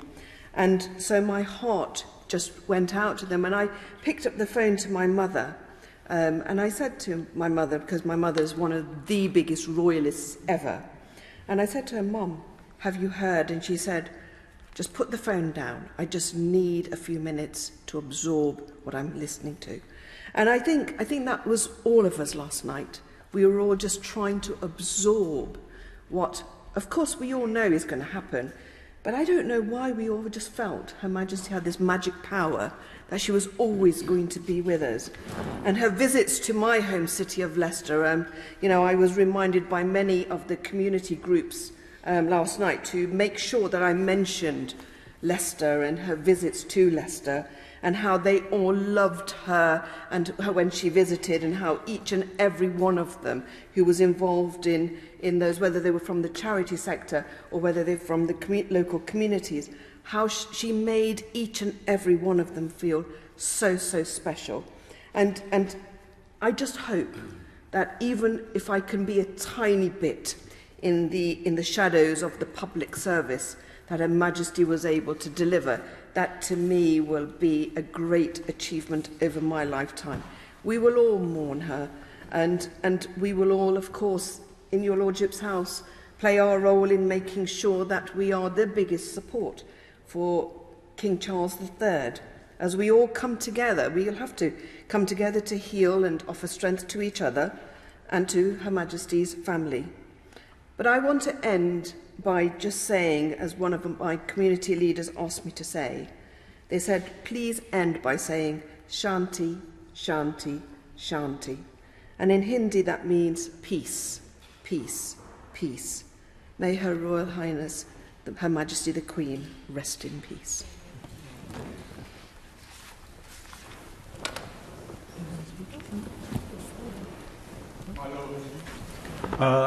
I came here this afternoon not intending to speak, but listening to other noble lords, I felt inspired to speak, although I think in breach of a convention of the House, the words will not predominantly be mine. They are the words of my maternal grandfather, Sir Alan Lascelles, Tommy Lascelles, Her Majesty the Queen's first private secretary, and her father's private secretary for nearly 10 years. And when my aunt died last year, we found in her papers a very short memoir of his, written in 1960, with his reminiscences of both knowing Her Majesty as she grew up and also working for her. And I just thought, I hope your lordships will bear with me if I quote two quite short sections. One because of its resonance for today or particularly tomorrow. At the time of the King's death, he wrote in February 1952, she was in Kenya. She returned as Queen, and for the moment she stepped out of the aeroplane which brought her home. She assumed the responsibilities of her new position with a calm dignity that filled us all with admiration. In all my life, I can recall no more moving incident than her entry into the crowded throne room at St James's Palace for the Accession Privy Council. There were, I suppose, over 100 of us Privy Councillors assembled.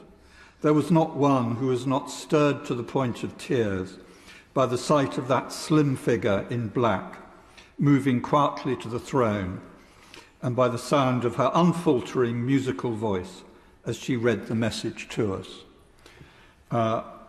Although His Majesty King Charles may have had rather longer to prepare to assume his role, I suspect he may be feeling as nervous this evening as Her Majesty did all those years ago. And then if I just finished with the summary that Tommy Lascelles wrote, there's a wonderful passage describing her relationship with Sir Winston Churchill. But he goes on, her relations with other ministers were always easy. I never saw any sign of her having found an audience, ministerial or otherwise, a trouble. To her secretarial staff, she was an ideal chief. Her father habitually suffered from violent storms of temper, a trait that was probably hereditary. I never knew the Queen to be even mildly cross, or outwardly, at any rate, ruffled by any contretemps or piece of bad news. Her serenity was constant, her wisdom faultless. On the whole, I consider her the most remarkable woman I've ever met. My deepest respects to the extraordinary life of Her Majesty the Queen. Her unstinted support and knowledge of the sporting landscape was formidable. She always asked gently challenging questions about personal performances and the team. None of the bland, are you happy you won or sad you lost? But she made everyone feel special and cherished, regardless of their performance. In my career as an athlete, I competed at 3 Commonwealth Games, and the Queen attending either the opening or closing ceremonies or events provided the magic fairy dust for the event. More than the athlete parade on home soil, her speech was the moment that the Games began. She was the guiding light that we wanted to live up to. In 2002, at the Games in Manchester, who can forget Kirsty Howard and David Beckham handing over the baton to the Queen? And the Queen's baton relay this year was an amazing event. Thousands of people took part, and many more thousands came to watch, sometimes waiting for hours on a little part of a road just to see it go past. But listening to some of the stories of how the individuals came to be nominated was moving and emotional. But they all shared one thing, their pride in being part of something that was special, and they felt a connection to her. But who can forget the wonderful way in which she arrived at the opening ceremony of the London 2012 Games? You see, because before Paddington, there was James Bond. It was such a closely guarded secret. All I knew was that we had to wait and see. I was in the stadium on that night, and I remember sitting in a crowd of 60,000 people as that moment of realisation dawned. That looks a bit like Buckingham Palace. That is Buckingham Palace. That looks a bit like the Queen. It is the Queen. And when the moment she turned and said, Mr. Bond, the atmosphere was electric. No one was prepared for the helicopter or the parachute jump, but it showed an innate sense of humour. But before that, a few years before that, was the bidding process for the 2012 Games. And I believe the Queen had an enormous impact on that. As you might imagine, there are many rules for the bidding process for the Olympic and Paralympic Games, and the Evaluation Commission is only allowed to attend one reception. Other cities, 4 other cities bidding for the Games, did huge, grand receptions with hundreds of people. But it was always London's intention to do something different, and the Queen hosted an intimate dinner at Buckingham Palace, and I was privileged to attend. It allowed the Evaluation Commission some time away from the public eye, and myself and others who were part of the bid believed it played a significant role in the eventual victory. But her commitment to sport is not just about attending events. After major games, after Olympics and Paralympics, receptions were held at Buckingham Palace that all team members were invited to, and other members of the royal family were there. After one such reception after the Sydney Games, I was introduced to Her Majesty. And my mother was initially just delighted because the day after, there was a picture published of me in a national newspaper of me and the Queen together. Until my mother looked at my shoes. Well, purple boots. And my mother deemed them entirely unsuitable and robustly told me how unsuitable they were. At the end of my telling off, she said to me, "What will the Queen think of me because you wore those shoes?" There are times when there's simply nothing to say except sorry. Except I said, "I don't think the Queen's thinking of you." My dad shook his head, walked away from me and said, "You're on your own with that one." Because actually, I didn't want to disappoint either my mother or the Queen in equal measure. And there are many lessons we learn in life. The lesson I learned from that is sometimes you just need to learn when to be quiet. But a couple of days later, my mother decided to forgive me and very proudly showed anyone who wanted to see, and many who didn't, the picture of me. But actually, with the offending boots folded out of the picture and a hand covering them, I'm not sure that anyone else actually noticed that I was wearing those boots. But the Queen's presence at sporting events, or indeed any event, simply raised people's spirits. And at the Commonwealth Games in Birmingham earlier this year, it was an amazing event. And many athletes would have wished that she could have been there, but sadly it was not to be. But everyone understood why. However, the then Prince of Wales did a sterling job, balancing ceremony with compassion, and set exactly the right tone for the successful games they came to be, which the sporting community will be ever grateful for in difficult times. It meant so much to everyone. Long live the King. My Lords, so many good things have been said this afternoon about our late and wonderful Queen, and there have been some really uplifting speeches, of which we just heard one just now, but there have been many others. But I want to concentrate just on one aspect of the whole wonderful story. The Queen was the founder of the modern Commonwealth. There have been lots of references to her famous 21st birthday dedication of her whole life and efforts to what later became the Commonwealth. And it's been quoted here and quoted in broadcasts many times. And I just have two further quotations and insights from Her late Majesty to add in making my feelings understood. The first, 62 years after that dedication, after the 21st birthday, the first quotation from Her Majesty was, "The Commonwealth is in many ways the face of the future." That came out of her Christmas broadcast in 2009. I repeat, in many ways the face of the future. And the second, my lords, was when she observed only a few sad months ago, and I quote, "Today it is rewarding to observe a modern, vibrant and connected Commonwealth that combines a wealth of history and tradition with the great social, cultural and technological advances of our time." My lords, ponder on those two statements. I say, what prescience, what insight that shows into the 21st century that we should all have been sharing and following much more closely. Because, my lords, it is our membership of this giant network of, at the start, 8 nations, 56 now, and several more wanting to join, as the world switches increasingly to Asia and Africa and to an entirely different international order from the last 60, 70 years, it's entirely that which gives us back our strong role and purpose and direction, and, if handled wisely, our advantage and our exceptionalism.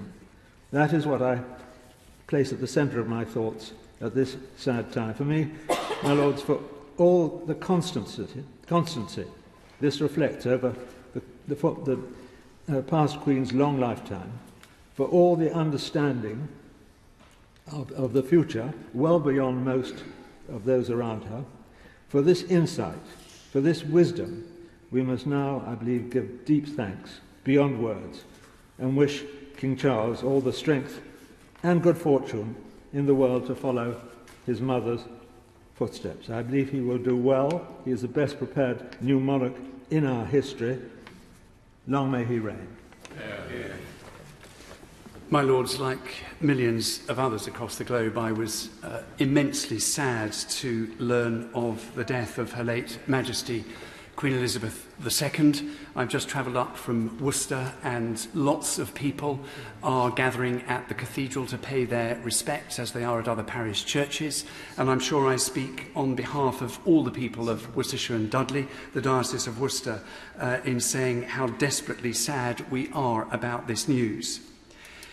In my tribute to her, though, this afternoon, my lords, I'd like to refer to my particular place in the royal household. For some 10 years, I have been privileged to be the Lord High Almoner to the Queen. It's a rather esoteric title for an ancient role. Cardinal Wolsey was one of my predecessors. Traditionally, he didn't come to a very good end. Traditionally, the almoner has been responsible for all the monarch's almsgiving. Nowadays, my duty is to take overall responsibility for the Royal Maundy Service. At the Royal Maundy Service, as your lordships will well know, the same number of men and women as the monarch's age, so 96 men and 96 women this year, are awarded the Maundy money in recognition of their exemplary Christian service over a long period. And I was very moved to be able to accompany Her Majesty the Queen someone who's given exemplary Christian service for her lifetime herself, honouring those who had done the same. It seemed to me that as they looked into one another's eyes, they understood one another and what made them tick. Her Majesty took the Royal Maundy service very seriously. I think that's because it symbolised what motivated her.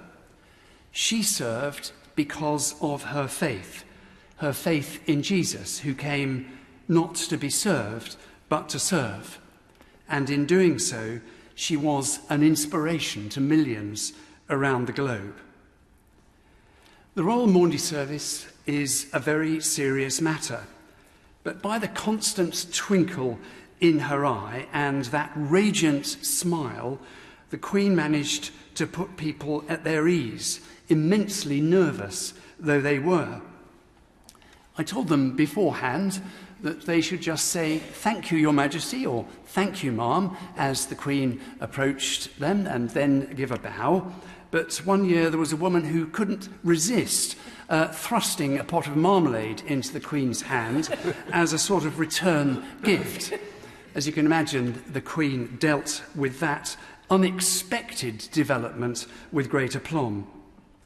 All of those who were privileged to know Her Majesty can attest, not only was the Queen a fount of wisdom, she had a great sense of humour and fun. Only latterly did James Bond and Paddington make that plain to everyone.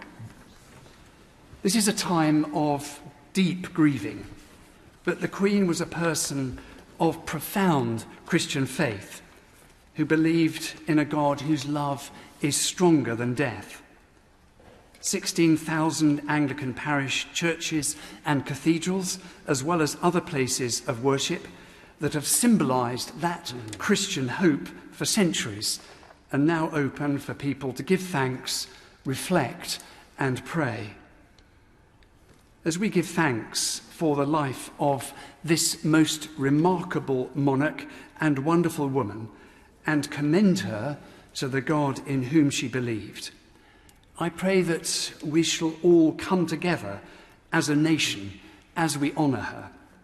That would surely be the most fitting tribute to our late beloved Queen, who was, through her faith and service, the glue that held us all together. We pray too, as we do so, for His Majesty the King, for him to be given the strength and grace that he needs as he takes over the reins of the monarchy. God save the King. My Lords, I too offer my deepest condolences to the royal family on the passing of Her Majesty the Queen. My family and I will join millions of people in praying for them during this difficult time. There's a simple reminder all Muslims say out loud when someone passes away. Inna lillahi wa inna ilahi rajiun. We come from God, and to God we should return. All day I have been receiving messages from friends from all over the world offering condolences on Her Majesty's passing. It is touching to see just how much love there was and will always be for Her late Majesty. In Singapore, for where I am the Prime Minister's trade envoy, Parliament will observe a minute's silence and flags will fly at half-mast. Such is the sentiment across the Commonwealth and beyond. Rarely has one person meant so much to so many people. My Lords, when I was born, Her late Majesty had already reigned for 30 years. Personally, today, I feel a great sense of gratitude to Her late Majesty. I'm grateful for her tireless service to our country up until the day she passed, for her love, for her selflessness, for her great spirit, and for being the flag around which we all could rally at the hardest moments.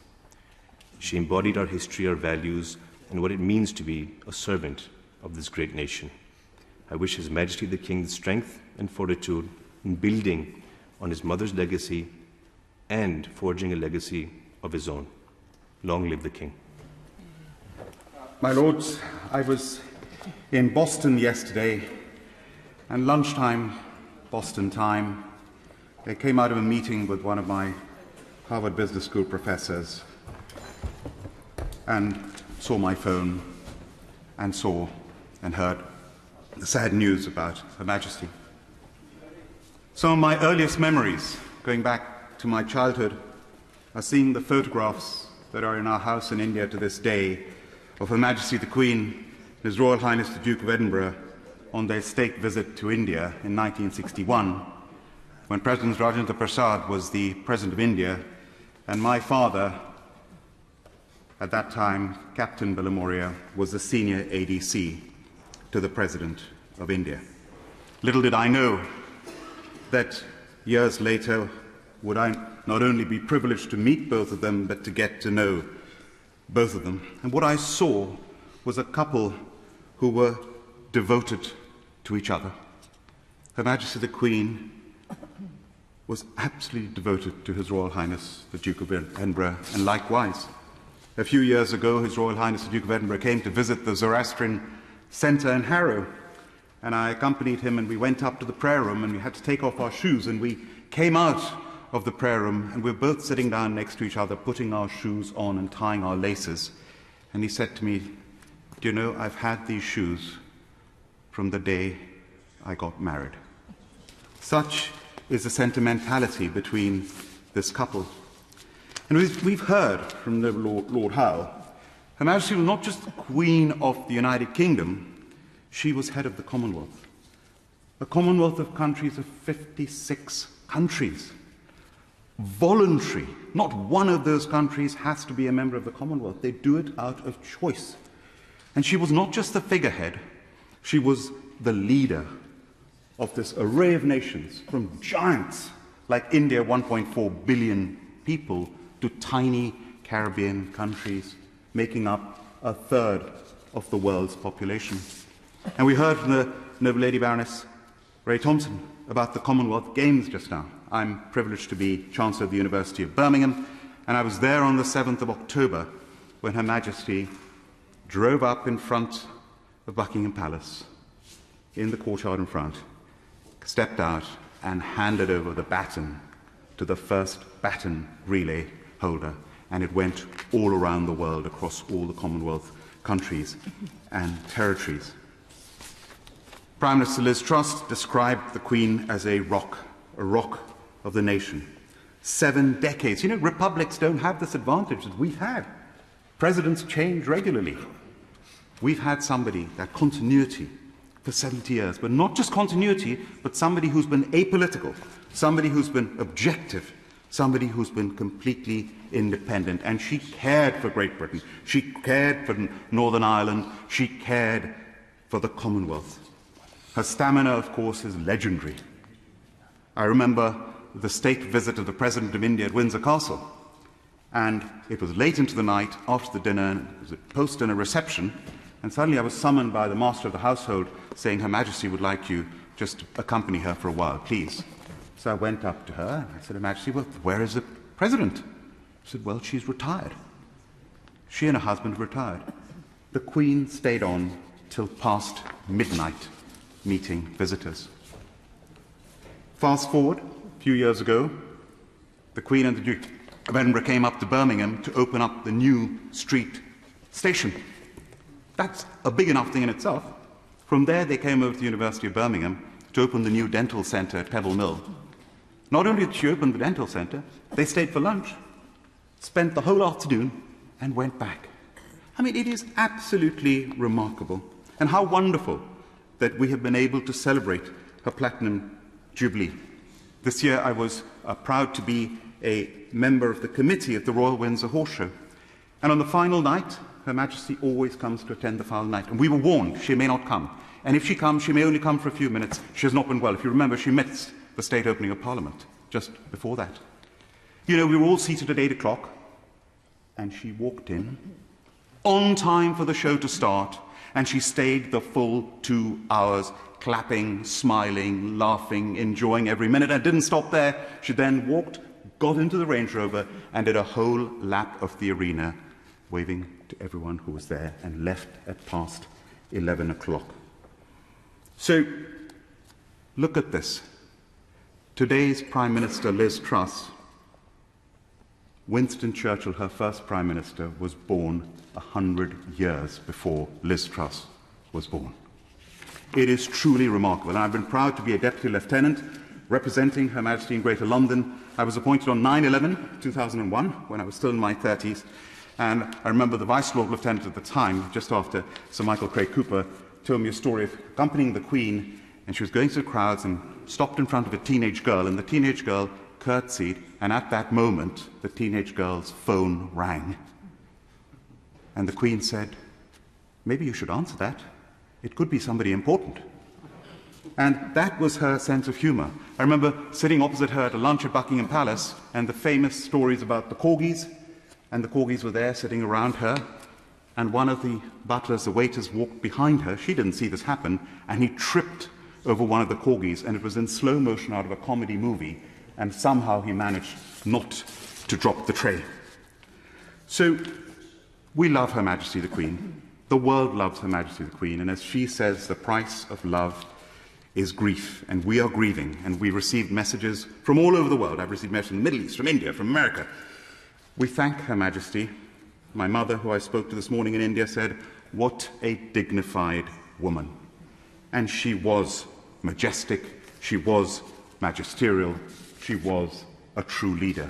She was an authentic leader, she had the abilities of a leader, and she had the empathy of a true leader. She really cared. She was the queen of all queens. She was the monarch of all monarchs. She was not only the most famous monarch in the world, but the most respected by miles. And I've said this time and again, the United Kingdom has one of the strongest combinations of hard and soft power in the world. And you know, of that soft power, number one for us has been the luckiness that we have as a country to have had Her Majesty the Queen, our strongest element of soft power. She has been the most priceless asset our country has had. So His Majesty the King Charles I, has not just got a hard act to follow, he's got an impossible act to follow. And yet, I hope and I know that looking ahead, like Isaac Newton, he will be able to see, he will be able to say that if I can see further, it's because I'm standing on the shoulders of giants, and of one giant in particular. So, Your Majesty the Queen, we will miss you, but your inspiration will live on with us forever. Our heartfelt sympathies and condolences to His Majesty the King and to the royal family. Long live the King, King Charles III. Long may he reign.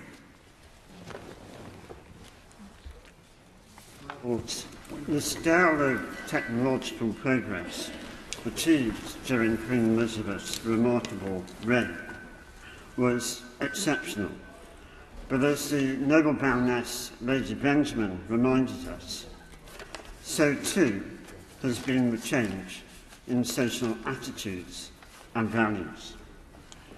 For as the noble Baroness Lady Amos said in her powerful speech, the Britain the Queen leaves behind is so different to the Britain of the beginning of her reign. Indeed, the very idea that even in the middle of her long reign, she would have made someone like me, with a severe disability that also affects my ability to speak, a member of your Lordship's House, I find it inconceivable. The fact that I am speaking in your Lordship's House today compels me to reflect that surely the richness of her legacy that she has bequeathed to us can in part be seen in the far more diverse and inclusive society she so gently nurtured.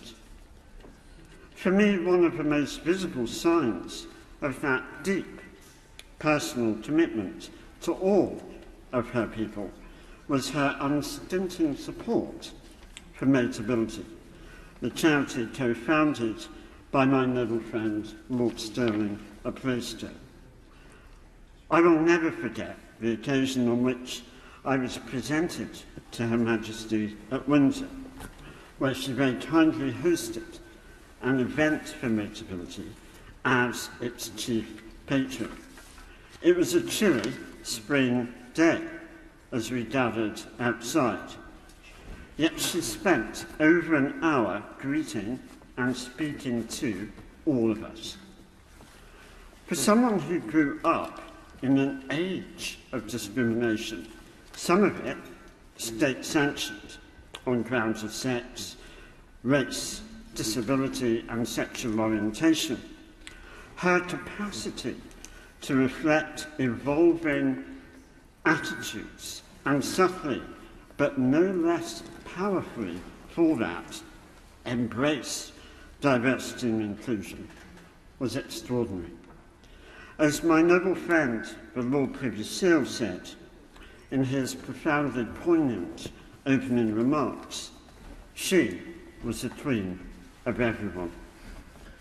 As others have also said, she was a monarch of great courage as well.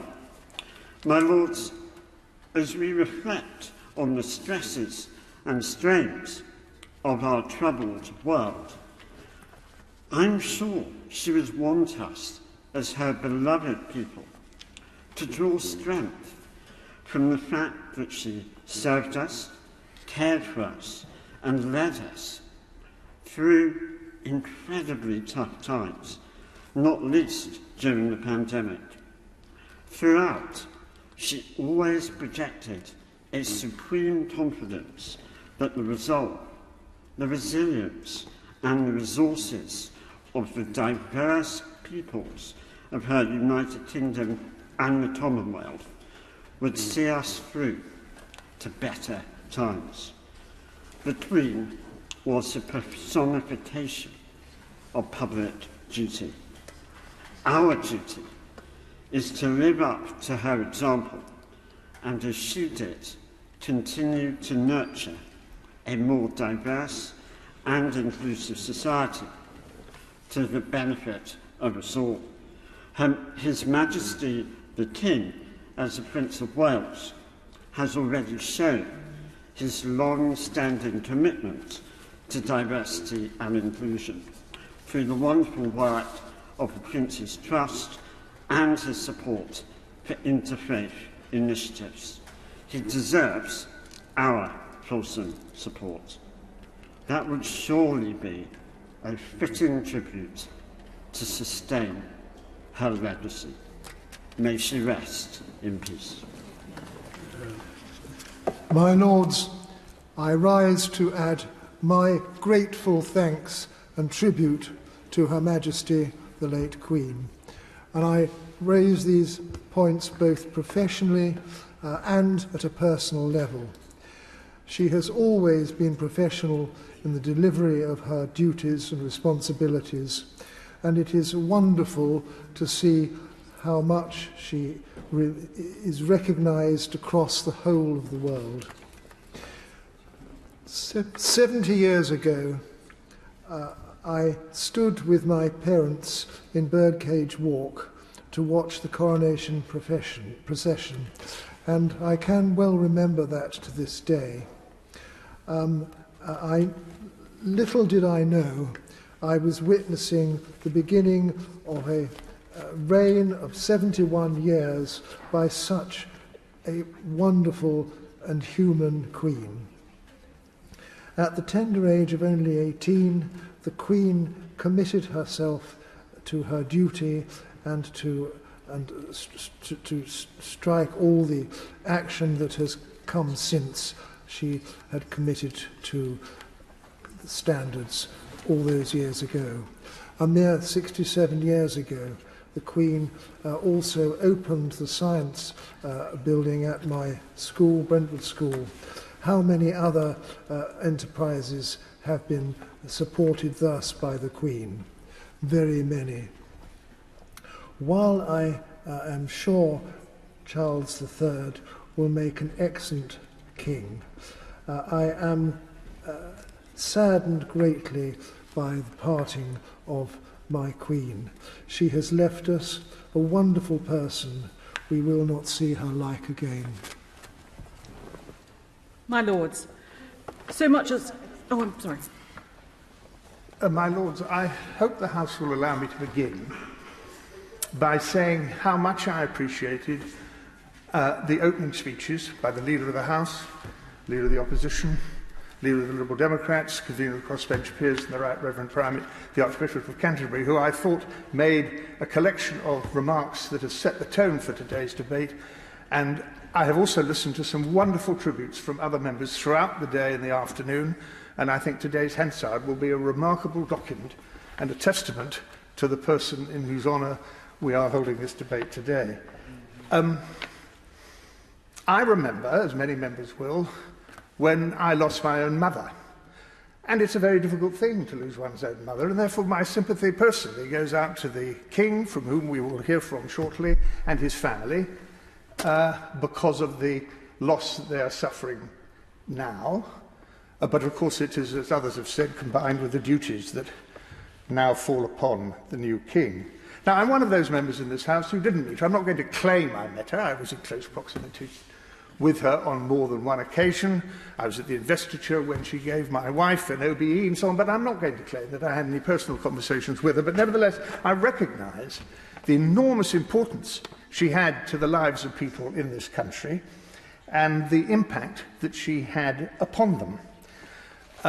I'm sorry in some ways that my own dad is not here to make a speech about his relations with the Queen, because he certainly had many stories he could have told, including his rather successful attempt to cut her head off, not in any physical sense, you understand, but in relation to the British stamps. But you can read all about that in his memoirs. I'm one of those who, the more I think about it in the last 24 hours, I think it was no coincidence that we saw her fulfil the one last constitutional duty for which only she could fulfil on Tuesday in appointing the new Prime Minister, and then find, sadly, that she became very unwell and died shortly afterwards. I think myself that she knew, as we all did for weeks, that she had this duty ahead of her, the appointment of a new Prime Minister, and I think she held on to fulfil that duty, which was absolutely typical of everything I've heard anyone in this chamber say about Her Majesty in the 70 years that she reigned. So, as I say, I don't think it was a coincidence that she lived long enough to do it. I also think she's a supreme example of a successful constitutional monarch for which we should all be very grateful. And when people look back over the years of her reign, this country has moved, as has been indicated by others, from a position where we were still an imperial power. We had an element of what you might call hard power, and over the decades it has been transferred into soft power, and she embodied that in a way that is going to be very, very hard to follow. However, her death is still a shock, and I think for many people it will continue to be so. When we hear from the new King in a moment, it'll begin to bring itself to bear on people's lives. But I do think there's a great deal to celebrate. And we all know that she lived to see an absolutely unrivaled Platinum Jubilee celebration. Although she wasn't able to take that much of a part in many of the events, I think the country and the nation and the Commonwealth has had a chance to say thank you to her. And her own contribution to it was, in a way, to live to see it unfold in front of her. But now there is still a great deal of mourning. And I want to end by saying this. Reference has been made to the remarkable interviews that she did give when she was younger, and her pledge to serve her country and the Commonwealth, whether my life be long or short. Well, it turned out to be remarkably long, for which we're all very, very grateful. But, my lords, she served her country as she promised to do, and she fulfilled her promise. And you cannot ask for more than that, and I don't think we will see her like again in our lifetime. My Lords, it's a pleasure to follow the noble Lord, and so much has already been said this afternoon. But at a time of grief, I think it is better for all of us to say something, and our new King, in his message yesterday, did say that he would draw comfort, and the family would, from all the sentiments of loss and mourning and gratitude that people would express in the coming days. We have heard many fantastic and moving speeches, and it's been a privilege to be part of your Lordship's house today to listen to them. I just want to offer 3 brief thoughts. As already mentioned, and as the noble Lord has just captured, the Queen's last service was to invite her 15th Prime Minister to form a government. Her face in that picture was still innately curious, and to have that level of curiosity at the age of 96 after everything that the Queen had seen was truly remarkable.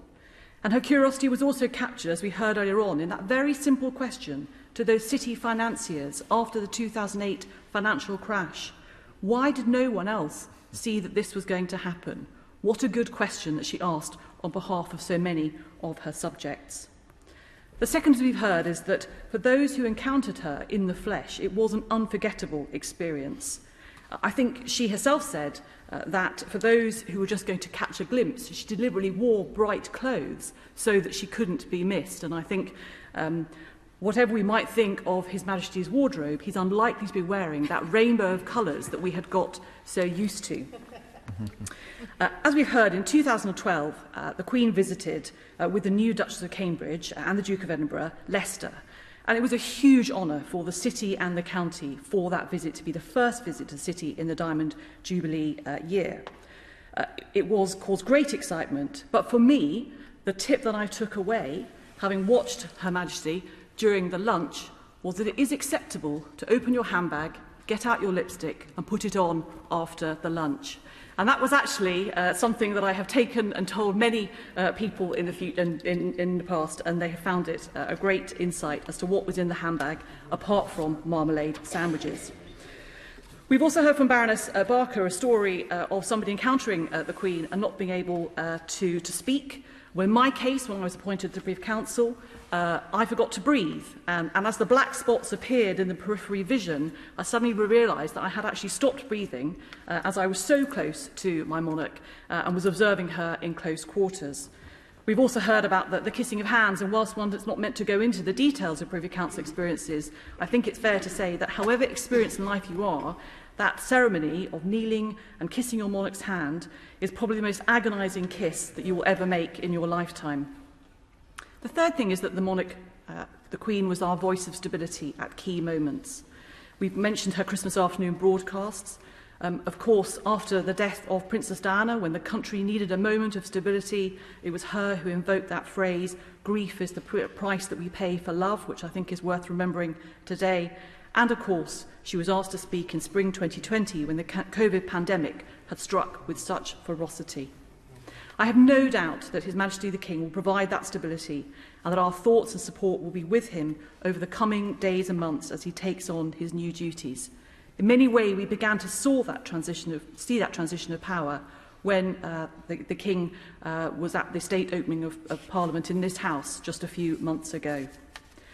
But as we've already heard, all of these events will be much more of a shock for everyone at every level of society and everywhere around the globe than most of us would have expected. God save the King. My Lords, today as we pay tribute, having been led so sensitively and eloquently by our front benches, we must remember that Her Majesty was patron of over 600 charities, and each felt they were unique to her. Hospices and hospitals benefited greatly from her support, and she lifted the morale of everyone, even the sickest person. And then we saw that she herself lived fully and with her uniquely great dignity until death took her. My Lords, the Chartered Society of Physiotherapy had the honour of having Her Majesty as our patron since 1953, its charter having been granted by her grandfather, King George V, in June 1920. Every year of those 69 years, she sent her official royal greetings to our members to mark our AGMs. In 2020, the centenary of our charter, she particularly noted the vital contribution of physiotherapy staff in response to the COVID pandemic. Every year, when as President I read out the message, the uplift in the room was palpable. It was affirmation by her. Affirmation as physiotherapists focused on the service to the health of the nation, her subjects, and all felt and indeed knew that she deeply appreciated their role. Every event Her Majesty attended created treasured memories for all who were there. Every year, many enjoyed the honour of a lifetime, an invitation to one of the Queen's annual garden parties, and some received honours in recognition of the impact of their work. Her commitment to her citizens across the Commonwealth of Nations, as we've heard so eloquently, was evident throughout her long service, unwaveringly dedicated to all her subjects, which provided stability during many turbulent times. At the launch of the Commonwealth Tribute to Life recently, a memorandum of understanding across the Commonwealth, the friendship and support that she inspired was palpable across the transplant professionals in the room. But, my lords, I saw Her Majesty's concern for each person when I attended Sunday service at the Royal Chapel of All Saints in Windsor Great Park. Suddenly, one of the choir boys was taken ill. And after attending to him, and he did seem rather ill, I stood outside rather than disrupt the last minutes of the service. At the end of the service, Her Majesty came towards me and inquired with great concern in her kind blue eyes as to the welfare of the child and whether he would be all right. Her sensitive concern overrode all other duties in those moments. My lords, her corgis were also an important adjunct to her quiet sensibility. David Knott, the trauma surgeon, described how half a dog biscuit discreetly handed to him to give a corgi under the lunch table helped him recover his composure as the post-traumatic stress of Aleppo overwhelmed him.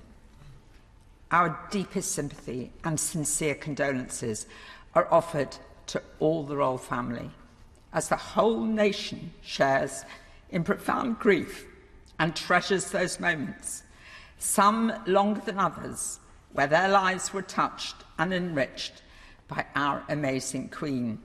My very first memory is of watching her coronation on our neighbour's first TV, and we all have our lifetimes of memories of Her Majesty to treasure, as if she was our own much-loved mother or grandmother.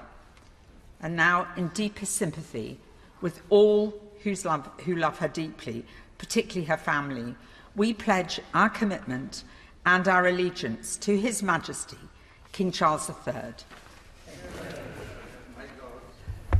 My lords, what a wonderful note on which to end this session. We are going to, as I said earlier, adjourn for the period of the King's address, and I'm suggesting, given that timings are not entirely certain, that we resume tributes not sooner than 10 minutes after the conclusion of the King's address. The question is that the House do now adjourn until not earlier than 10 minutes after the conclusion of the King's address. If I got that right, my lords, as many as are of that opinion will say content. To the contrary, not content. The contents have it.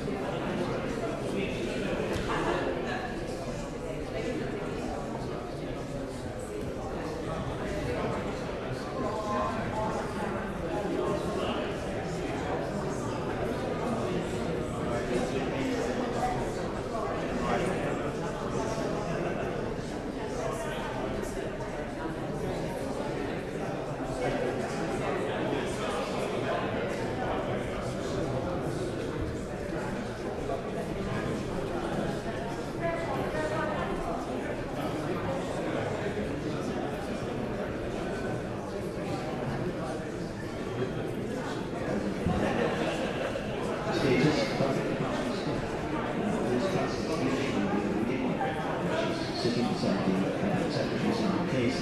And she's one of the dignitaries here at Westminster Scotland Wales Department here. The main one to be command here, the Speaker of the House of Commons, the Lord Speaker, Lord McFall is also in his place. But it is largely a congregation of Londoners, mainly I imagine, who simply decided that they wanted to come. And Roya, I think that expresses the nature of the service, of the kind that, the Queen tried to represent.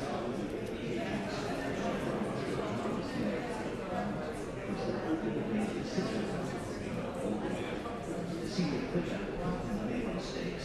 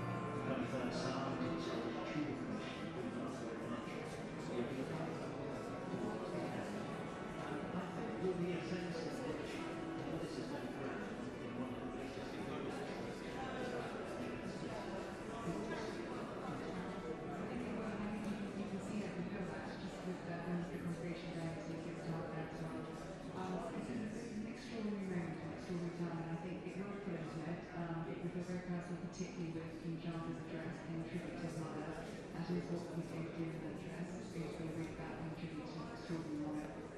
And there's a moment left that members of the congregation reflect that times have changed, we are at a different time now, it's quite amazing.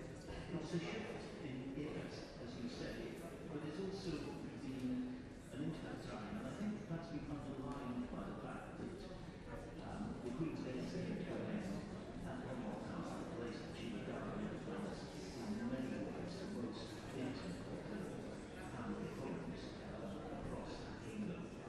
And we used to say that she had no choice in that particular she had a wish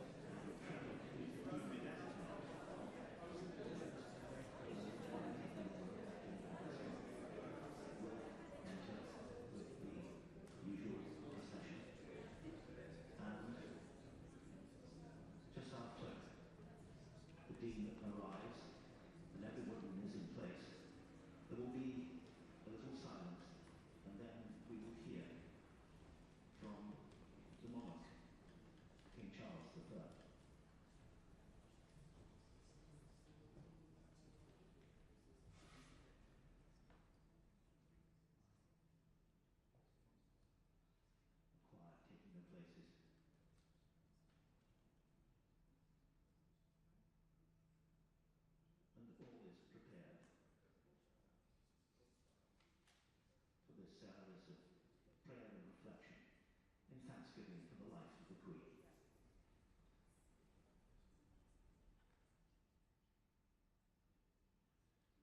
The congregation stands. And now the Dean is here, the congregation sits, and we await His Majesty, the King.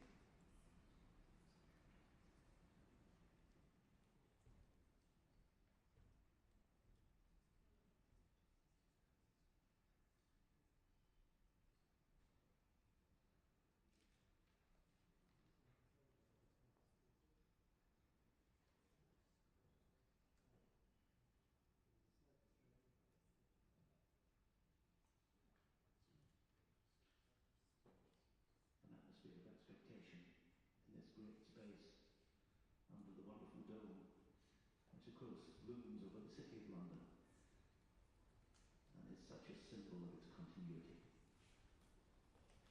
The Dean of St. Paul's.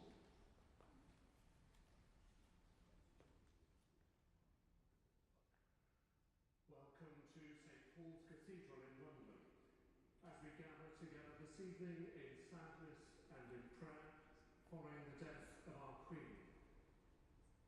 Our service will include readings and hymns, anthems and prayers, a reflection. But we begin at 6 o'clock, together with the people of this nation and of many nations, by hearing a message from our new King. In the stillness of this sacred place, where worship has been offered for over 1400 years, we now wait in prayerful silence.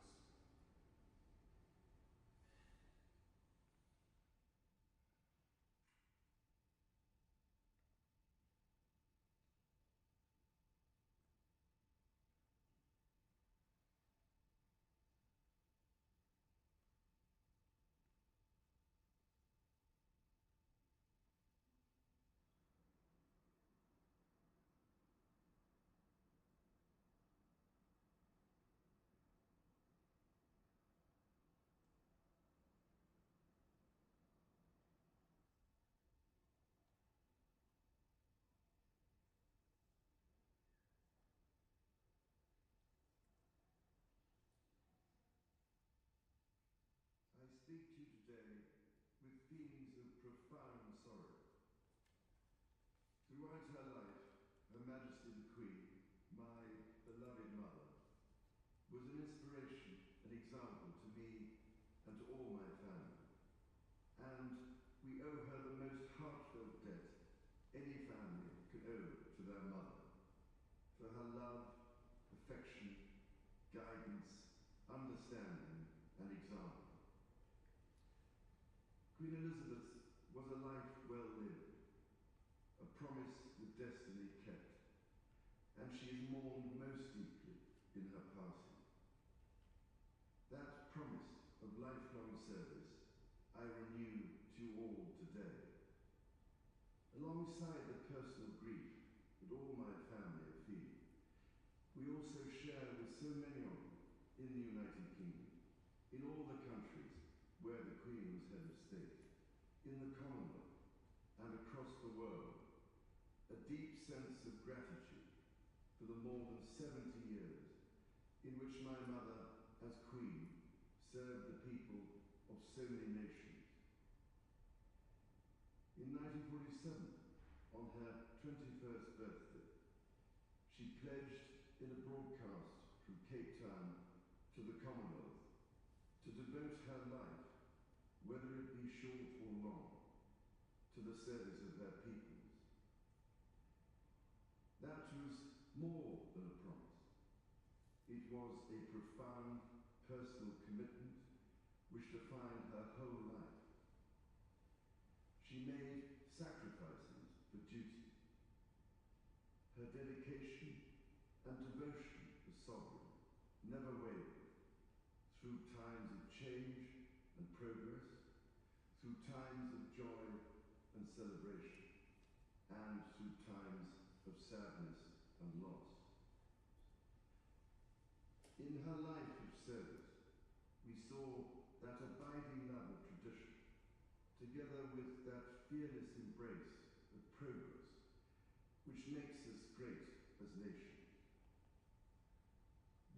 affection, admiration, and respect she inspired became a hallmark of her reign. And as every member of my family can testify, she combined these qualities with warmth, humour, and an unerring ability always to see the best in people. I pay tribute to my mother's memory, and I honour her life of service. I know that her death brings great sadness to so many of you, and I share that sense of loss beyond measure with you all. When the Queen came to the throne, Britain and the world were still coping with the privations and aftermath of the Second World War, and still living by the conventions of earlier times. In the course of the last 70 years, we have seen our society become one of many cultures and many faiths. The institutions of the state have changed in turn. But through all changes and challenges, our nation and the wider family realms, of whose talents, traditions, and achievements I am so inexpressibly proud, have prospered and flourished. Our values have remained and must remain constant. The role and the duties of monarchy also remain, as does the sovereign's particular relationship and responsibility towards the Church of England, the church in which my own faith is so deeply rooted. In that faith and the values it inspires, I have been brought up to cherish a sense of duty to others and to hold in the greatest respect the precious traditions, freedoms, and responsibilities of our unique history and our system of parliamentary government. As the Queen herself did with such unswerving devotion, I too now solemnly pledge myself, throughout the remaining time God grants me, to uphold the constitutional principles at the heart of our nation. And wherever you may live in the United Kingdom, or in the realms and territories across the world, and whatever may be your background or beliefs, I shall endeavour to serve you with loyalty, respect, and love, as I have throughout my life. My life will of course change as I take up my new responsibilities. It will no longer be possible for me to give so much of my time and energies to the charities and issues for which I care so deeply. But I know this important work will go on in the trusted hands of others. This is also a time of change for my family. I count on the loving help of my darling wife, Camilla. In recognition of her own loyal public service since our marriage 17 years ago, she becomes my Queen Consort. I know she will bring to the demands of her new role the steadfast devotion to duty on which I have come to rely so much. As my heir, William now assumes the Scottish titles which have meant so much to me. He succeeds me as Duke of Cornwall and takes on the responsibilities for the Duchy of Cornwall, which I have undertaken for more than 5 decades. Today, I am proud creating Prince of Wales to Whistle Cumber, the country whose title I've been so greatly privileged to bear during so much of my life and duty. With Catherine beside him, our new Prince and Princess of Wales will, I know, continue to inspire and lead our national conversations, helping to bring the marginal to the centre ground, where vital help can be given. I want also to express my love for Harry and Meghan as they continue to build their lives overseas. In a little over a week's time, we will come together as a nation, as a common and indeed a global community, to lay my beloved mother to rest. In our sorrow, let us remember and draw strength from the light of her example. On behalf of all my family, I can only offer the most sincere and heartfelt thanks for your condolences and support. They mean more to me than I can ever possibly express. And to my darling Mama, as you begin your last great journey to join my dear late Papa, I want simply to say this: thank you. Thank you for your love and devotion to our family and to the family of nations you have served so diligently all these years. May flights of angels sing to thy rest.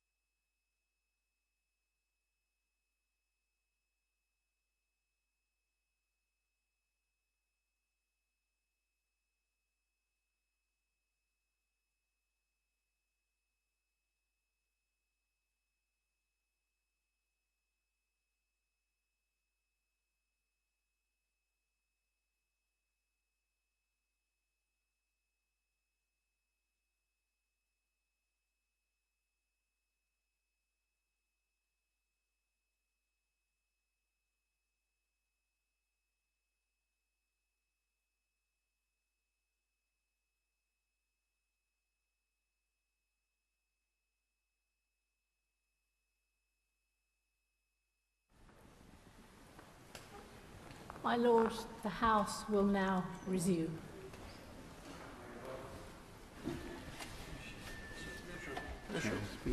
Bishop.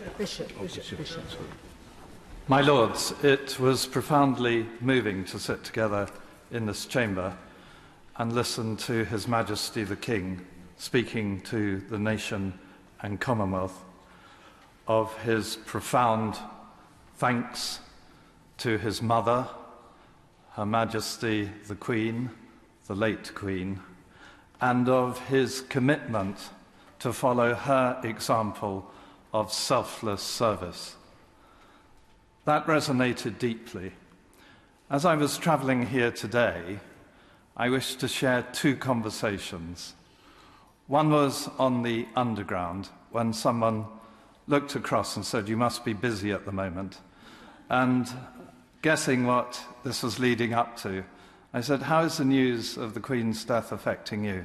He said, "I've just been with my mum, who came to this country 70 years ago. She is now 74. She has only ever known the Queen, and she is devastated. I, too, am full of sorrow." And on we talked. And then, to get here in good time, I hopped into a black cab. And the cab driver, when he knew where I was going, also put two and two together, dropped me off, and he said, "That one is on me, Father." We are all sharing in this. And so it is.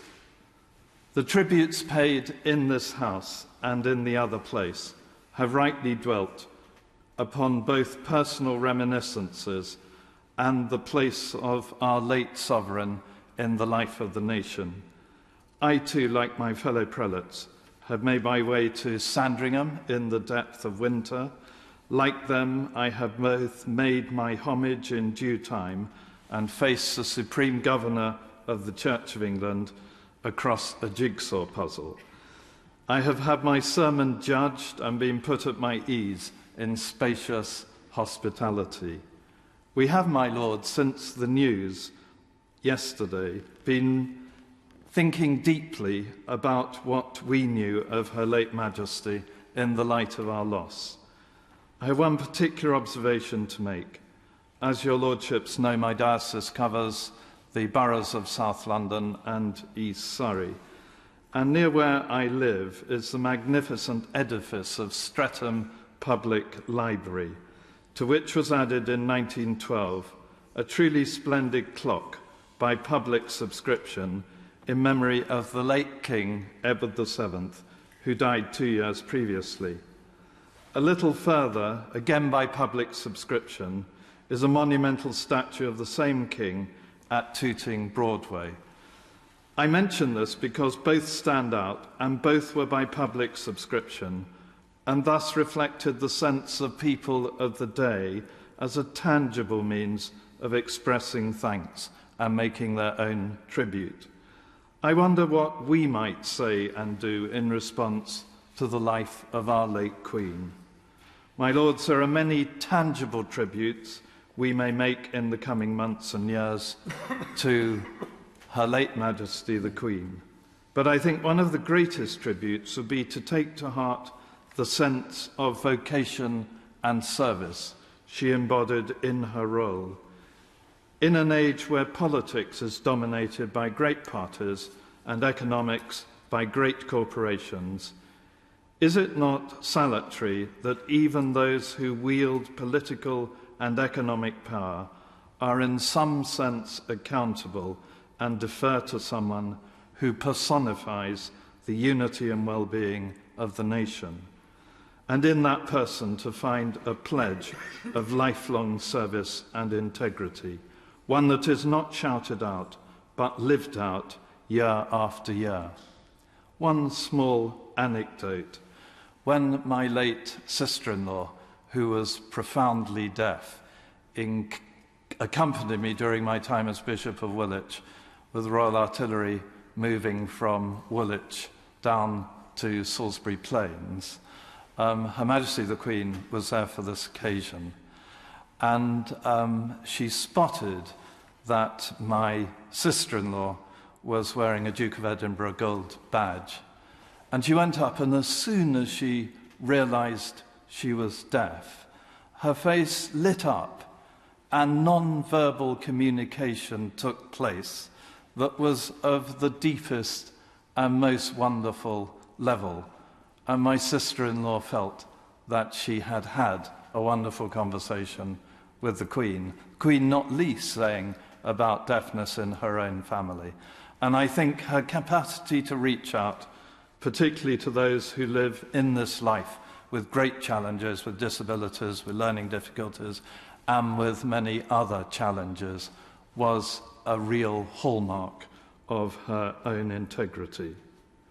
My Lords, Her late Majesty the Queen spent her long life in service with an uncomplaining dedication that she derived from her pledge to us and her duty to God, who called her to be our Queen. And so in audiences and walkabouts, at her official boxes, in correspondence, at investitures, before military personnel, before crowds, at great national occasions, in countless private moments, in numerous personal kindnesses, and in her prayers, she did not fail us. May we, my Lords, embody these standards in the vocation we have been given. That would be a fitting tribute. Thanks be to God. God save the King. My Lords, once Nelson Mandela said, and I quote, "What counts in life is not the mere fact that we have lived. It is what difference we have made to the lives of others that will determine the significance of the life we lead." I was sorry to hear that the Queen died yesterday. She was an extraordinary woman who fulfilled her destiny with dedication, dignity, and grace, using her power behind the scenes as a cohesive force, bringing people across the globe together with the overall perspective of future unity. In challenging times, she was a rock, which our Prime Minister also mentioned yesterday in her speech. Today marks the end of an enormously long Elizabethan era. Like me, Her Majesty Queen Elizabeth II was born into a world where the British monarch was Emperor of India, but it fell to her, coming to the throne 5 years later. To embody that transition into a post-imperial world, and there can be no greater tribute to her than the heartfelt outpouring of love and gratitude expressed by the leaders of Commonwealth countries all over the world since Her Majesty passed away on Thursday. The transition has been different for every country, but it was the Queen's unfailing spirit of service and humility that allowed even the most painful of memories not to stand in the way of forging new relationships. I had the honor to meet Her Majesty twice. Once at the opening of the GLA building, where I have a beautiful photograph with her, and on another occasion at the opening of Barnardo's new offices as a Vice President of Barnardo's. I was completely taken back as both Her Majesty and the Duchess of Cornwall, now the Queen Consort, wanted to hear about my charity for widows. In 1997, 50 years after India gained her independence, it was my privilege to organize the British Indian Golden Jubilee Banquet in London, at which King Charles III, then of course the Prince of Wales, quoted the Vedas and expressed his thanks to India for its civilizing influence on Britain. It was a moment that symbolized the transformation that had taken place from imperial power and subject nation to the familial ties of equals. The enduring strength of those ties between the world's fifth and sixth largest economies was illustrated again yesterday when the Prime Minister of India recalled Queen's warmth and kindness. Many tributes have alluded to the Queen's greatness. To that I would add my voice by saying that the greatness of Queen Elizabeth lay not in harking back to the days of empire or in asserting dominance over others, but in the service and humility that characterized her reign and opened the door to new beginnings. I pay tribute to Her late Majesty for the contribution she has made, which has undoubtedly made the world a better place than it would otherwise have been. It is her legacy that in an increasingly uncertain world offers hope for the future. I know the Queen's love for India and for the Commonwealth was fully shared by her eldest son, King Charles III, and that he will seek to build on that legacy. God save the King. My Lords, may I start by saying how much I've appreciated the quite admirable tributes from across the House that we've heard today, and I just wish to add my wish to be associated with them.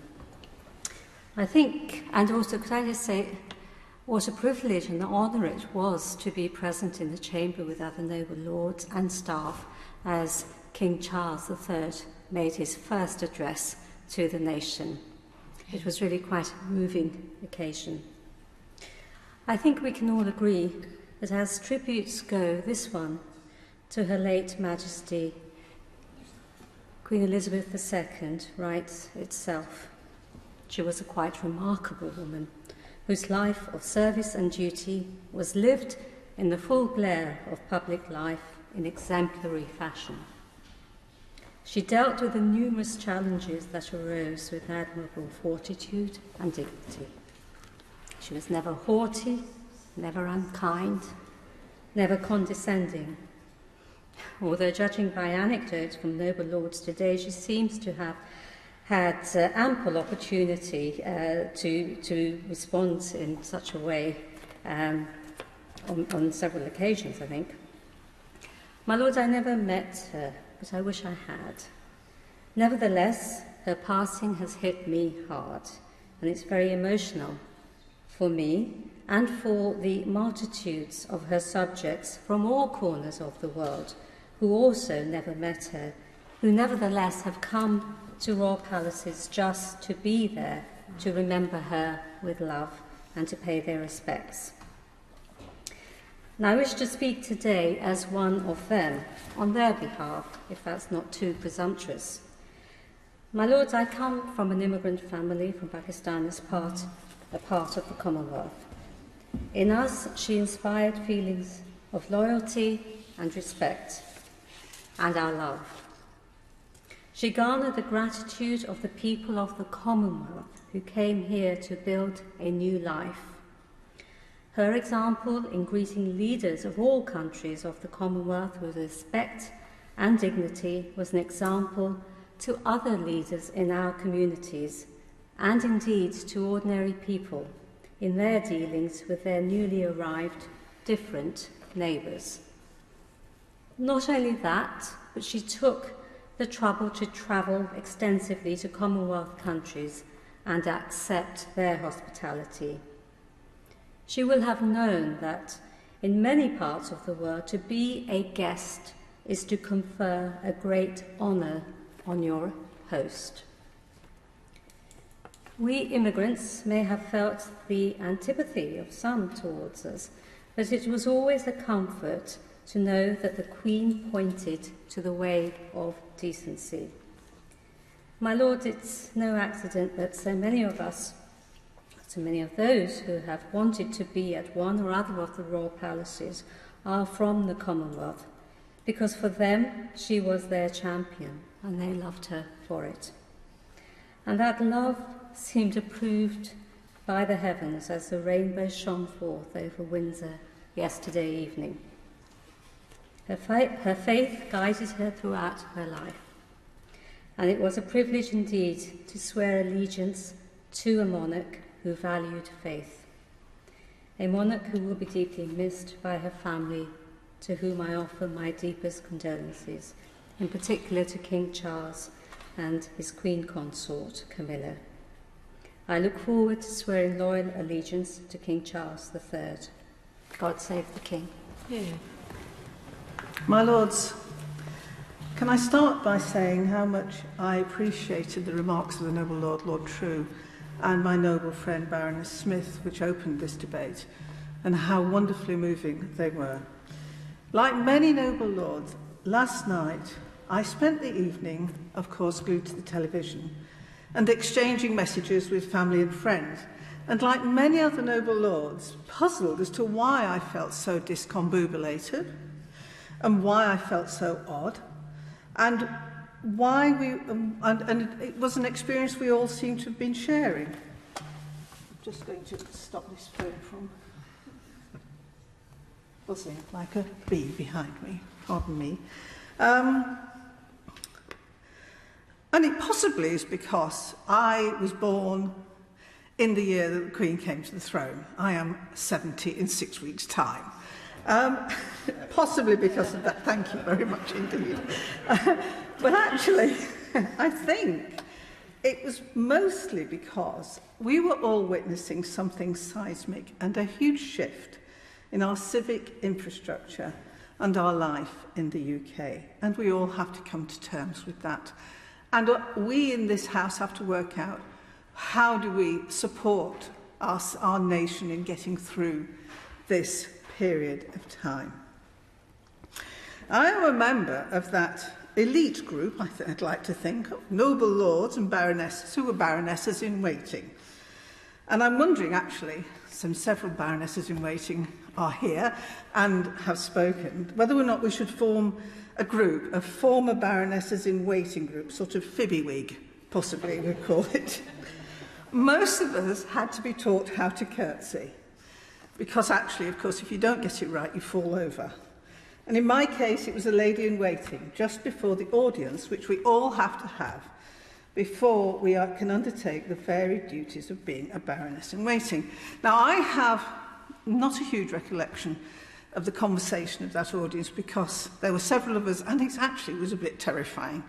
However, in the course of that conversation, I mentioned to Her Majesty that the week before I had been to Poundbury in a sort of coach trip of parliamentarians to Poundbury. And what I saw a glimpse of when I said that was a mother who was really proud of her boy. She was really proud of the work that our now new head of state was doing in Poundbury in its early days. And of course, the duties that we were to undertake were very varied. And in my case, they included accompanying Her Majesty to Parliament for the state opening of Parliament in December 2009. I underline the word December, in an open carriage with Her Royal Highness Princess Anne, who I have to say I thought was going to turn blue with cold during that moment. And we also had to do things like attend diplomatic balls and other duties, of which I'm a plumber's and mill worker's daughter from Bradford. And I experienced these things with wonder, with perhaps some terror. But like others in the House, I experienced also the warmth and humour of Her Majesty and other members of the family, which turned those into very valued and treasured experiences. As our new head of state, King Charles, said in his address tonight, that he will have to leave behind many of the causes and organisations to which he has poured his time and passion for decades. To young people, to the unemployed, to the environment. And I have to say, I hope that these progressive causes will not fall by the wayside. I was very pleased to hear His Majesty's assurance that these will be picked up and support for the businesses, the charities, the social enterprises and the many causes will continue. So I just want to say His Majesty finished on a point of hope in his remarks, and I think we just need to say onward and upward from now on. My Lords, I feel distinctly underqualified to offer my tribute today, particularly in this august company, but I feel very humbled that we have the opportunity to do it. And like the noble Lord Viscount Stansgate, I wish my father was here too, because my father was very involved in horse racing throughout his life, something that we know the Queen absolutely adored and was unbelievably knowledgeable about, that my father could attest to. And as a result of hanging on to my father's coattails, I was extremely fortunate in my early 20s to have the honour, really, of my life. I have to say it was almost more of an honour than when I was brought into this place, because I was invited to stay at Windsor Castle for the Ascot week. And as a young 20-year-old, you can imagine, my mother packed my suitcase, made sure I knew what to do. Yes, I could curtsy because my ballet training had helped with that. But I was sent off with many lectures about don't you dare put a foot wrong and let us down. And I have to say that Her Majesty, from the moment I walked into Windsor Castle, could not have been more kind and wonderful a host to this nervous young girl. And even when I forgot basic things like my race glasses, which is pretty essential to take to a race meeting, and I was running down those very long corridors, because you're all under a great timetable, thinking, have I got time to get them before we're meant to be in the cars and all the rest of it, she saw my problem and shuggled me along and said, no, off you go, you know, take it, go in front of me. And I also experienced the deep disappointment when, you know, as you went up the race course, which was amazing, and there were school children lining the route waving at you, and the deep disappointment when it got to the carriage I was in, right at the back, that they were thinking, who on earth is that? But that's not really what I want to pay tribute. As the leader of a charity, I really want to say thank you and to note Her Majesty's enormous contribution to civic society and charities. As I think has been said, she was patron of over 600 charities. And actually, the Royal Family website notes that over 3,000 charities have a member of the Royal Family either as their patron or their president. Now, these charities are throughout the UK. They cover all aspects of life, from health, from disability, education, the arts and sport. And this is tireless, not glamorous work. The visits that the Royal Family make to charities make a huge difference, not only to the organisations themselves, highlighting some really important, sometimes not very fashionable issues, but the people we support, our beneficiaries. It is a highlight. Nobody ever says no to come to meet, in my experience, to meet a member of the Royal Family.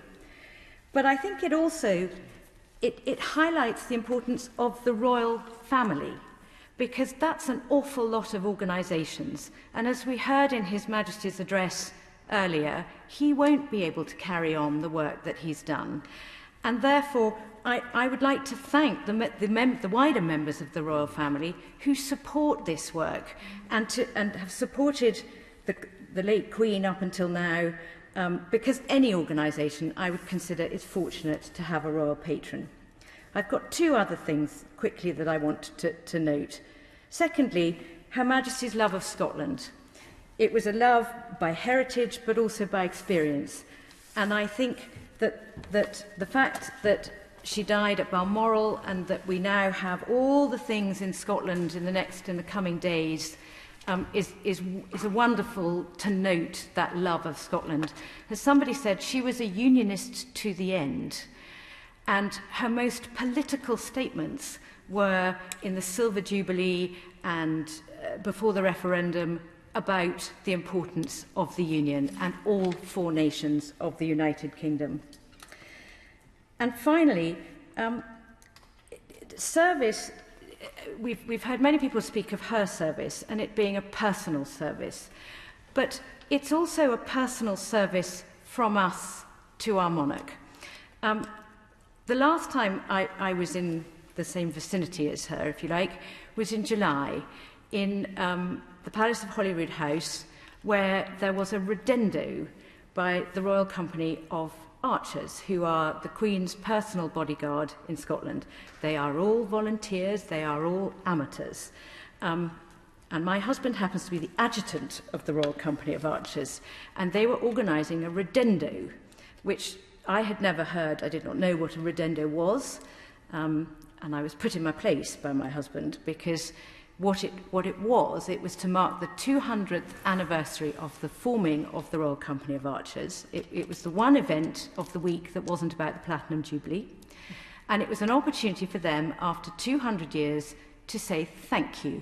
Thank you, Your Majesty, for allowing us to be your personal bodyguard. She was on absolutely tremendous form that day, and 324 volunteer amateurs really turned up and put on a fantastic parade that made her smile light up. And I just want to note the Captain General's words on that occasion in his speech to the late Queen. He noted that in their 200 years, the Royal Company of Archers had served 8 monarchs, but over 1/3 of their history was serving her. It was a privilege to thank her. Our new king ended his remarks that that she was a life well lived.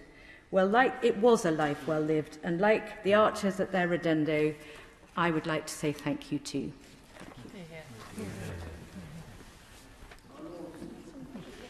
Several months ago, I rang and had a chat with Helen Cross, who is the personal private secretary to the Queen. And I reminded her that over 10 years ago, we had done something of a similar nature, and I wanted to know whether the Queen would be in favour. And what just transpired was as follows, that you have all the palaces of the monarchy, but you have many, many people there, like the gardeners, the sous chef, the chambermaids, and all others all over, that hardly actually have even met members of the royal family, but certainly have never been involved in a major gathering and to do something which they might really enjoy. So last time we did exactly the same. She went to the Queen, and the Queen was very much in favour, and they had a ballot. And the ballot was amongst all the members of all the people working for the palaces, the lot, but not at a high level, people who were doing the down-to-earth jobs. Yesterday was the day they came to come on board and to visit Gloriana, the Queen's row barge, at Chelsea. And we had a great turnout, and the Queen's royal barge master and all the royal watermen rowed her. And they all had a turn inside it, and we got together, they exchanged views. I met somebody from Scotland, and he was very much involved in any of the shooting and the bird life up there. And he said he's never been to London before. And then you're speaking to the gardener, and he's explaining that how the earth is very different for planting plants in Kensington as it might be in London. And I have to say, it was a hugely wonderful get-together. Two of the seniors who accompanied them came over to me and said, "Would you mind if we leave early?" And I said, no. I said, I realise that there's been some news coming out. So he said, well, we've really got to get back because there'll be a lot of communication. And I couldn't help thinking to myself, when all those people went home, they said, wonderful, they were grateful, I thanked them on all our behalf for coming, and what did they go back to find that the person that they loved had died. I have to tell you, it was quite extraordinary. But then, on our own front, we had to decide regarding Gloriana, which is the Queen's row barge. And obviously, with what has transpired, there's various things we have to do. I mean, for argument's sake, you have to get the flags down. You have to put all the black satin over it. And this morning, very early, 6 o'clock, we got the whole thing together to go down the river, accompanied by the police, in order to get her back in readiness for the rest of what is going to transpire. I personally have had the honour and the pleasure of running the Silver Jubilee, the Golden Jubilee, most of the Diamond Jubilee, and the most recent one, the Senior Advisor, but we took part in many areas as to what's transpiring. And I have to say that it's quite extraordinary, the reaction, and how the most important of all of them were the street parties, how people actually got together. If I think of anything which really mattered, it was that. It might amuse you, there was an occasion when Robin Jambrin, Lord Jambrin, he said to me, we're coming up now to that major concert in the palace, as you might remember. And that was in the Golden Jubilee. And he said, I think you better come along and have an audience with the Queen to put her in a picture as to how it's going and where we're going it. And he said, I suggest you come after 9 o'clock, because that's when they're going through the red boxes, etc. So if you could be there just before 10, then perhaps we could do it. So I arrived at that time, and I came in, bowed, everything was in that form, and I thought, right, we were set to talk about it. And the Queen got up, said, no, I want you, come over to the windows. And I looked out the windows, and of course, they had JCBs and everything digging up the gardens, taking so much soil out. I cannot tell you what was going on in the gardens. And she was so upset, she was saying, they're ruining the gardens. I said, well, I think they'll probably get them back in a reasonable state afterwards. But in actual fact, it was just a great pleasure and honour to be in that position. And also I had the pleasure, of course, at P&O and Cunard, when she came many, many times through her life for naming of some of the great ships. Perhaps the most important, as far as I'm concerned, which my noble friend has already referred to, was Motability, which I co-founded with the late Lord Goodman.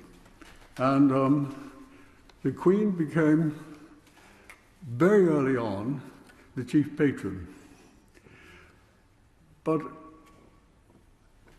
I know she's president, has been of umpteen charities, but for some reason, and I think you all have really spoken about how she is as a person, she really did get heavily involved and extremely interested in anything to do with the disabled and, of course, the veterans. And at that time, it was an idea, and he had one car. 45 years afterwards, 6 million cars out, 700-odd thousand on the roads as we speak today.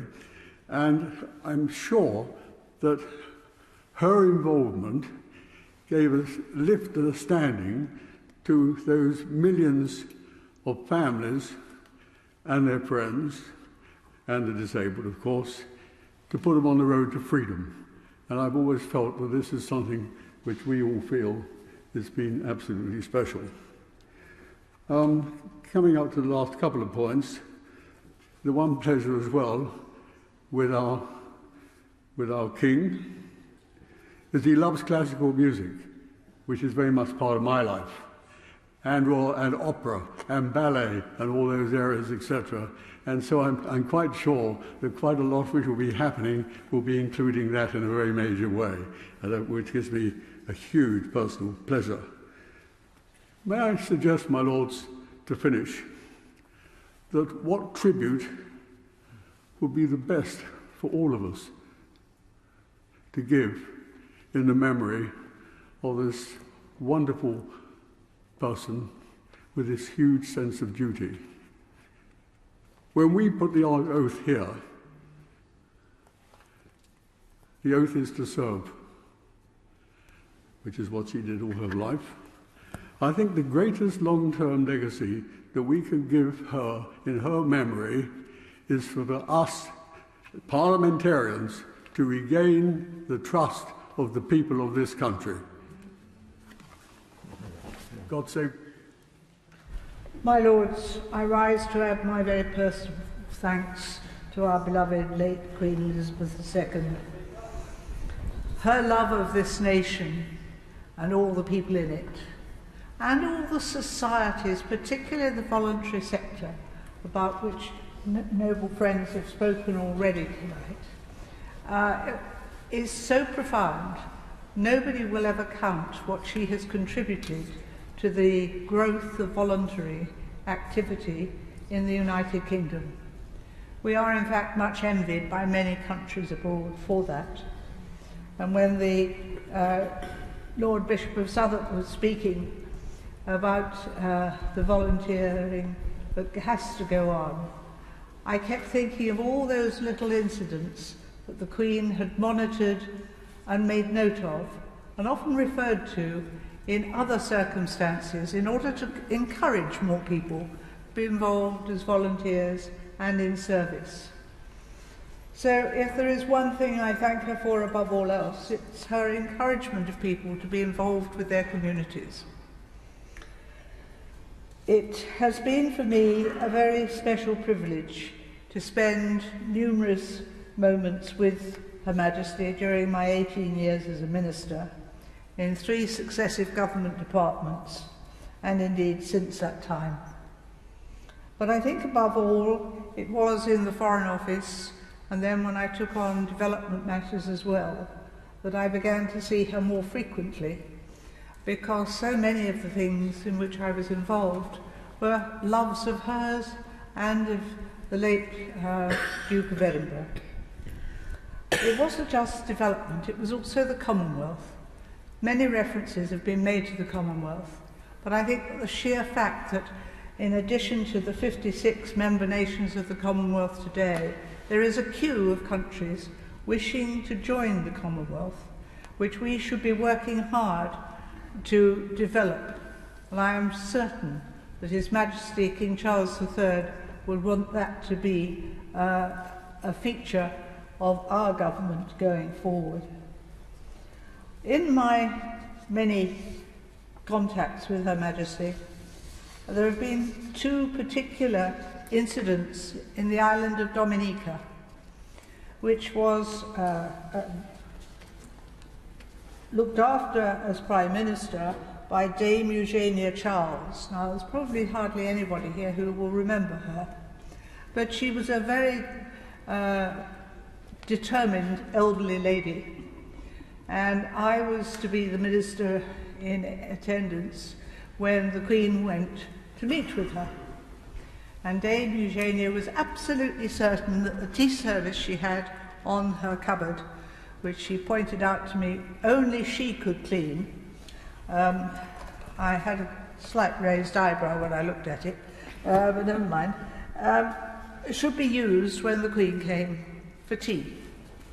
Well, all went well until the tea came in and Her Majesty was offered her cup of tea, but she decided that she didn't want one at that moment, and that is often too many cups of tea on tours are things that ministers regret. I'm sure Her Majesty regretted it many other times too. I was left to make a diplomatic bridge between the Prime Minister of Dominica, who wanted to use the tea set, and the Queen, who had not given her the tea set. Such is the life in the Foreign Office sometimes. But there are other situations, and on that very same Caribbean visit in another island, I nearly fell down a hole outside a church into which we were going. I was following Her Majesty along, and a piece of plywood had been put down which was not a perfect fit. Needless to say, my ankle caught the edge of it. I didn't go down the hole. I was saved by a policeman, as ever. But the thing that hit me really hard was that the first thing that was said to me by Her Majesty when I got into the church in the row behind her was, "I've sent for some ice for that ankle." I didn't even know that she knew I'd nearly gone down the hole. The kindness, the thoughtfulness came up so many times in my experiences of her. And I always remember being very encouraged by her on one occasion when things weren't going very well in the then ODA. And she said, "Well, what is the main purpose of what you're seeking to do?" And without going into the politics of this in any way, I told her, and she said, "Well, why don't you try?" She came up with a thoroughly practical suggestion. And if there's one other thing I remember of Her Majesty, it is what a practical lady she was in so many ways. I hope that that practical nature will be continued by His Majesty King Charles III, who I know so well as the Prince of Wales. I'm not sure how I'm going to address him in the future. I think I'm going to make mistakes. Then I've been forgiven by the Queen, so I hope I should be forgiven by Prince Charles, as he was. See how easy it is to make the mistake. King Charles III, we wish you a magnificent reign. We hope you'll continue your mother's best and most tremendous contributions to this country. And we, as ordinary citizens, will do our best to make sure. Long live King Charles III. My Lords, I want to start with actually the noble and learned Lord Judge is getting up and walking out, but I just wanted to pick up a point that he made in his speech early on, which struck a note with me, which was the point of constitutional monarchy. We have heard this from time to time during the speeches today, and how apt this place is, particularly, to make tributes to Her Majesty. This place, the House of Lords, where Her Majesty sits on the throne at the state opening, and we call the Commons, she calls the Commons, or should he call the Commons, into here, so that they can hear the Queen's speech.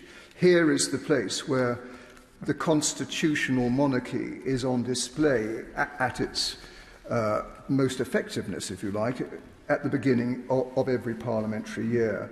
And I just think it struck me very much what the noble and learned Lord Judge said, and it is certainly for me an honour and a privilege to be able to stand here and say what a wonderful Queen we have had.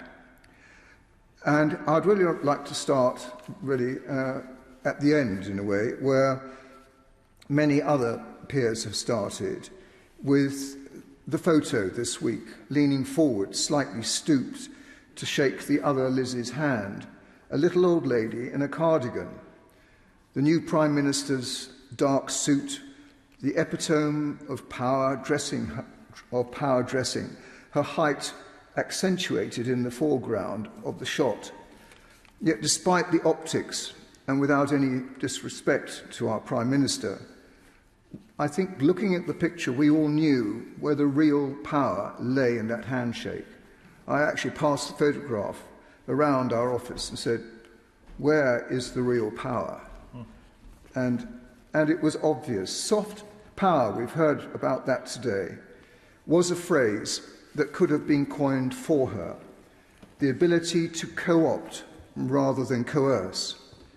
She would say herself, it came primarily not from her constitutional position, but from her utter dependence on God, on his Son Jesus Christ and the Holy Spirit, who so clearly worked through her.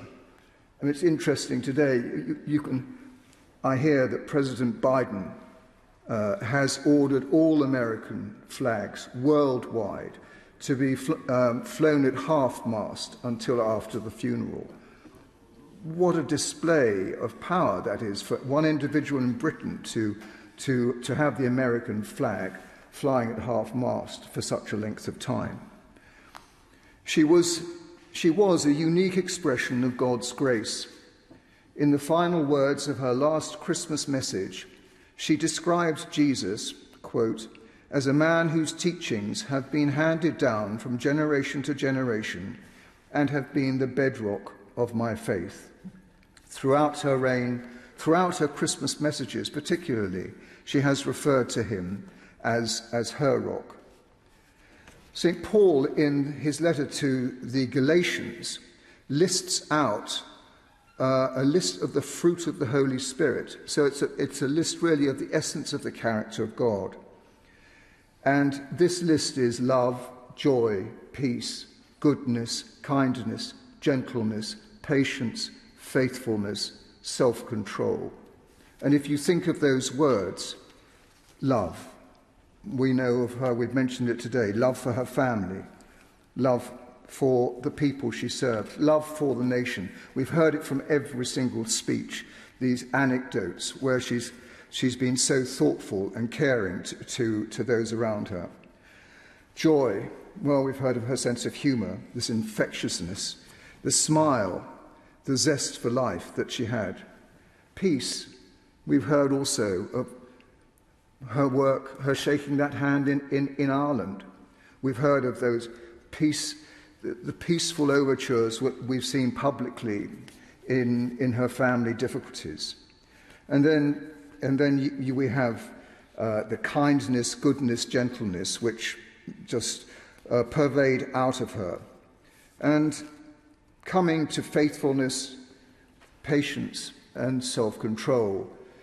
I'll come back to faithfulness, but patience and self-control, I often remember sitting actually in the middle here at the state opening, and this table was removed, sitting there, and we were all waiting patiently, and the Queen had come in and was sitting on the throne, and a black rod had gone down, there'd be bang on the door, and we were looking, and we were all seeing the Queen, and she was looking over our heads down the corridor, and you could hear this sort of shambling going on and this sort of laughing and sort of casual chatting going on. It was all sort of slowly ambling up towards us.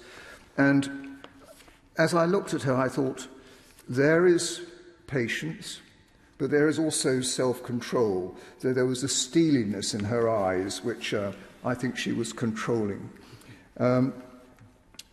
So with all humility, coming back to the word faithfulness, I have made a recommendation that she would have the designation Elizabeth the Faithful. We have had kings in the past, there have been many kings of other countries where you've had an adjective following just to define them. And this would be an epigram of her constancy and faithfulness and outworked sense of duty to God and man since she made those promises when she was so young, to make the uniqueness of her reign stand out in the sweep of history to come, for future generations and in future centuries. Coming back to the present, I mentioned Biden earlier on. Apparently Vladimir Putin himself has acknowledged that, quote, for many decades, Elizabeth II rightfully enjoyed the love and respect of her subjects, as well as authority on the world stage, unquote. Even those who rule in a contrary spirit recognize and respect the miracle that she was to us. Light has a habit of overcoming darkness. She is a miracle of the modern age. So as I finish, I'd just like to talk about prayer, because we pray here at the start of every day. And actually, you can say we pray by rote, but we pray for our monarch. And we pray that God would direct and bless them and give them wisdom and give them happiness and health. And one mustn't forget, all the congregations, all the little church assemblies every week, they pray for the monarch. And in the villages and in the towns, in all sorts of gatherings, there are people praying for the monarch. And so I just want to say to all of us, in fact, who've been praying over the years, your prayers have been answered. Do believe in the power of prayer. It is heard and it does work. And if you look at the Queen's life, which I've just described as a miracle, where can that come from? To give her that strength to do what she has done. So it's just really to finish on an encouragement to carry on praying and to pray for our new King, that he would have a long and glorious life of service. Without any doubt, as I say, God hears these prayers and he answers them. I know we all know it would please her for us to say, we'll now lift up those prayers for our gracious monarch, King Charles III. May he be blessed bountifully in his reign, and we will continue to be faithful in doing that. Thank you. Lords, I pay tribute as Her Majesty's hereditary banner-bearer for Scotland, and along with your lordships, I send condolences to the royal family. As has been said, the Queen's passing yesterday is already noted everywhere to have caused shock, uncertainty, and even fear. Yet the corollary to that is the healing strength of what she has achieved. Whether here in the United Kingdom, within the Commonwealth, or elsewhere abroad, there are her priorities for how things should be. These may perhaps be summarised by her comments in London in 1969 at the 20th anniversary of Europe's human rights institution, of which the United Kingdom remains now a key member, and I quote, "The Council of Europe provides us with a means to dismantle the barriers to communicate, understanding, and common effort between the European peoples. For the sake of future generations and for the peace and prosperity of our continent, we should grasp this opportunity with both hands." The Queen's humour, warm personality, astuteness, and concern for others are well known across the world. The noble Baroness, Lady Findlay, referred to her corgis and love of animals, an attribute shared with St. Francis. Certainly at all times her wishes were to encourage the prescriptions of harmony within the famous prayer of St. Francis. I join your lordships in recognising the enormous benefits which her long reign have brought to all of us, both nationally and internationally, and with huge thanks and appreciation for her remarkable legacy, which will endure. My Lords, much has been rightly made of Her Majesty's deep religious conviction, and at the other end of her very wide character, the huge breadth of her character, of her corgis, and her wonderful sense of humour. I should like to draw together from my own experience her commitment to the Church of Scotland and her love of ponies, particularly the Highland pony. When in Scotland, as we know, when she was at Balmoral, Crathy was her parish church, and she worshipped at Crathy every Sunday. In Edinburgh at Holyrood, her parish church was the Canongate Kirk, and she worshipped there as well. But it was not just the routine of worship that inspired her feelings about the Church of Scotland. It was a deep interest in what the Church of Scotland was all about. And it was that was brought to my attention when I served for 2 years at her request as the Lord High Commissioner to the General Assembly of the Church of Scotland.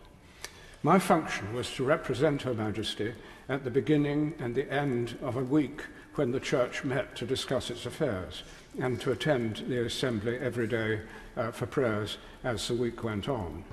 And I had the huge privilege of living in Holyrood Palace effectively with the status one below the Queen. I was known as Your Grace, and when I went outside the door, as soon as I went outside, the national anthem was played, the full national anthem. And no doubt there were some archers to be there as well.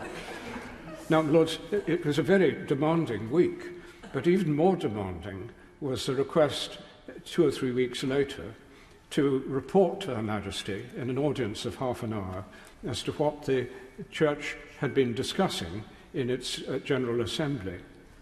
It was a formidable undertaking, but it was suggested to me that it would be lightened a bit if I could offer Her Majesty a present, just to lighten the atmosphere. But of course the question is, what can you possibly give a Queen a present which she's never had before?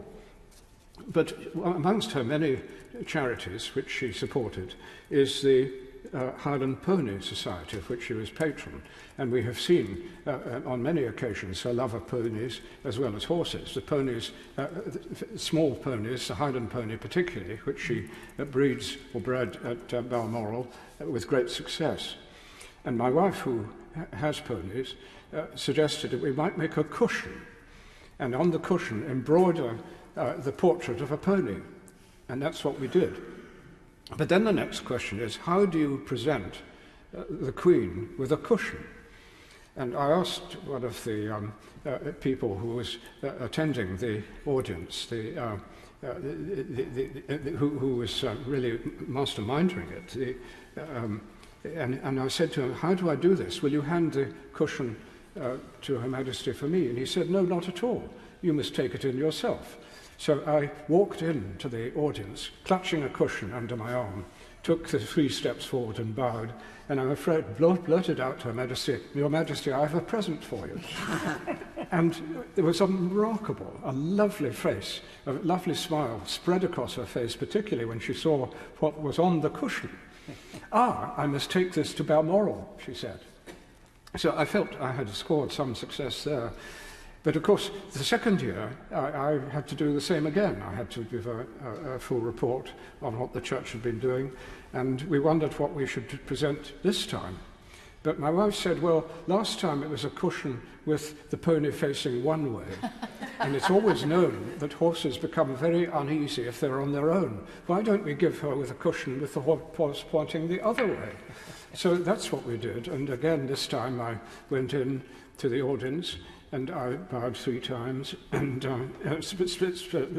stepped forward 3 times and bowed with the cushion and handed it forward. And again, there was this wonderful smile spread across her face.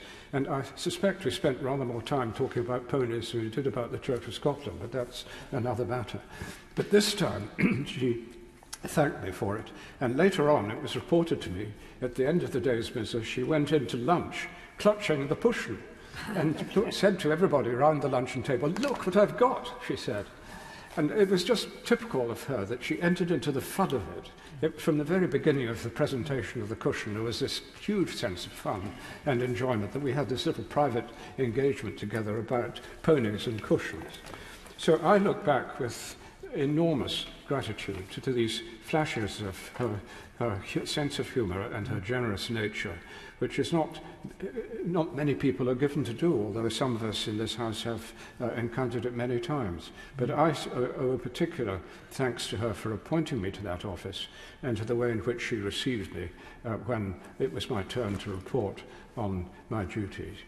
My Lords, of course, we mourn her loss deeply, and we wish His Majesty King Charles III every success in the very demanding life that he now leads. But I conclude my speech with the same words as been mentioned earlier, His Majesty's own words, simply thank you. My Lords, as we gather on this sombre and sad occasion, a huge void is felt not only by the royal family and our whole nation, but the entire world. It is difficult to think of a public figure who has ever had such a global impact. We often speak about the United Kingdom's soft power and of global Britain, but so much of this was embodied in and personified by Her late Majesty the Queen. The worldwide outpouring of affection is reflective of a lifetime devoted to service and duty, a theme we have heard again and again, and deservedly so. Her Majesty was a constant and unifying figure, rising above the political fray and forces of division, providing a source of stability over 7 decades of incredible change. As someone who arrived in this country 50 years ago in traumatic circumstances during the expulsion of the Asian community from Uganda, I have not experienced anything other than the second Elizabethan age. For all the change and challenges during her long reign, it has also been a remarkable period of progress and human advancement, a period of improving community cohesion and greater diversity as barriers to those from any and all backgrounds have come down. What could be more emblematic of the social mobility of the second Elizabethan age than for someone of Indian origin, displaced from Uganda, to have the opportunity in a single generation to be appointed to this House, taking an oath of allegiance to Her late Majesty. That moment, 6 years ago this month, was the greatest honour of my life. Even more so, being a child of the Commonwealth, which occupied such a special status for the Queen. Indeed, as a child of the Commonwealth, I feel like a child of Her late Majesty. The last occasion on which I was honoured to meet the Queen was during a reception which she graciously hosted at Buckingham Palace to mark the UK-India Year of Culture. On that occasion, she kindly placed an item on display from her own personal possessions, a wedding gift from Mahatma Gandhi, a piece of cloth woven from yarn spun by Gandhi himself, including the words Jai Hind. It was palpable how connected she felt to India and the wider subcontinent, which makes up almost 75% of the 2.5 billion people across the Commonwealth. And these sentiments are mirrored in reverse, exemplified by the day of state mourning, which has been declared by the Government of India this coming Sunday, and 3 days of mourning declared by Bangladesh. The Indian Prime Minister, Narendra Modi, has lauded the Queen for her dignity and decency in public life, and the Bangladeshi Prime Minister, Sheikh Hasina, has described her as a true guardian. As chair of the British Asian Trust, founded by His Majesty King Charles III some 15 years ago, I know that our new monarch shares the same priorities as his mother for the Commonwealth and maintains a deep and abiding connectivity to all the countries of South Asia, also including Pakistan, Sri Lanka, and Nepal. Yes, King Charles has enormous shoes to fill, but he also possesses the strength of character and sense of purpose to pick up the baton from his mother, as our constitutional monarchy requires, and to continue the same dedication to public service and duty without missing a beat. Tonight's broadcast from His Majesty confirms this commitment and determination. In that mission and in their grief, we offer our new King, the Queen Consort, and the royal family our full and loyal support. My Lords, I did not have the privilege of knowing Her Majesty personally, so I have no stories of cushions or tea sets. But my Lords, the most precious possession that I have is the letter of summons to this House, which reads, "I give you a seat, a place and a voice in the parliaments of this land." And therefore it is a real privilege to be able to give my tribute to Her Majesty. My Lords, when the Queen was 21 years old, as I'm sure many have said today in this House, She delivered a speech which bore the mark of her maturity, that maturity which guided her life. Her words speak louder than anything we can say.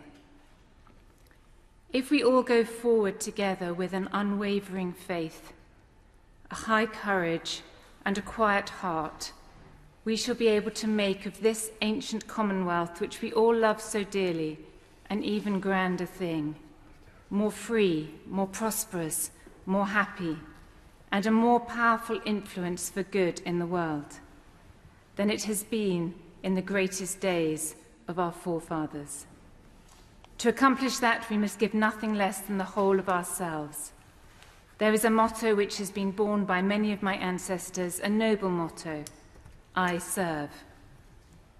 And she declared, before you all that my whole life, whether it be long or short, shall be devoted to your service. Today we think of that unwavering faith, that high courage, and that quiet heart, and that beauty which today shines from the ashes. And I think we all feel the baton being passed to the next generation. And as it passes, my prayer is that her legacy will be that we walk with that same courage, that same humility, integrity, and grace. The Queen has been a gift to our nation, binding us together. The second Elizabethan era has been a time where culture and society have changed beyond recognition. In the shaking and polarization, she has been a constant that has unified us. She has shown leadership through service. A role model, she has shown the same ethos that guides the lives of heroes across society: duty, service, and responsibility. These may feel outmoded, but these virtues are the root of our prosperity. It is no small thing to have a head of state who sees their role to be one who serves. Institutional trust, so fundamental to the flourishing of society, relies on leaders of character being held in high honour by the people. Her unique constitutional position could have been a burden, but she walked with unflappable grace and courage for the common good. From the Cold War through to COVID, she led with courage in crisis after crisis. She consistently lifted our vision higher, with public discourse so often concerned with the next crisis or scandal. She sought to stand above the fray. As the flame passes on to us, we must remember the core foundational principles which made her such a remarkable woman.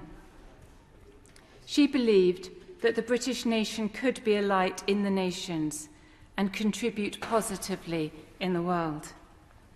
She consciously and publicly modelled her life on the example of Jesus and saw the future through the lens of hope. May the words she delivered as we began the first Easter of the pandemic, words which reflected her core driving convictions, carry us in the next season. As dark as death can be, particularly for those suffering with grief, light and life are greater. Today is a day to remember and celebrate the legacy of a woman who has given us so much. 73 years after the speech given at 21 years old, Elizabeth II readied herself for another landmark moment. It was the outset of the pandemic, and she set out a vision for how we should approach the coming season of crisis and change. While lockdown may be over, her words still ring true today. I hope in the years to come, everyone will be able to take pride in how they responded to this challenge. And those who come after us will say the Britons of this generation were as strong as any, that the attributes of self-discipline, of quiet, good-humoured resolve, and of fellow feeling still characterise this country. The pride in who we are is not a part of our past. It defines our present and our future. May that be so. My Lords, I have listened to many of the speeches today, an extraordinary day, speeches of expressing sadness and grief, mixed with wonderful, moving, heartfelt tributes, memories, a great outpouring of love and respect. I can't add to the tributes. The vocabulary is exhausted. Superlatives are exhausted.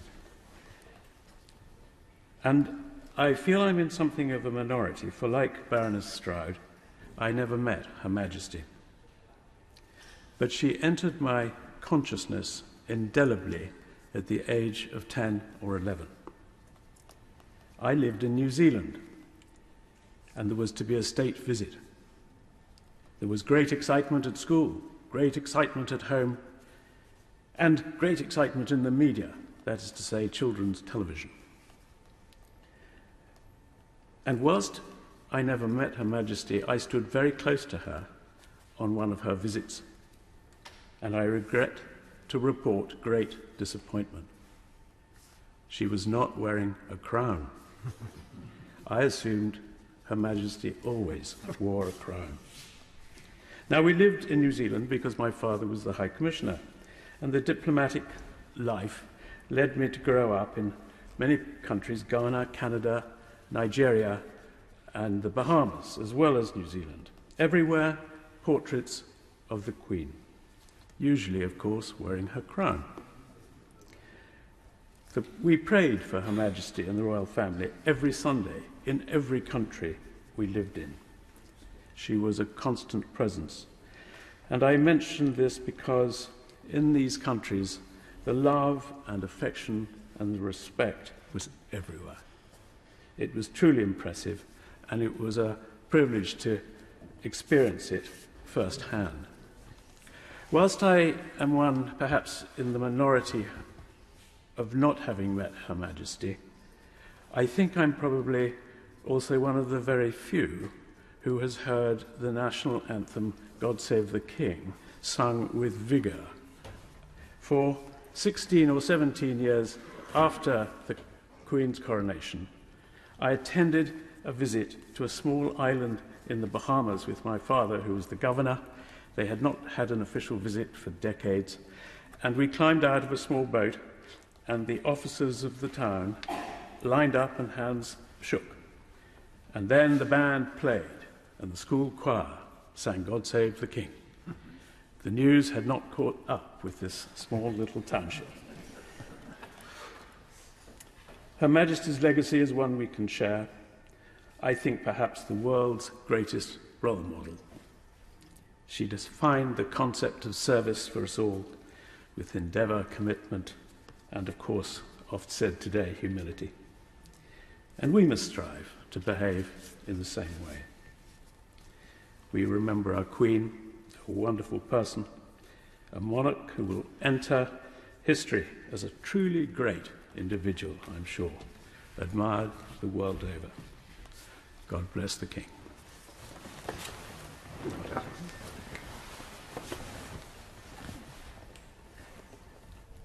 My Lords, I sense that all noble lords who have wanted to give tributes have done so by now.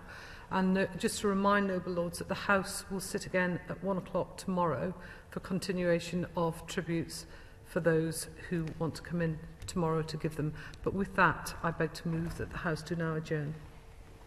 The House do now adjourn.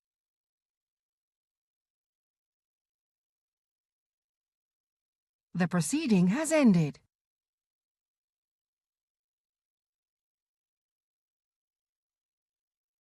The proceeding has ended.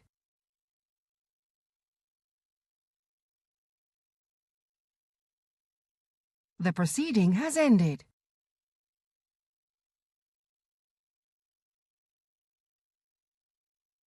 The proceeding has ended.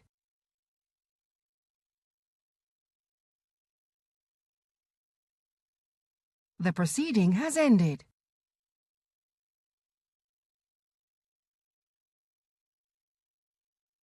The proceeding has ended.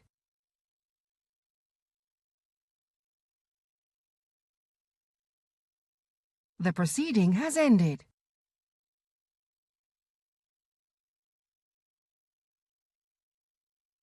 The proceeding has ended.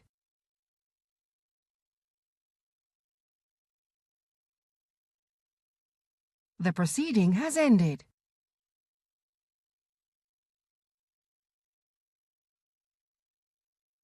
The proceeding has ended.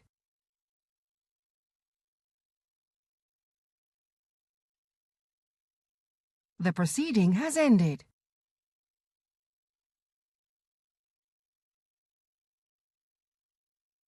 The proceeding has ended.